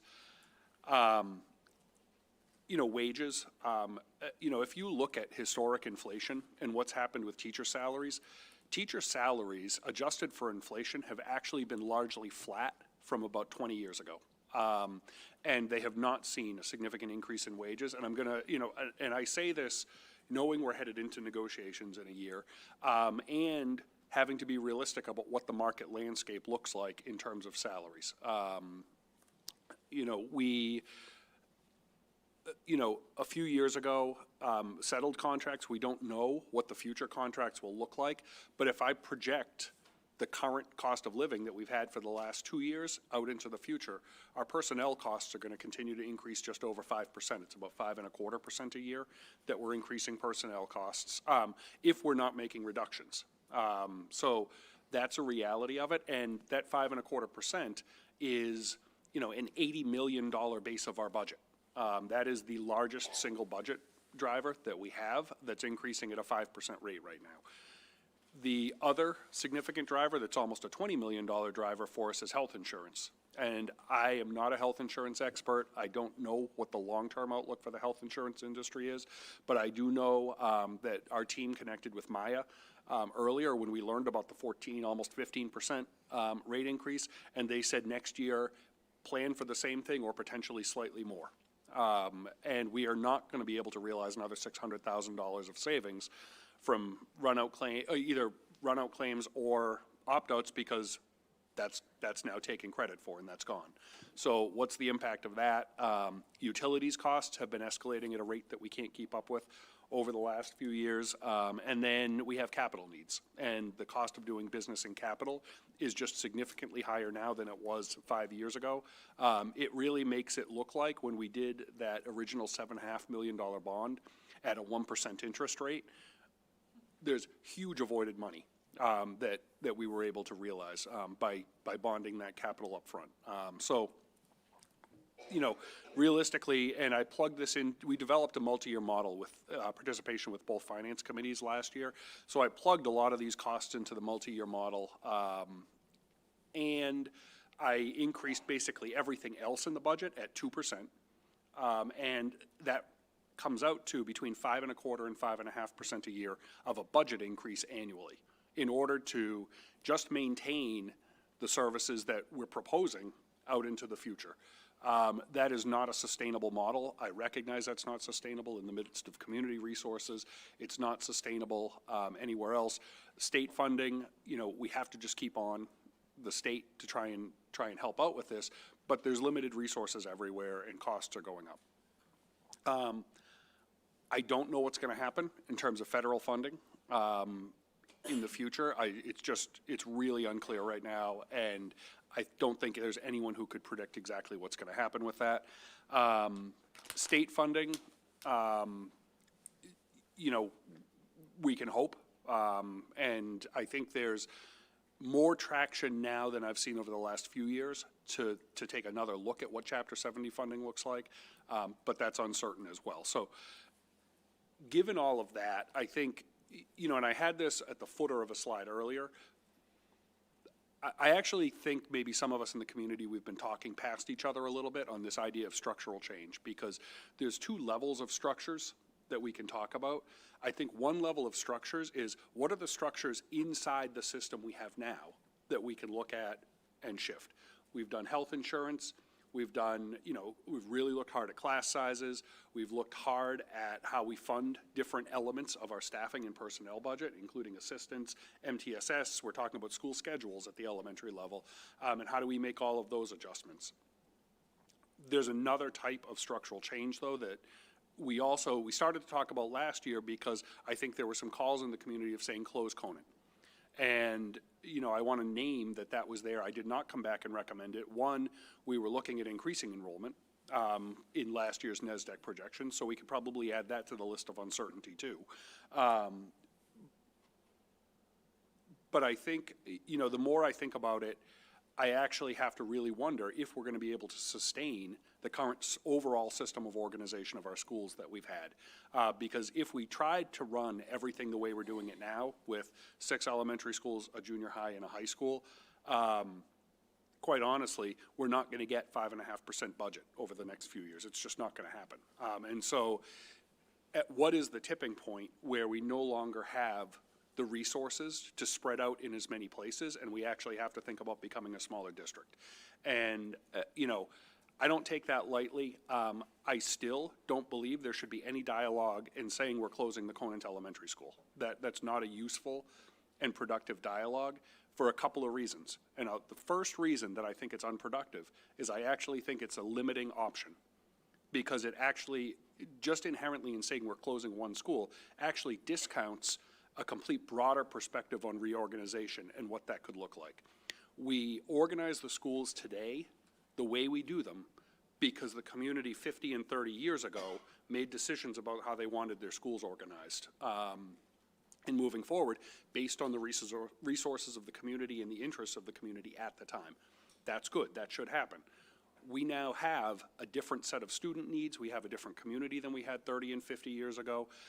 And if we think we need to get smaller, we should not start with pick one school and close it. We actually should start with who is our community, what are the needs of our students, what are the resources of the community, and what are the systems of organization that we might explore that are as responsive as possible to all three, knowing that no matter what we do, there's some inherent trade-off.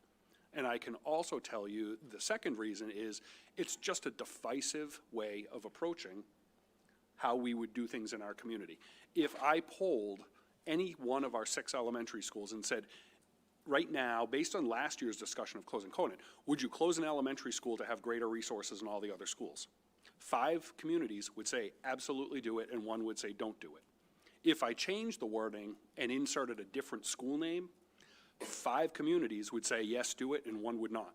And it's a really predictable outcome that we're going to end up in, and it's going to end up dividing the community in ways that I actually just don't think are productive. So I think that, what I would suggest is if we're actually going to be talking about do we need to get smaller or more efficient somehow or think differently, we actually need to be thinking about a reorganization as opposed to just picking something we're going to shut down.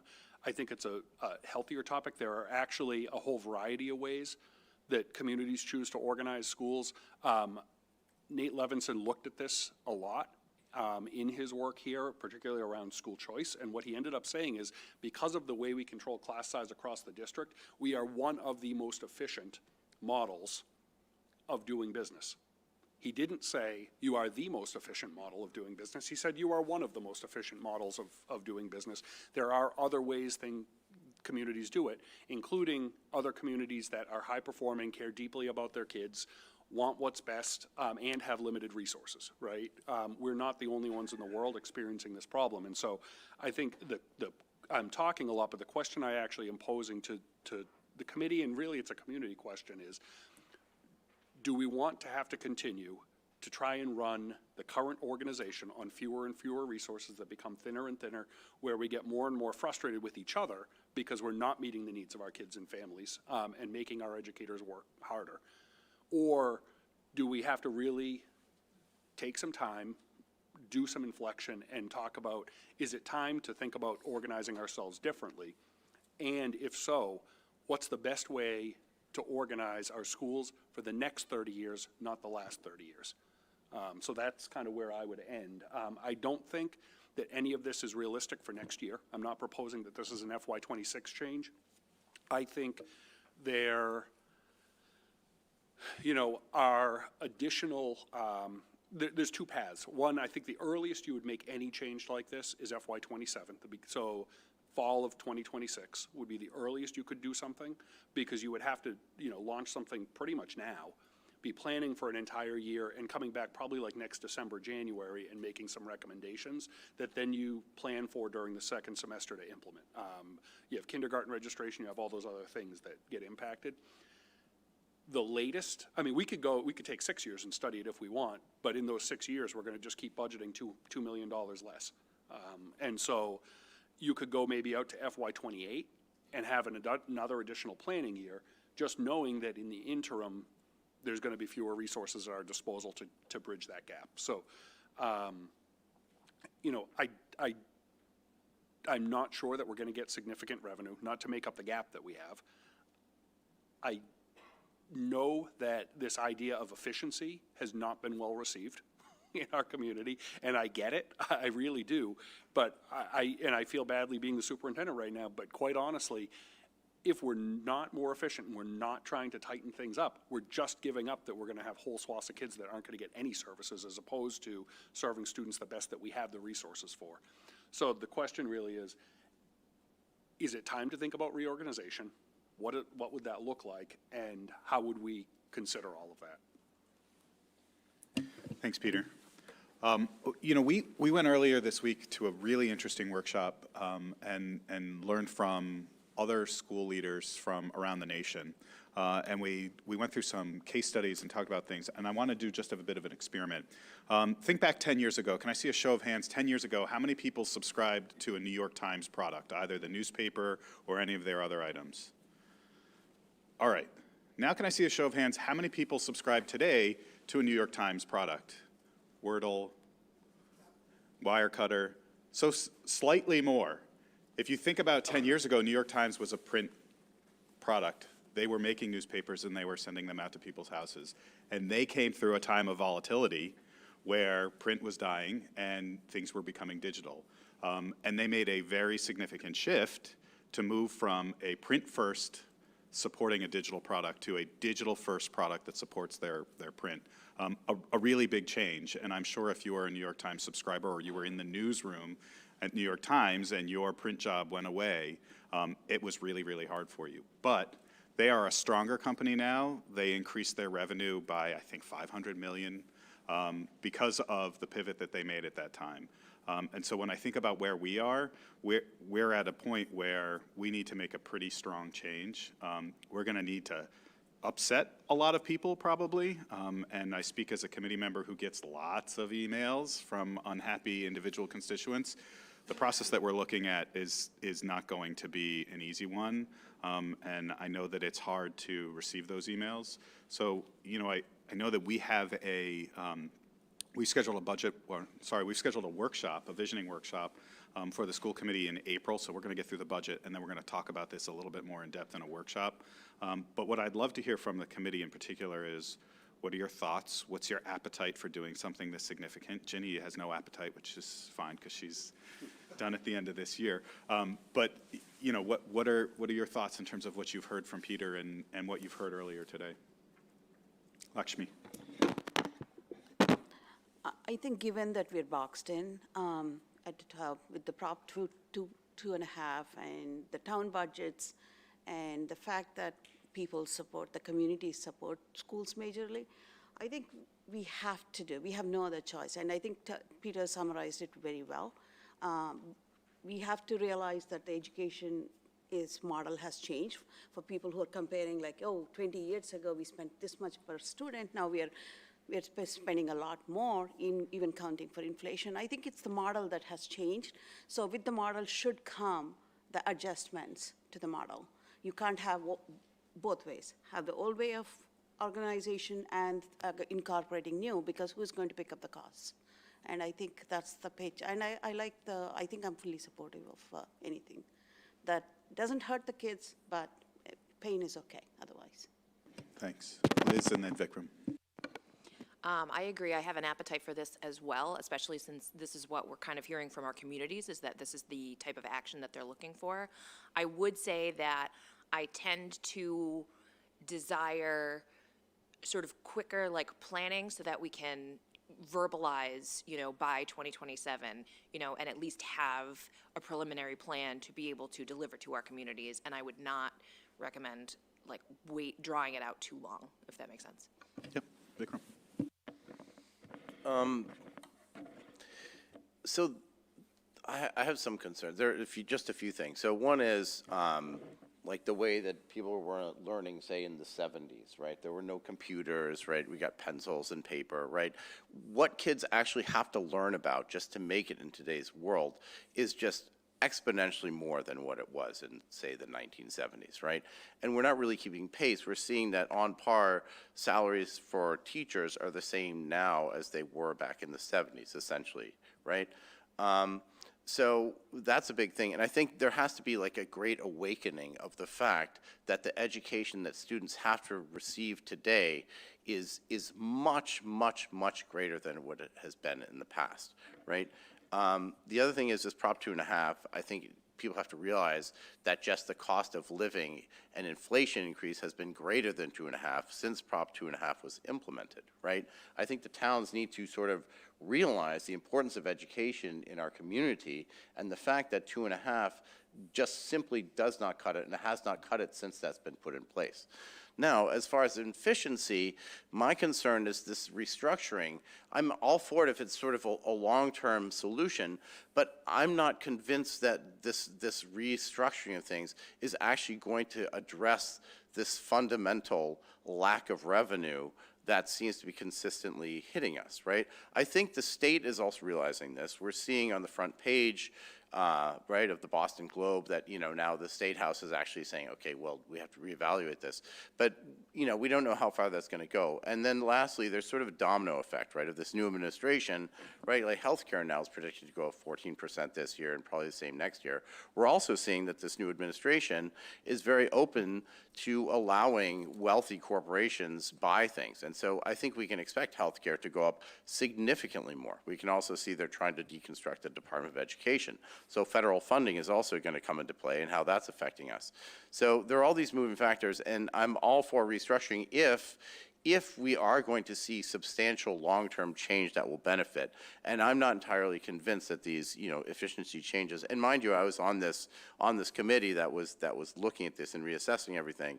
I'm not entirely convinced that those changes are going to provide the long-term changes and address our budget in the long term that we actually need them to. But other than that, I'm all for it. Yeah, and I think that, you know, what we're saying is the efficiency is not going to work, and it requires the greater reorganization.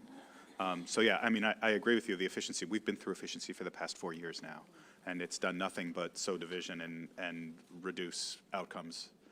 So that's, you know, why we're proposing something bigger, which is a reorganization. Leila.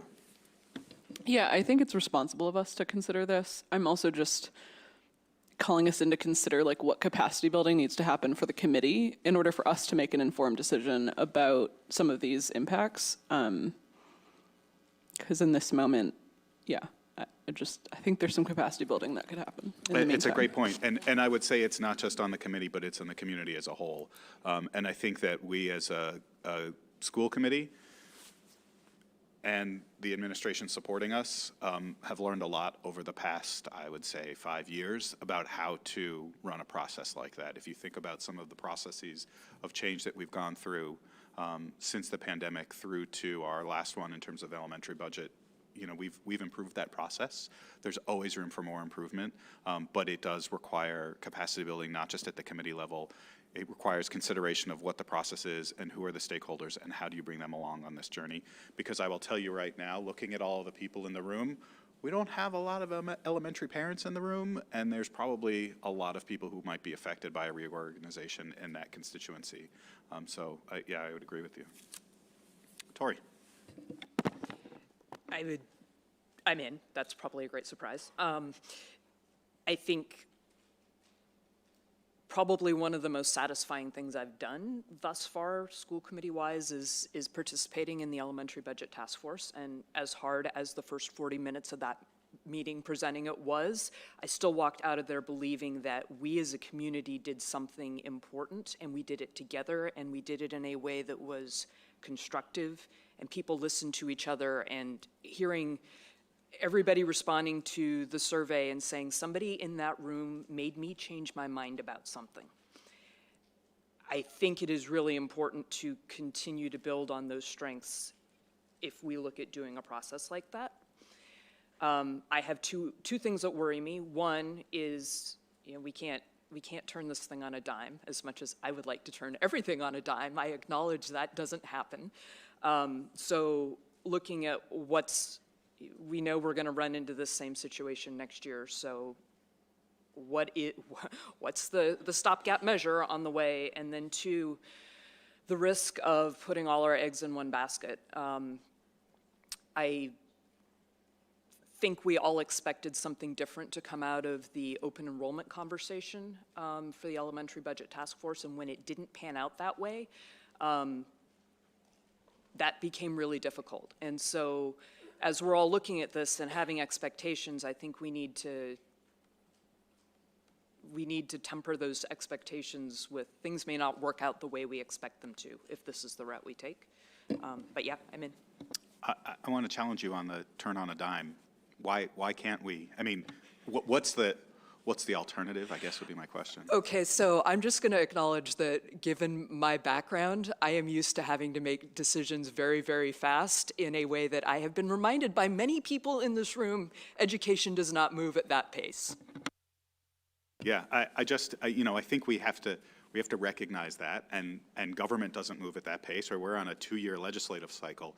But the alternative, and this is kind of the challenge that I want to put to both the committee, but then also the community as they feel like we may be rushing this. What is the alternative? What's at stake if we don't act quickly? So, I heard from Liz. Liz is like, yeah, let's do this. Tori's game. I'm curious from other committee members. We talked about capacity building. It might be good to start talking now, but what do we think's our timeline? When do we want to be able to implement a reorganization?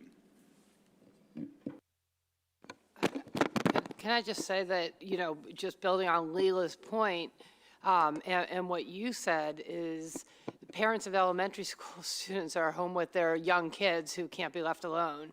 So, in terms of capacity building or, getting the input we need from the people who are going to be most directly impacted perhaps, as well as educators with young children who also are very big stakeholders in this process.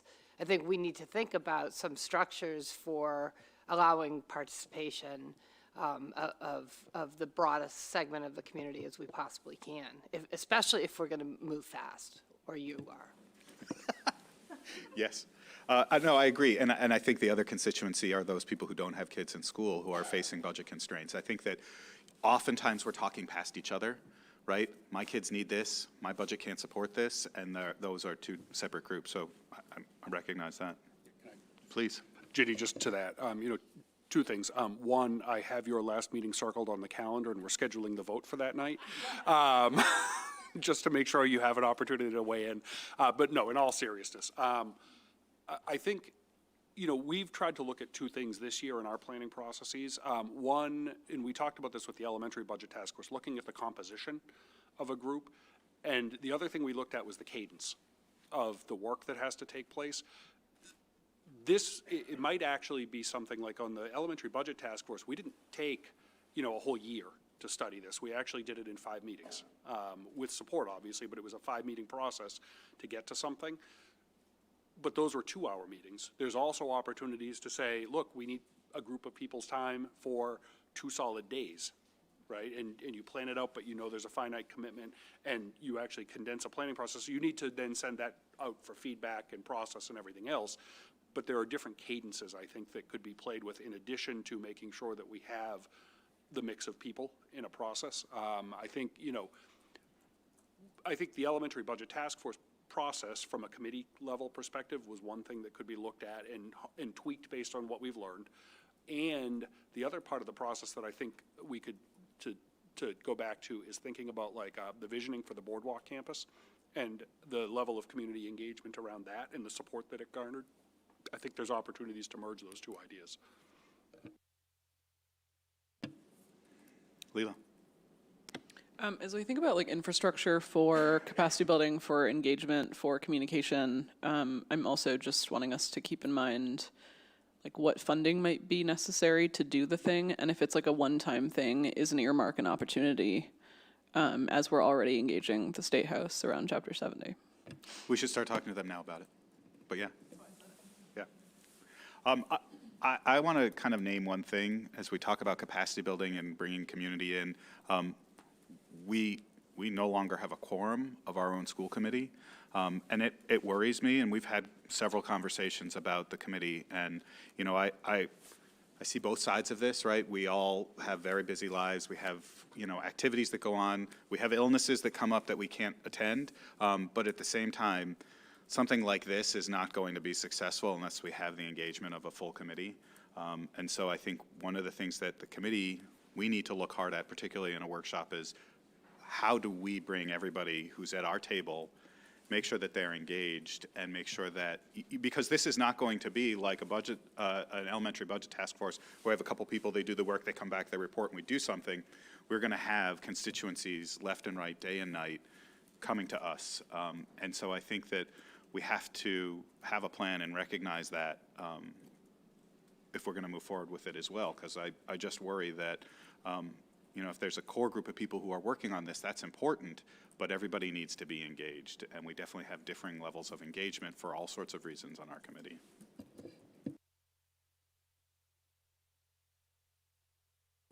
I see some comments behind us. Any other feedback from the committee? Greg. I totally agree with what you're doing, and I compliment you for tackling the hard problem early. One of the things that I guess I can recommend or suggest or offer is if you see this as a school committee challenge, you will always have trouble communicating it to the broader community.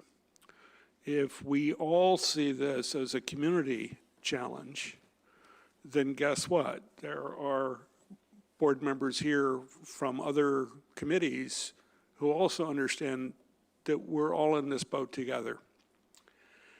So one of the things as you start thinking about structural changes is one of the classic structural changes that we've been trapped in are the silos of, oh, there's the school side, there's the town side.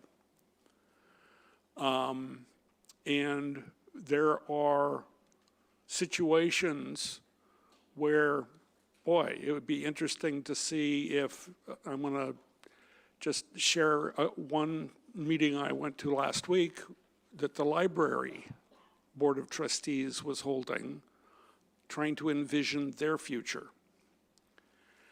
And one of the things that they see again and again and again are teenagers coming to the library to study? Wow. Well, pardon me, at what point is that part of your educational solution? They also see a lot of preschoolers coming to the library for activities. They're looking at creating a messy room where that might be a more engaging thing. Wow, you know, how does that intersect with what the schools are also interested in encouraging, you know, in accomplishing? So we may find that you're not alone in that other groups in town are trying to solve similar problems. Thanks. You know, I would agree. Well, first of all, I would disagree. I think we're coming late to the game. This is probably something we should have brought forward sooner, and I recognize that, but there is this sort of entrenchment of how you've been operating. It's hard to break out of that. But I would agree that this is not going to be just a school committee problem or challenge or, you know, workshop or activity to work on. It does need to include both towns. And I will say it right here and now, this may be also a great opportunity to relook at the regional agreement, to look at the composition of how we assess towns, at how we create our committee makeup. Maybe there are other communities nearby that are interested in solving some of their budget challenges by joining a region. All of those things need to be on the table and need to be considered. And so I think that there's in doing this, we kick off a lot of opportunity, but we also kick off a lot of possibility for feedback, good, bad, and indifferent on that. So, like I said, this was just the beginning. I wanted to take this opportunity to sort of take off where Peter left on the previous preliminary budget discussion, to bring it to the committee, but also take advantage of having some other community leaders in the room, to have it broadcast on ActonTV so everyone can go back and play back to me the fact that I said I wanted to open the regional agreement, because I'm sure I've got some neighbors who are going to be unhappy with that. We are going to have a workshop on April 3rd, the school committee, about this. And for those of you who have been coming to me on the school committee about, hey, we need to really talk about the calendar, we need to talk about this, that, or the other thing, you can see why we've sort of been collecting those, because there may be something bigger that we need to deal with. I do want to just take a moment to thank all of our administrators who came today, spent the Saturday morning with us, to those who prepared and revised and revised and revised their presentations based on feedback and questions. Thank you to the town leaders who joined us today. Thank you to the committee members. I really appreciate everyone's commitment to this. We are a bit over time, but I think the discussion that we had here was really informative. Do you have any other remarks to make? No.